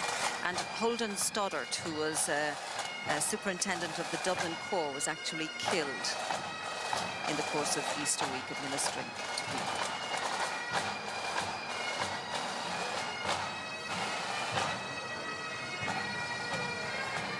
Isn't it impressive, the number of people who remembered that the clocks went back this morning?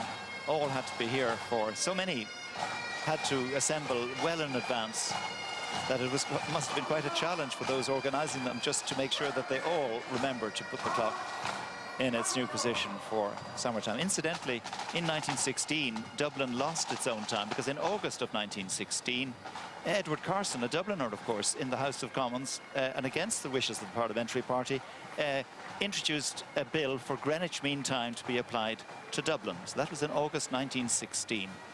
Before that, Dublin time was about 24 minutes after the hour. And it was the popularity of the railways, which really, and boat timetables and so on, which made it pragmatic, at least, to identify Greenwich Mean Time as time which would best suit both the islands.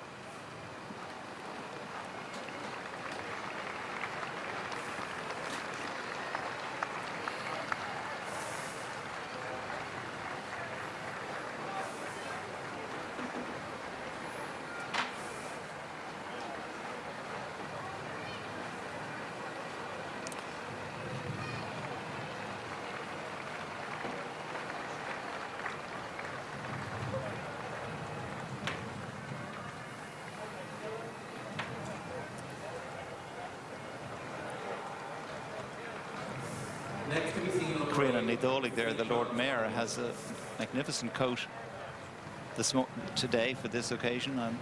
No details of its provenance. Brian Cowan is behind her. There. Former Taoiseach, and Bertie Ahern with his brother just behind that, behind Finola Kenny. Today there are divisions across Dublin: Cork, Limerick, Louth, Kildare, Meath, Cavan and Kilkenny. Over 600 uniformed adult members and some 800 plus cadets, aged 11 to 17. The columns in the GPO, of course, festooned with daffodils, and with further daffodils from the 4 children who represented Ulster, Munster, Leinster and Connacht.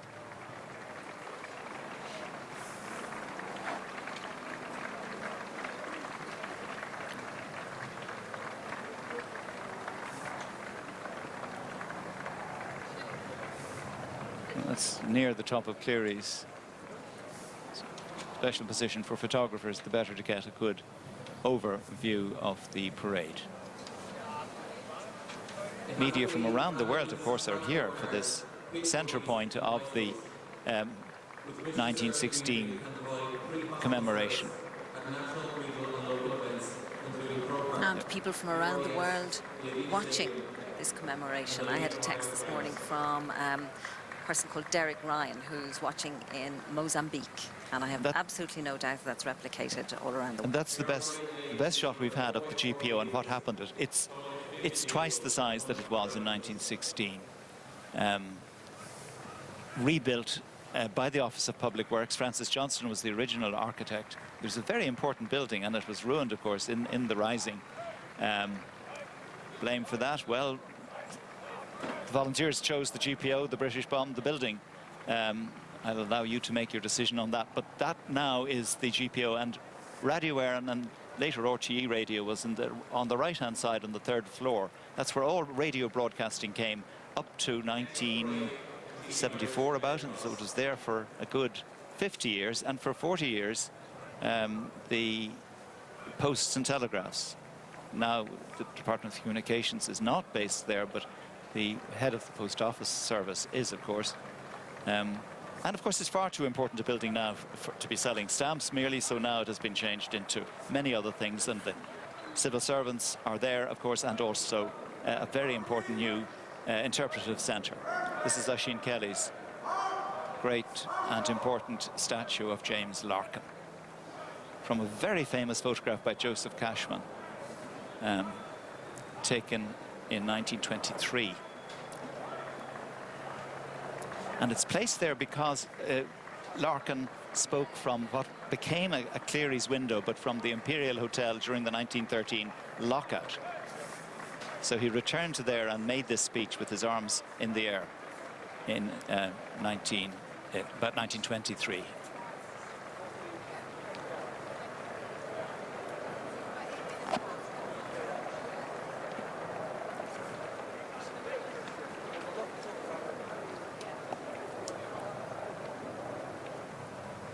Contingent from the Red Cross will also form part of this serial that involves many other of the emergency services of the state. I'm not mistaken, it's a contingent from the Irish Coast Guard.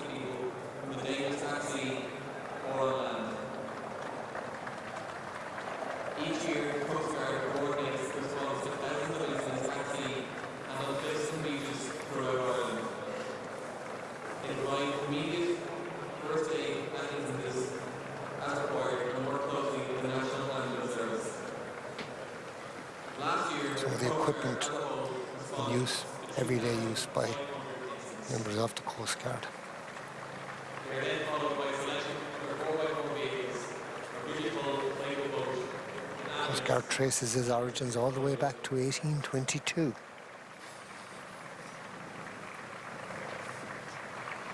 Eamon O'Keefe there.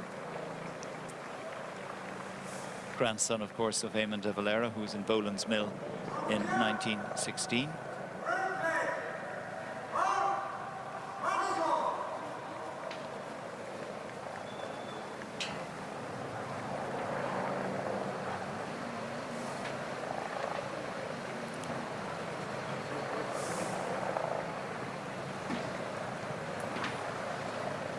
The RNLI crossing O'Connell Bridge. 50 representatives from the RNLI taking part, made up of volunteer lifeboat crew, fundraisers and staff from across the country.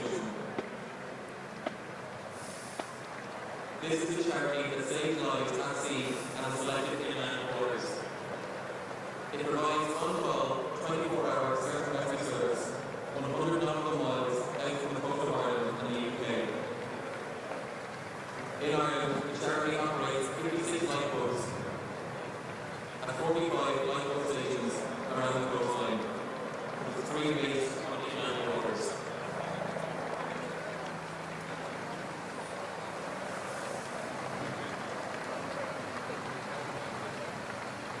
Last year, the RNLI volunteer lifeboat group in Ireland are kept busy with 1,098 lodges, bringing 1,244 people safely. Of those people helped, 35 of them were classed as saved lives.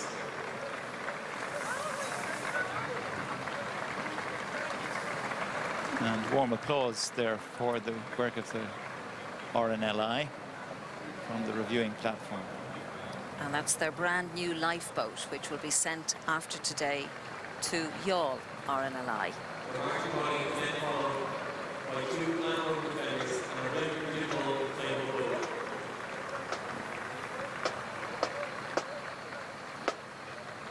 Alistair MacDonald, former leader of the SDLP and SDLP MP for South Belfast, there among the reviewing platform.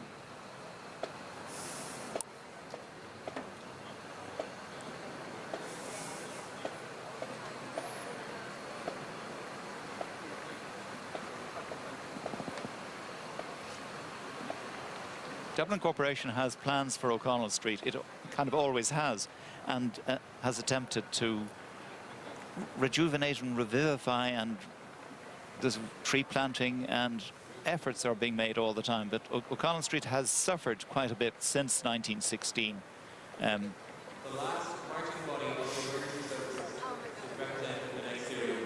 Because of the sort of higgledy-piggledy fashion. I mean, height was the limit of the height of the buildings was the only really big planning issue which was delivered. Other than that, all sorts of different styles of building and for different uses as well. A lot of, too many, some people say, fast food efforts. There was no pub allowed in O'Connell Street. There was no church, by the way, either, because that where we see the GPO now was once left relatively derelict for the first 70 years of the history of this street between the 18th and the 19th century, and it was once considered to be the best place for the new pro-cathedral, the first Catholic cathedral in the city. But the powers that be didn't want that, so the pro-cathedral went to a lesser street very nearby. But you could argue that a cathedral was more important than a post office. But Dublin was not then. This was before Catholic emancipation, and the decision was made, and the pro-cathedral was built in the 1820s. It was only late 1829 that Daniel O'Connell finally delivered Catholic emancipation. Members of the Irish Civil Defence, of which there are 4,000 trained civil defence members across the country. There are 29 various locations where the civil defence assemble and train and provide their service from. They're under command of Brian Gillen, who is a civil defence officer from County Westmeath. Of course, it could also be said that many great cities in the world, Washington is another of them, have great buildings, important buildings for their central post office, a bit like the way the railway stations always built the most magnificent and self-important buildings, cathedrals to the importance of the railway system in most European cities, and Ireland being indeed no exception to that. And those railway stations, of course, now so many of them named after the signatories of the 1916 proclamation.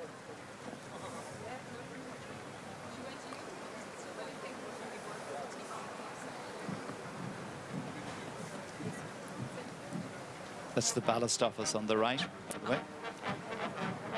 Not the original one, but it was rebuilt as a replica building. So now we have the massed bands of the Defence Forces, and they will be conducted by the Director of the Defence Forces School of Music, Lieutenant Colonel Mark Armstrong, who's held that position since 2009. We've got the Army No. 1 Band, the Band of the 1st Brigade, the Band of the 2nd Brigade. We've got the School of Music, the Administrative Officer of the Defence Forces School of Music, Captain Thomas Kelly, who've taken part, and also the Senior Pipe Band.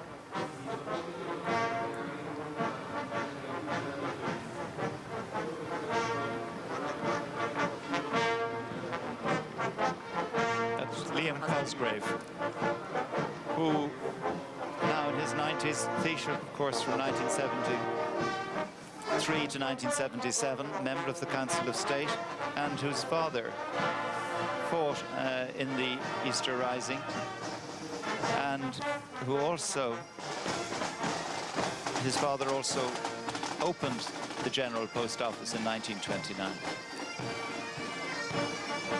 And the music being played there, just in case you're wondering, there's St. Patrick's Day, Gary Owen, the Kinnegad Slashers, the Toastal March, Let Erin Remember, the Minstrel Boy, the Dawning of the Day, and On the Square. All, as we were saying earlier, composed, arranged by former directors of the Defence Forces School of Music.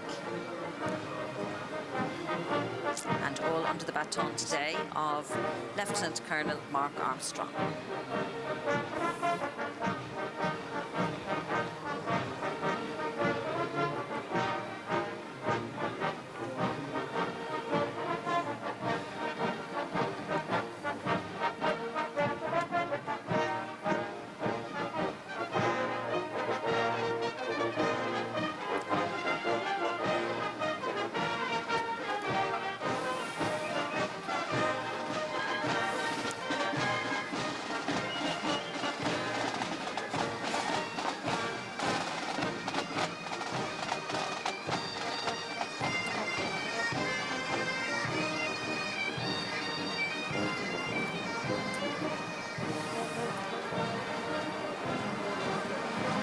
Portland Hagumi ag Bonnie Kjol ugly na Hayden and ein ócáid nó Sharman na Stáit agus Bowling Case and Cos Rishtinia ó who's lower margin with the Marshall Trumania Hula Lee and Sharman on shot the Park Kinology ag na Bonnie Kjol.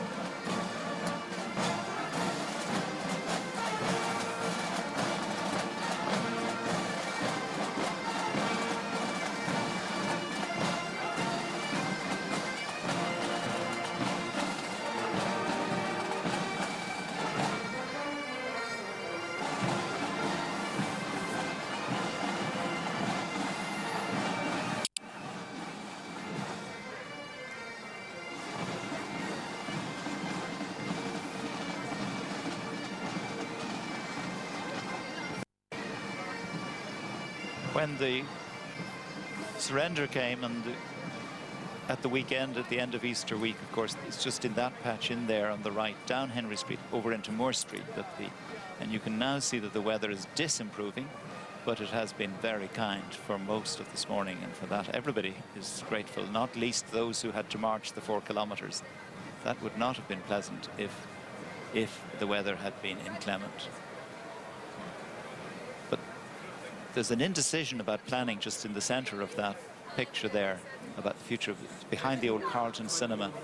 And that will be different, I'd say, in 20 years' time. That will look quite different to what it looks now. It looks like no decisions are being made, and there've been planning appeals and new plans drawn up from time to time, but nothing quite decided. You can see the remains of the Georgian, Sackville Street there on the left.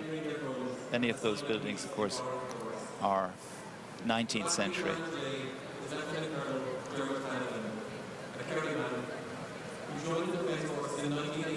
The final element of this ceremony will be the 21-gun salute. 21-gun salutes, or gun salutes, are date all the way back. Well, Alan Dukes here, Cannacy, Young Gael, Yarad Ergitish, and Chin. To date all the way back to the 17th century, maritime tradition, when naval vessels, when they were surrendering, were required to indicate or demonstrate that they had emptied all their guns. Hence, when all these guns had, these vessels had 3 rows of 7 guns, and from that the tradition derived. The Defence Forces, when they fire 21-gun salutes on state occasions, such as visiting dignitaries, or on the inauguration present, used the 25-pounder, as we're seeing here. The 25-pounder dates back to the Second World War and is used by many armed forces in a ceremonial role. Members of the 2nd Field Artillery Regiment are providing the gun salute today. And those guns were purchased from the British Army in 1949. They had been used in D-Day, in the Battle of Normandy. And the battery commander today is Lieutenant Colonel Dermot Hanifin. His grandaunt was Thomas Ashe, was Thomas Ashe's mother. Of course, Thomas Ashford in 1916 and then died on hunger strike. Well, today's ceremony has now concluded. The rising was merely the start of our nation's birth. And as the 21-gun salute sounds, we can conclude this broadcast. The keynote of these 2016 ceremonies has been inclusiveness, remembering all those who died in all uniforms during the 1916 Rising. The head chaplain, Father Seamus Madigan, in his prayer, you heard earlier, specially written for this occasion, emphasised that, conscious of our troubled past, together on this island we have acknowledged a new peace. We cherish that peace as we cherish all of the children of this island equally. Now, these words in Father Madigan's prayer echo, of course, similar wording in the 1916 proclamation, where the promise to cherish all the children of the nation is seldom understood in its true context, which was to bring, as Father Madigan said, to bring together North and South, Protestant, Catholic and Dissenter. That is one of the central messages of this commemoration, this Easter Sunday, at this historic site of the GPO. Crogacht, Úslacht, Fullingt agus Buine, na Treiche agus Muní mit orthe I go heag Zairi mac na Cosca agus na Daine Lach Portinti. Na Treiche Kena le bra godílis agus godain an so agus mudi Comóra an Chéad.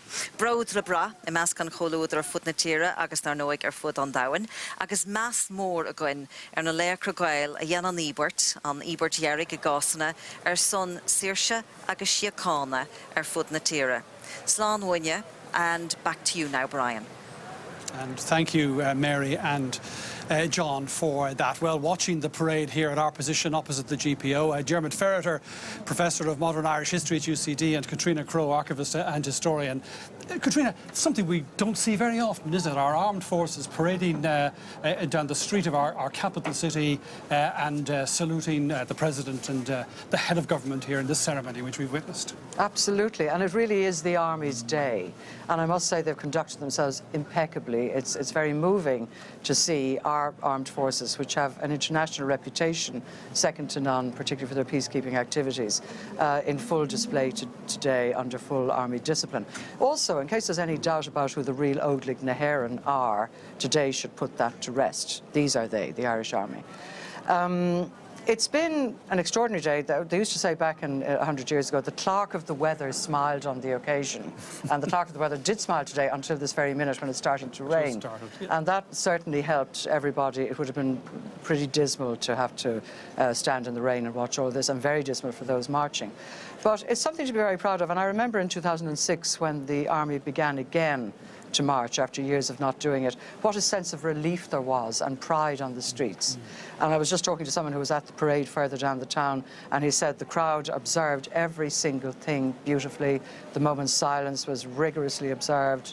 They clapped the President going by, they clapped the various troops going by. So I think it's something that people are very proud of. And the spectacle, certainly, of what we've seen, Dermot, but there's also a very powerful symbolism, isn't there, that we're a democracy and our armed forces are answerable and take their orders from our elected representatives. And the commemoration will always involve that sense of a stock-taking, you know, how far have we travelled, as well as acknowledging all the difficulties and perhaps things that haven't been achieved, but what we have achieved, and the stability and the commitment to democracy and the commitment to sovereignty. You know, we've seen an awful lot of the different armed forces today, and if you think of what came out of 1916, the idea of sovereignty, the logical extension of sovereignty was that you could implement an independent foreign policy, and that the armed forces would be a very important part of peacekeeping missions and so on. So it really is an important part of the legacy of 1916. But we're also reminded today that for so long it wasn't commemorated in this way. I mean, the first military commemoration of 1916 was in 1924, just a year after the Civil War. Many Republicans would not attend that commemoration. They didn't recognise the legitimacy of the state. There were rows in the 1930s and the 1940s over the legacy. And then, of course, you had relatively quiet periods, understated commemoration in the 1940s and the 1950s. And then 1966, you had commemoration on a very serious scale. De Valera, the sole surviving commandant of the 1916 Rising, was President of Ireland at that time, a very powerful symbolism in that. And then a couple of years later, the outbreak of the Troubles, the military parade was abandoned in 1972. It wasn't deemed appropriate at that time. And it wasn't until 2006 that that came back. So what you can trace through the various commemorations or lack of commemorations are all of the different political and societal forces that were at work during a very difficult time. And how we commemorate events, Katrina, tells us a lot about our society today, how we view ourselves, what issues we're wrestling with here in the present moment. Isn't that right? Absolutely. And John Bowman rightly just pointed out that the keynote of this year's centenary celebrations is supposed to be inclusiveness. And I think that that has worked very well. I think that the sort of slogan that most historians had for this decade of centenaries was to expand and complicate the narrative, that we can't return to pietistic hagiographical views of the past.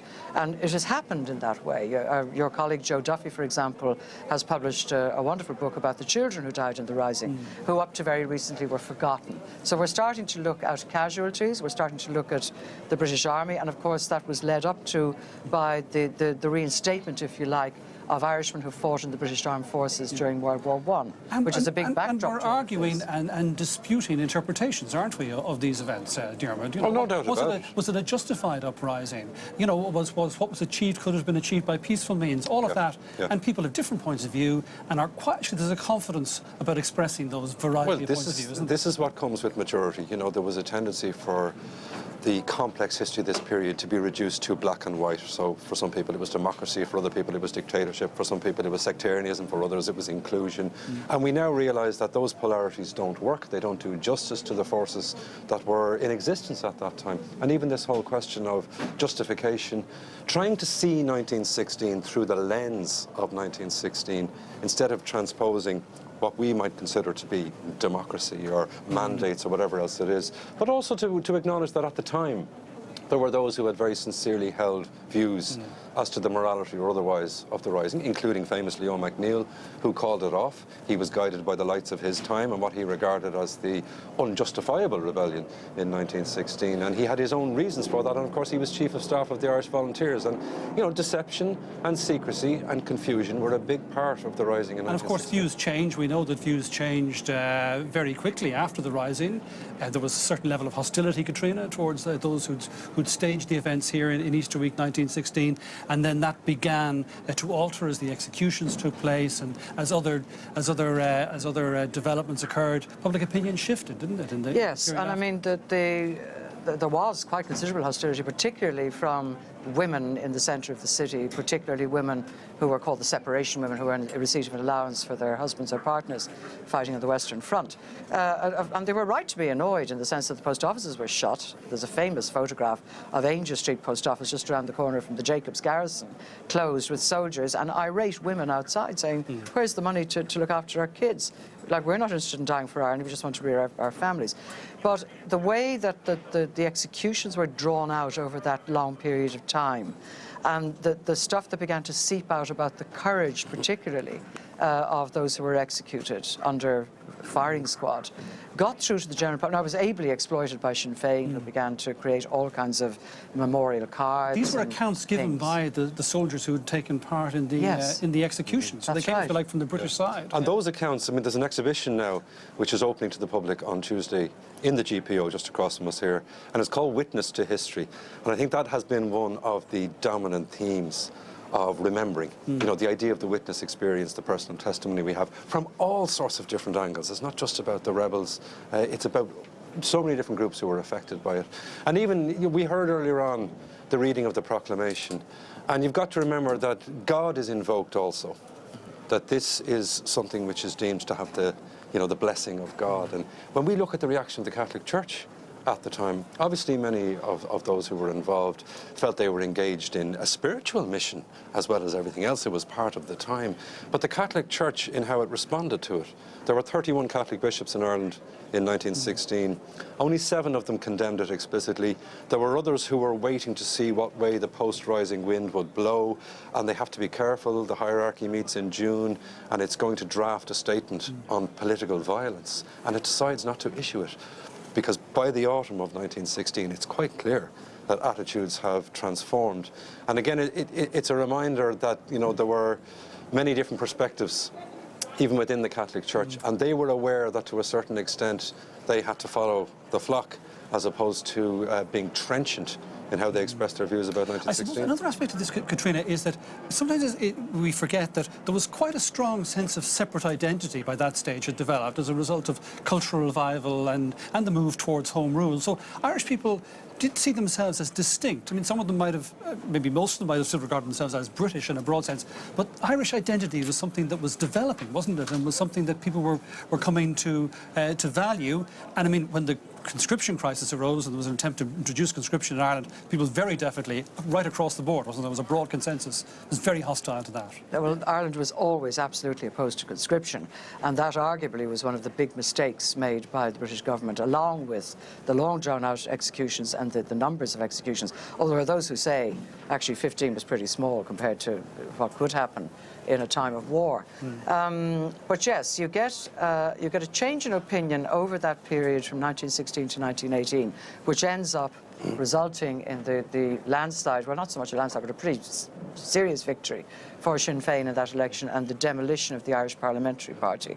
And everything changes, because now you have a mandate for a separatist and Sinn government. Féin's decision to go into politics is crucial, because people forget in the aftermath of the 1916 Rising, the insurgents were often divided on whether or not they should pursue a political path, even including people like De Valera. But they decided in 1917, Sinn Féin, to build a nationwide political movement on the back of the 1916 legacy. And some would argue that that increased the democratisation of Irish life. Well, now, as you can gather, I think, looking out the window here, the formal proceedings have concluded. The shower, the very heavy rain we had, has just eased off again. The sun has come back out, and that's good news at the National Museum at Collins Barracks, back west along the Liffey from where we are, because there's going to be a major choral event taking place, singing taking place there this afternoon. Ray Kennedy is standing by with more on that for us. Ray, what can you tell us? Brian, welcome to the National Museum here at Collins Barracks, which of course was Royal Barracks when the Rising took place, and from here soldiers were dispatched to put the Rising down. Today 1,100 choristers will debut a brand new song and music composed by Sean Davey and Paul Muldoon, and they've come from all over Ireland. And it's a poem that recounts thousands of years of Irish history. I'll just give you a couple of lines to give people a feeling of what it will be saying. It starts with, Finn and his men are following the glen and following the doe with one ear. They are setting their sights on the sun where work on Newgrange has begun. That's where it begins, and then it follows right up to the Rising and celebrates what it says is 100 years of Irish nationhood. With me, Orla McBride from the National Arts Council. Just how much effort was involved in this, Orla? Oh, about 6 or 8 months in the making, really, because we're working with 31 choirs from all across the country. So to try and coordinate those choirs at a local level and then bring them together a number of times between January and now to work with David Brophy and to work with the orchestra has been an incredible collaboration, really, between the Arts Council and RTE. But when you walk into Clark Square this afternoon and you just see the scale of the event and the excitement and the sense of anticipation. It certainly has been building all day, and in an amazing location, of course, for it to take place. And the President is coming from the parade to listen in, is that right? Yeah, and I think the setting is everything, really. Context is everything when you look back over 100 years since the Rising. And this is Clark Square, and this is Collins Barracks. So the resonances are so very significant. And I think the event in itself, it will nod to the past. So it will, the orchestra will perform Misha Era, Sean O'Riordan's incredible piece of 50 years ago. But then we have a new commission from Sean Davey and Paul Muldoon. So it really is nodding to the past, but absolutely about the contemporary, about people living in Ireland today, and nation coming together in song and in voice. Very good, Orla McBride, thank you indeed. So, a nation coming together in song and in voice is the theme in this most historic of settings in terms of the Rising, 100 years on. The celebrations go on today. The President will be making his way here shortly, and the event will get underway, and we'll of course be broadcasting it live on RTE. Brian. Thanks, Ray. Let's just continue, pick up indeed on what you were saying there at Collins Barracks about this idea of cultural nationalism, Dermot, which was very much the backdrop, wasn't it, to the events that took place here on Easter week? There are those who believe that if there hadn't been a Gaelic League, there wouldn't have been a 1916 Rising. A lot of them cut their teeth in those movements. Now, there's controversy over those movements going in a political direction, and that does lead to disputes. But there's no doubt that if you trace the origins of the patriotic fervour that's so obviously on display, that a lot of it can be traced back to that sense of a cultural revival, the idea of a great interest in antiquity, Irish antiquity and the Irish language, and in that sense that there was an onus on that generation to redeem a sense of nationhood, or to create a new one, or a more vibrant one, and that you had to begin with culture. Yeah.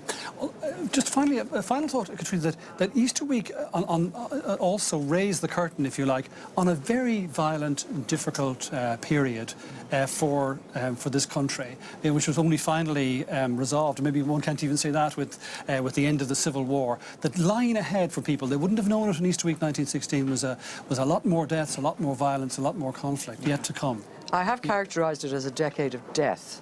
And it begins, really, with the establishment of the Ulster Volunteers and the arming of them in the north of Ireland.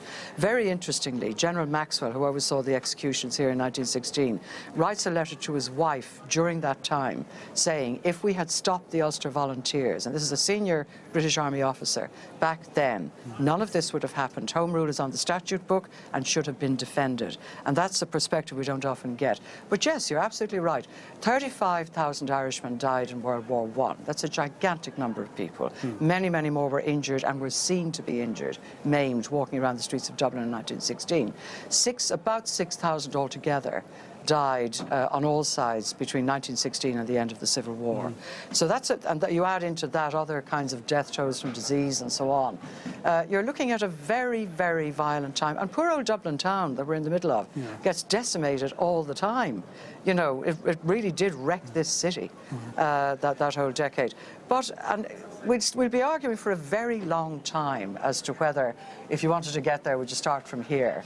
But at least we're doing that now. We're having that discussion where it's become more complicated, more nuanced, more interesting, I think, for people, because we're getting right down to the bedrock of the historical sources in a way that we never could. I think so much blood was spilled in that decade in Ireland that there was, despite the horrors of the Civil War, or because of the horrors of the Civil War, there was a determination that that kind of violence would not reoccur.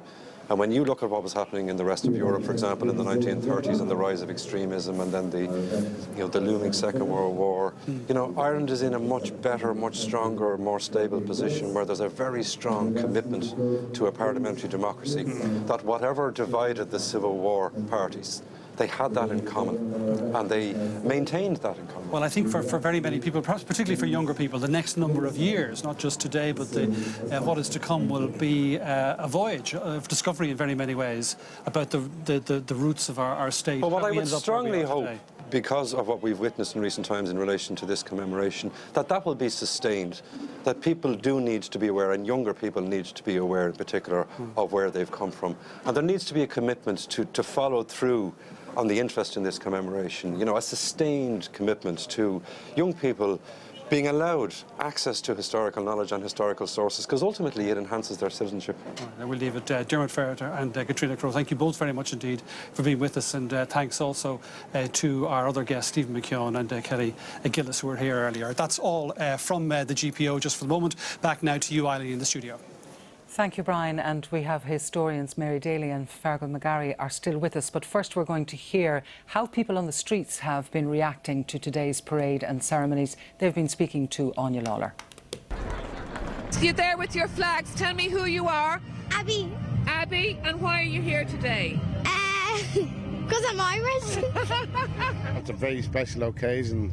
You're even wearing your green Ferrari. Oh, green everything. Green underpants and all. Green underpants. And me stockings, look.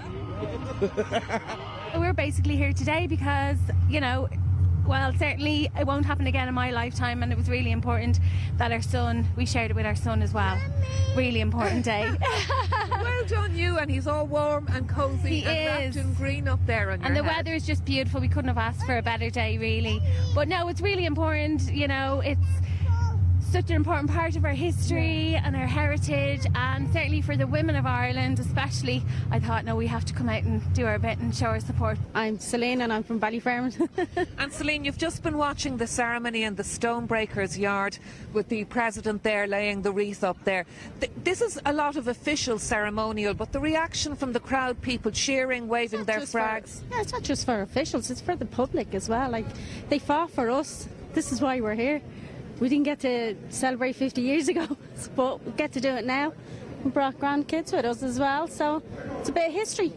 And is this a friend or a family member beside you? Sister. How are you? Grand, it's not about her. And just the reaction here from the crowd. Unbelievable. Even to sing the national anthem, just getting together is just, it's unbelievable. Brilliant day to be here. Tell me why you're so happy. Who are you? Why are you here? I'm Bernie Hennessy. I'm here to celebrate the day the same as everybody else. Just have a good day and feel the atmosphere, soak up the atmosphere. Céú agus cén fág go bhfuil tú anseo? Glenn is anam dom agus tá mé McConey bailach lé so bhí mé contract stock aniu just chun eáil an prad. Céú agus cén fág go bhfuil tú anseo aniu? Is mission nolí ní bhréin agus tá mé an le mo teilech agus mo drifór agus mo buca céile mo chalín mo inin. Agus is lá speisialta é an na tafatach de gachtain in éireann. Tá go leorchlán an seo aniuh, tá siad rééis hacht an seo le chéile chun breanúir an fráid le chéile. Bhfuil sin é an prád agus gachród atá ar siúil inniu agus a maireach agus an seachtain seachchaite agus an seachtain se thugan. Tá lán rudí ar siúil agus it's rudí ionach. And I was talking to some members of the emergency services and defence services a little earlier who'll be marching today. The pride, I think, that the people of Dublin, the people of Ireland are going to show today to all those people who do us so much service all the time. Well, that's it. Everyone in the defence forces, from the John's Ambulance all the way up, Coast Guards, Gardaí, the Army. Really special. Yeah. They're ours and we're proud of them. We are very proud of everybody.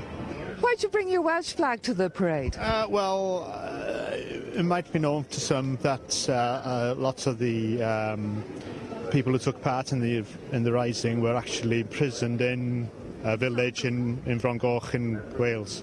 So I was born a few miles away from Frongoch. I married an Irish woman and then found myself today commemorating with all the Irish in Dublin. But you're a Liver girl, you're Liverpool. Yes, certainly am. Irish family, Irish background? A few. yeah. So tell us your name and why you're here today then. My name's Joanne and come here to celebrate the rising. Really? Why? I don't know, I love it. Can't you tell? Lá speisialta mar a dúirdar. Mary Fargal, how do you think the leaders would react if they were here today?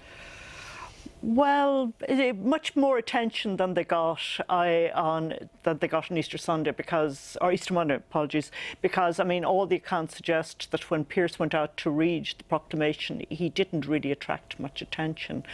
So in that sense, I think it's wonderful, and I think the diversity and the size of the crowds say a lot about Ireland today.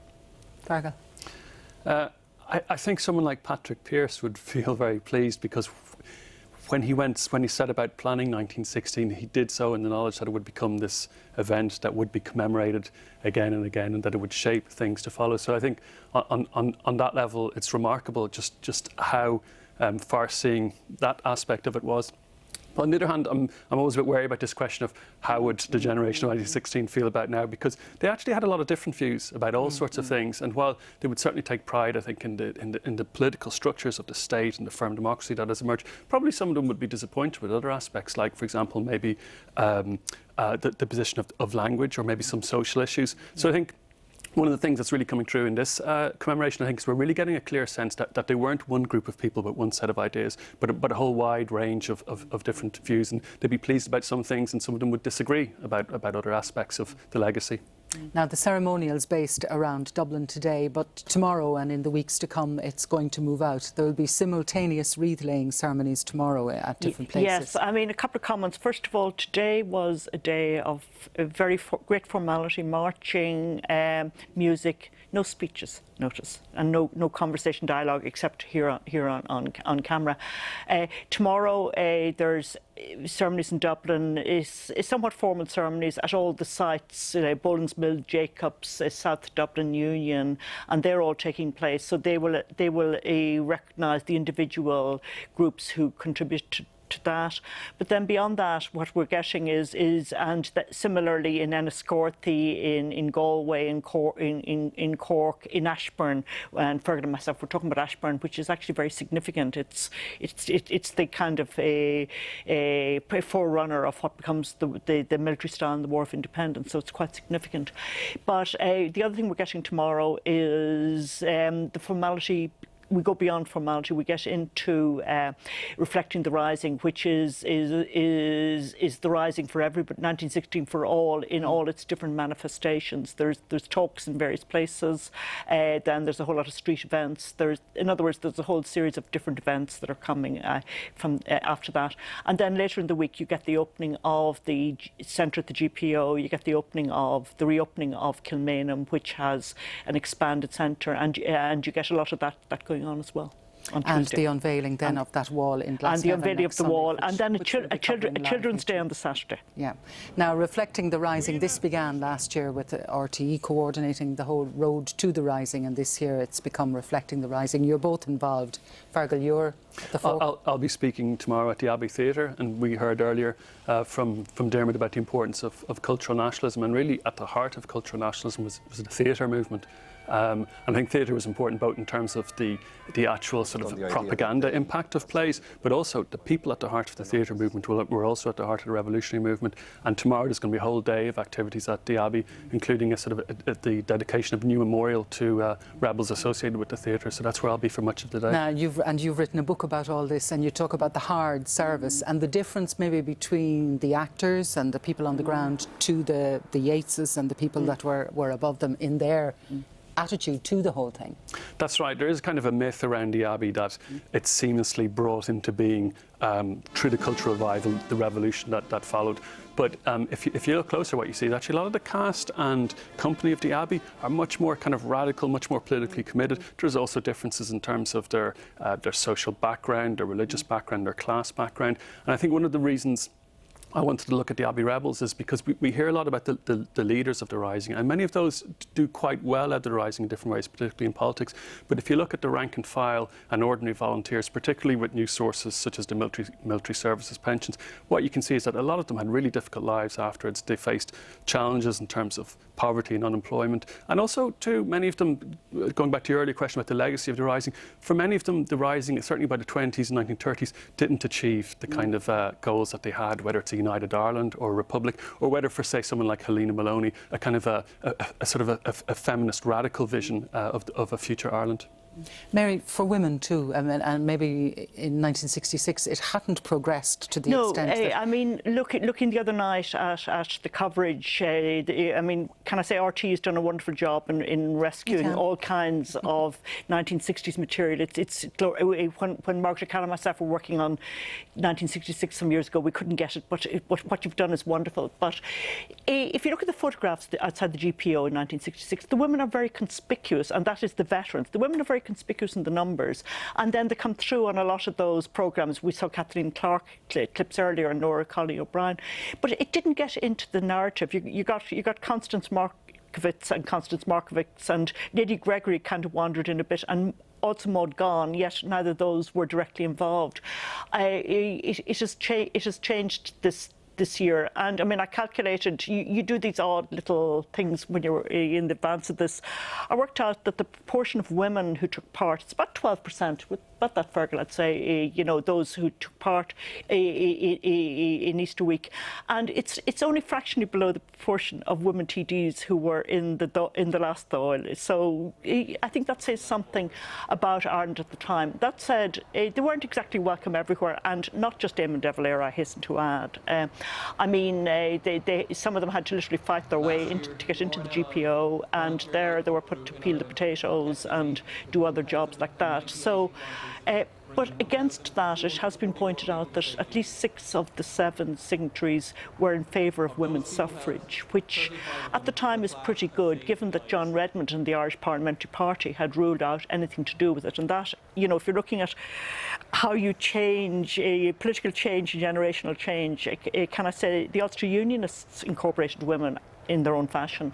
The Irish Party's attitude towards women, I would put down as one of their other calamitous decisions. Kathleen Clark claims to know who the one that was anti the suffrage is, but she would never tell. Well, we all have suspicions, but I'm not going to express my suspicions tell here. us, where are you going to be tomorrow? Well, I'm going to be in Dawson Street. I'm going to be in the Royal Irish Academy because the Academy is taking part. We're contributing to it. We're doing Reflecting and you're the Rising. first woman president of the Academy? Yes, I am. And I'm going to talk about Owen McNeill and the Royal Irish Academy because McNeill was a distinguished member of the Academy, a very, very distinguished. We're talking about the cultural nationalism and what McNeill did in terms of the history of Ireland prior to the Normans, because that was seen as just fantasy. It was not seen as respectable history until McNeill particularly started writing that history, and his contribution there is outstanding.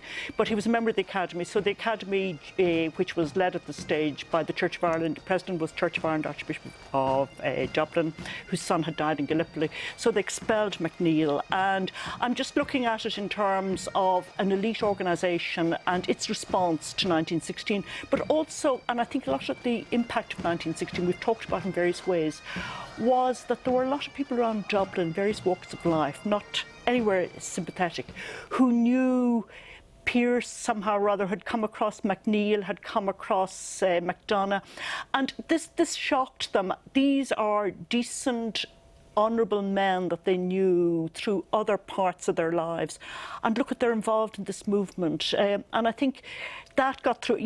They weren't a cell living in some tenement somewhere or other, plotting this event and springing unknown onto the public stage. They were men who were known, and women as well, who were known for other things. And I think this is actually part of the shockwaves that comes from the Rising. And then I'm going to be next door in the Mansion House on a round table with Uachtaráin na hÉireann and Dermot Ferter and John Bowman in the afternoon.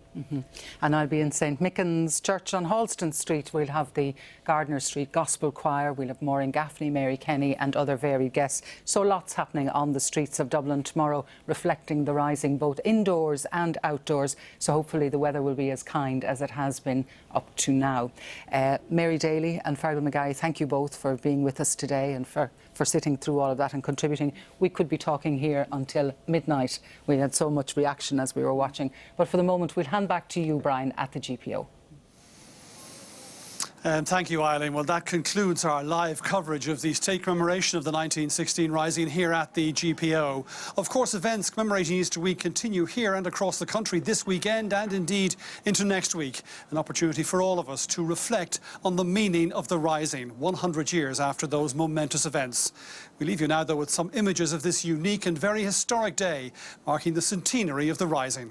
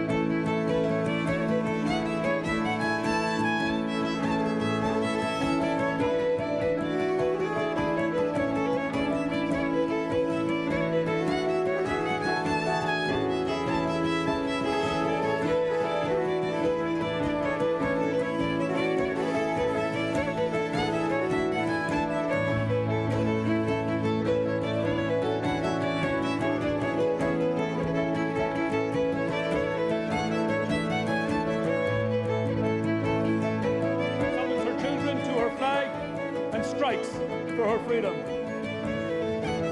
We hereby proclaim the Irish Republic as a sovereign, independent state. In the name of God and of the dead generation.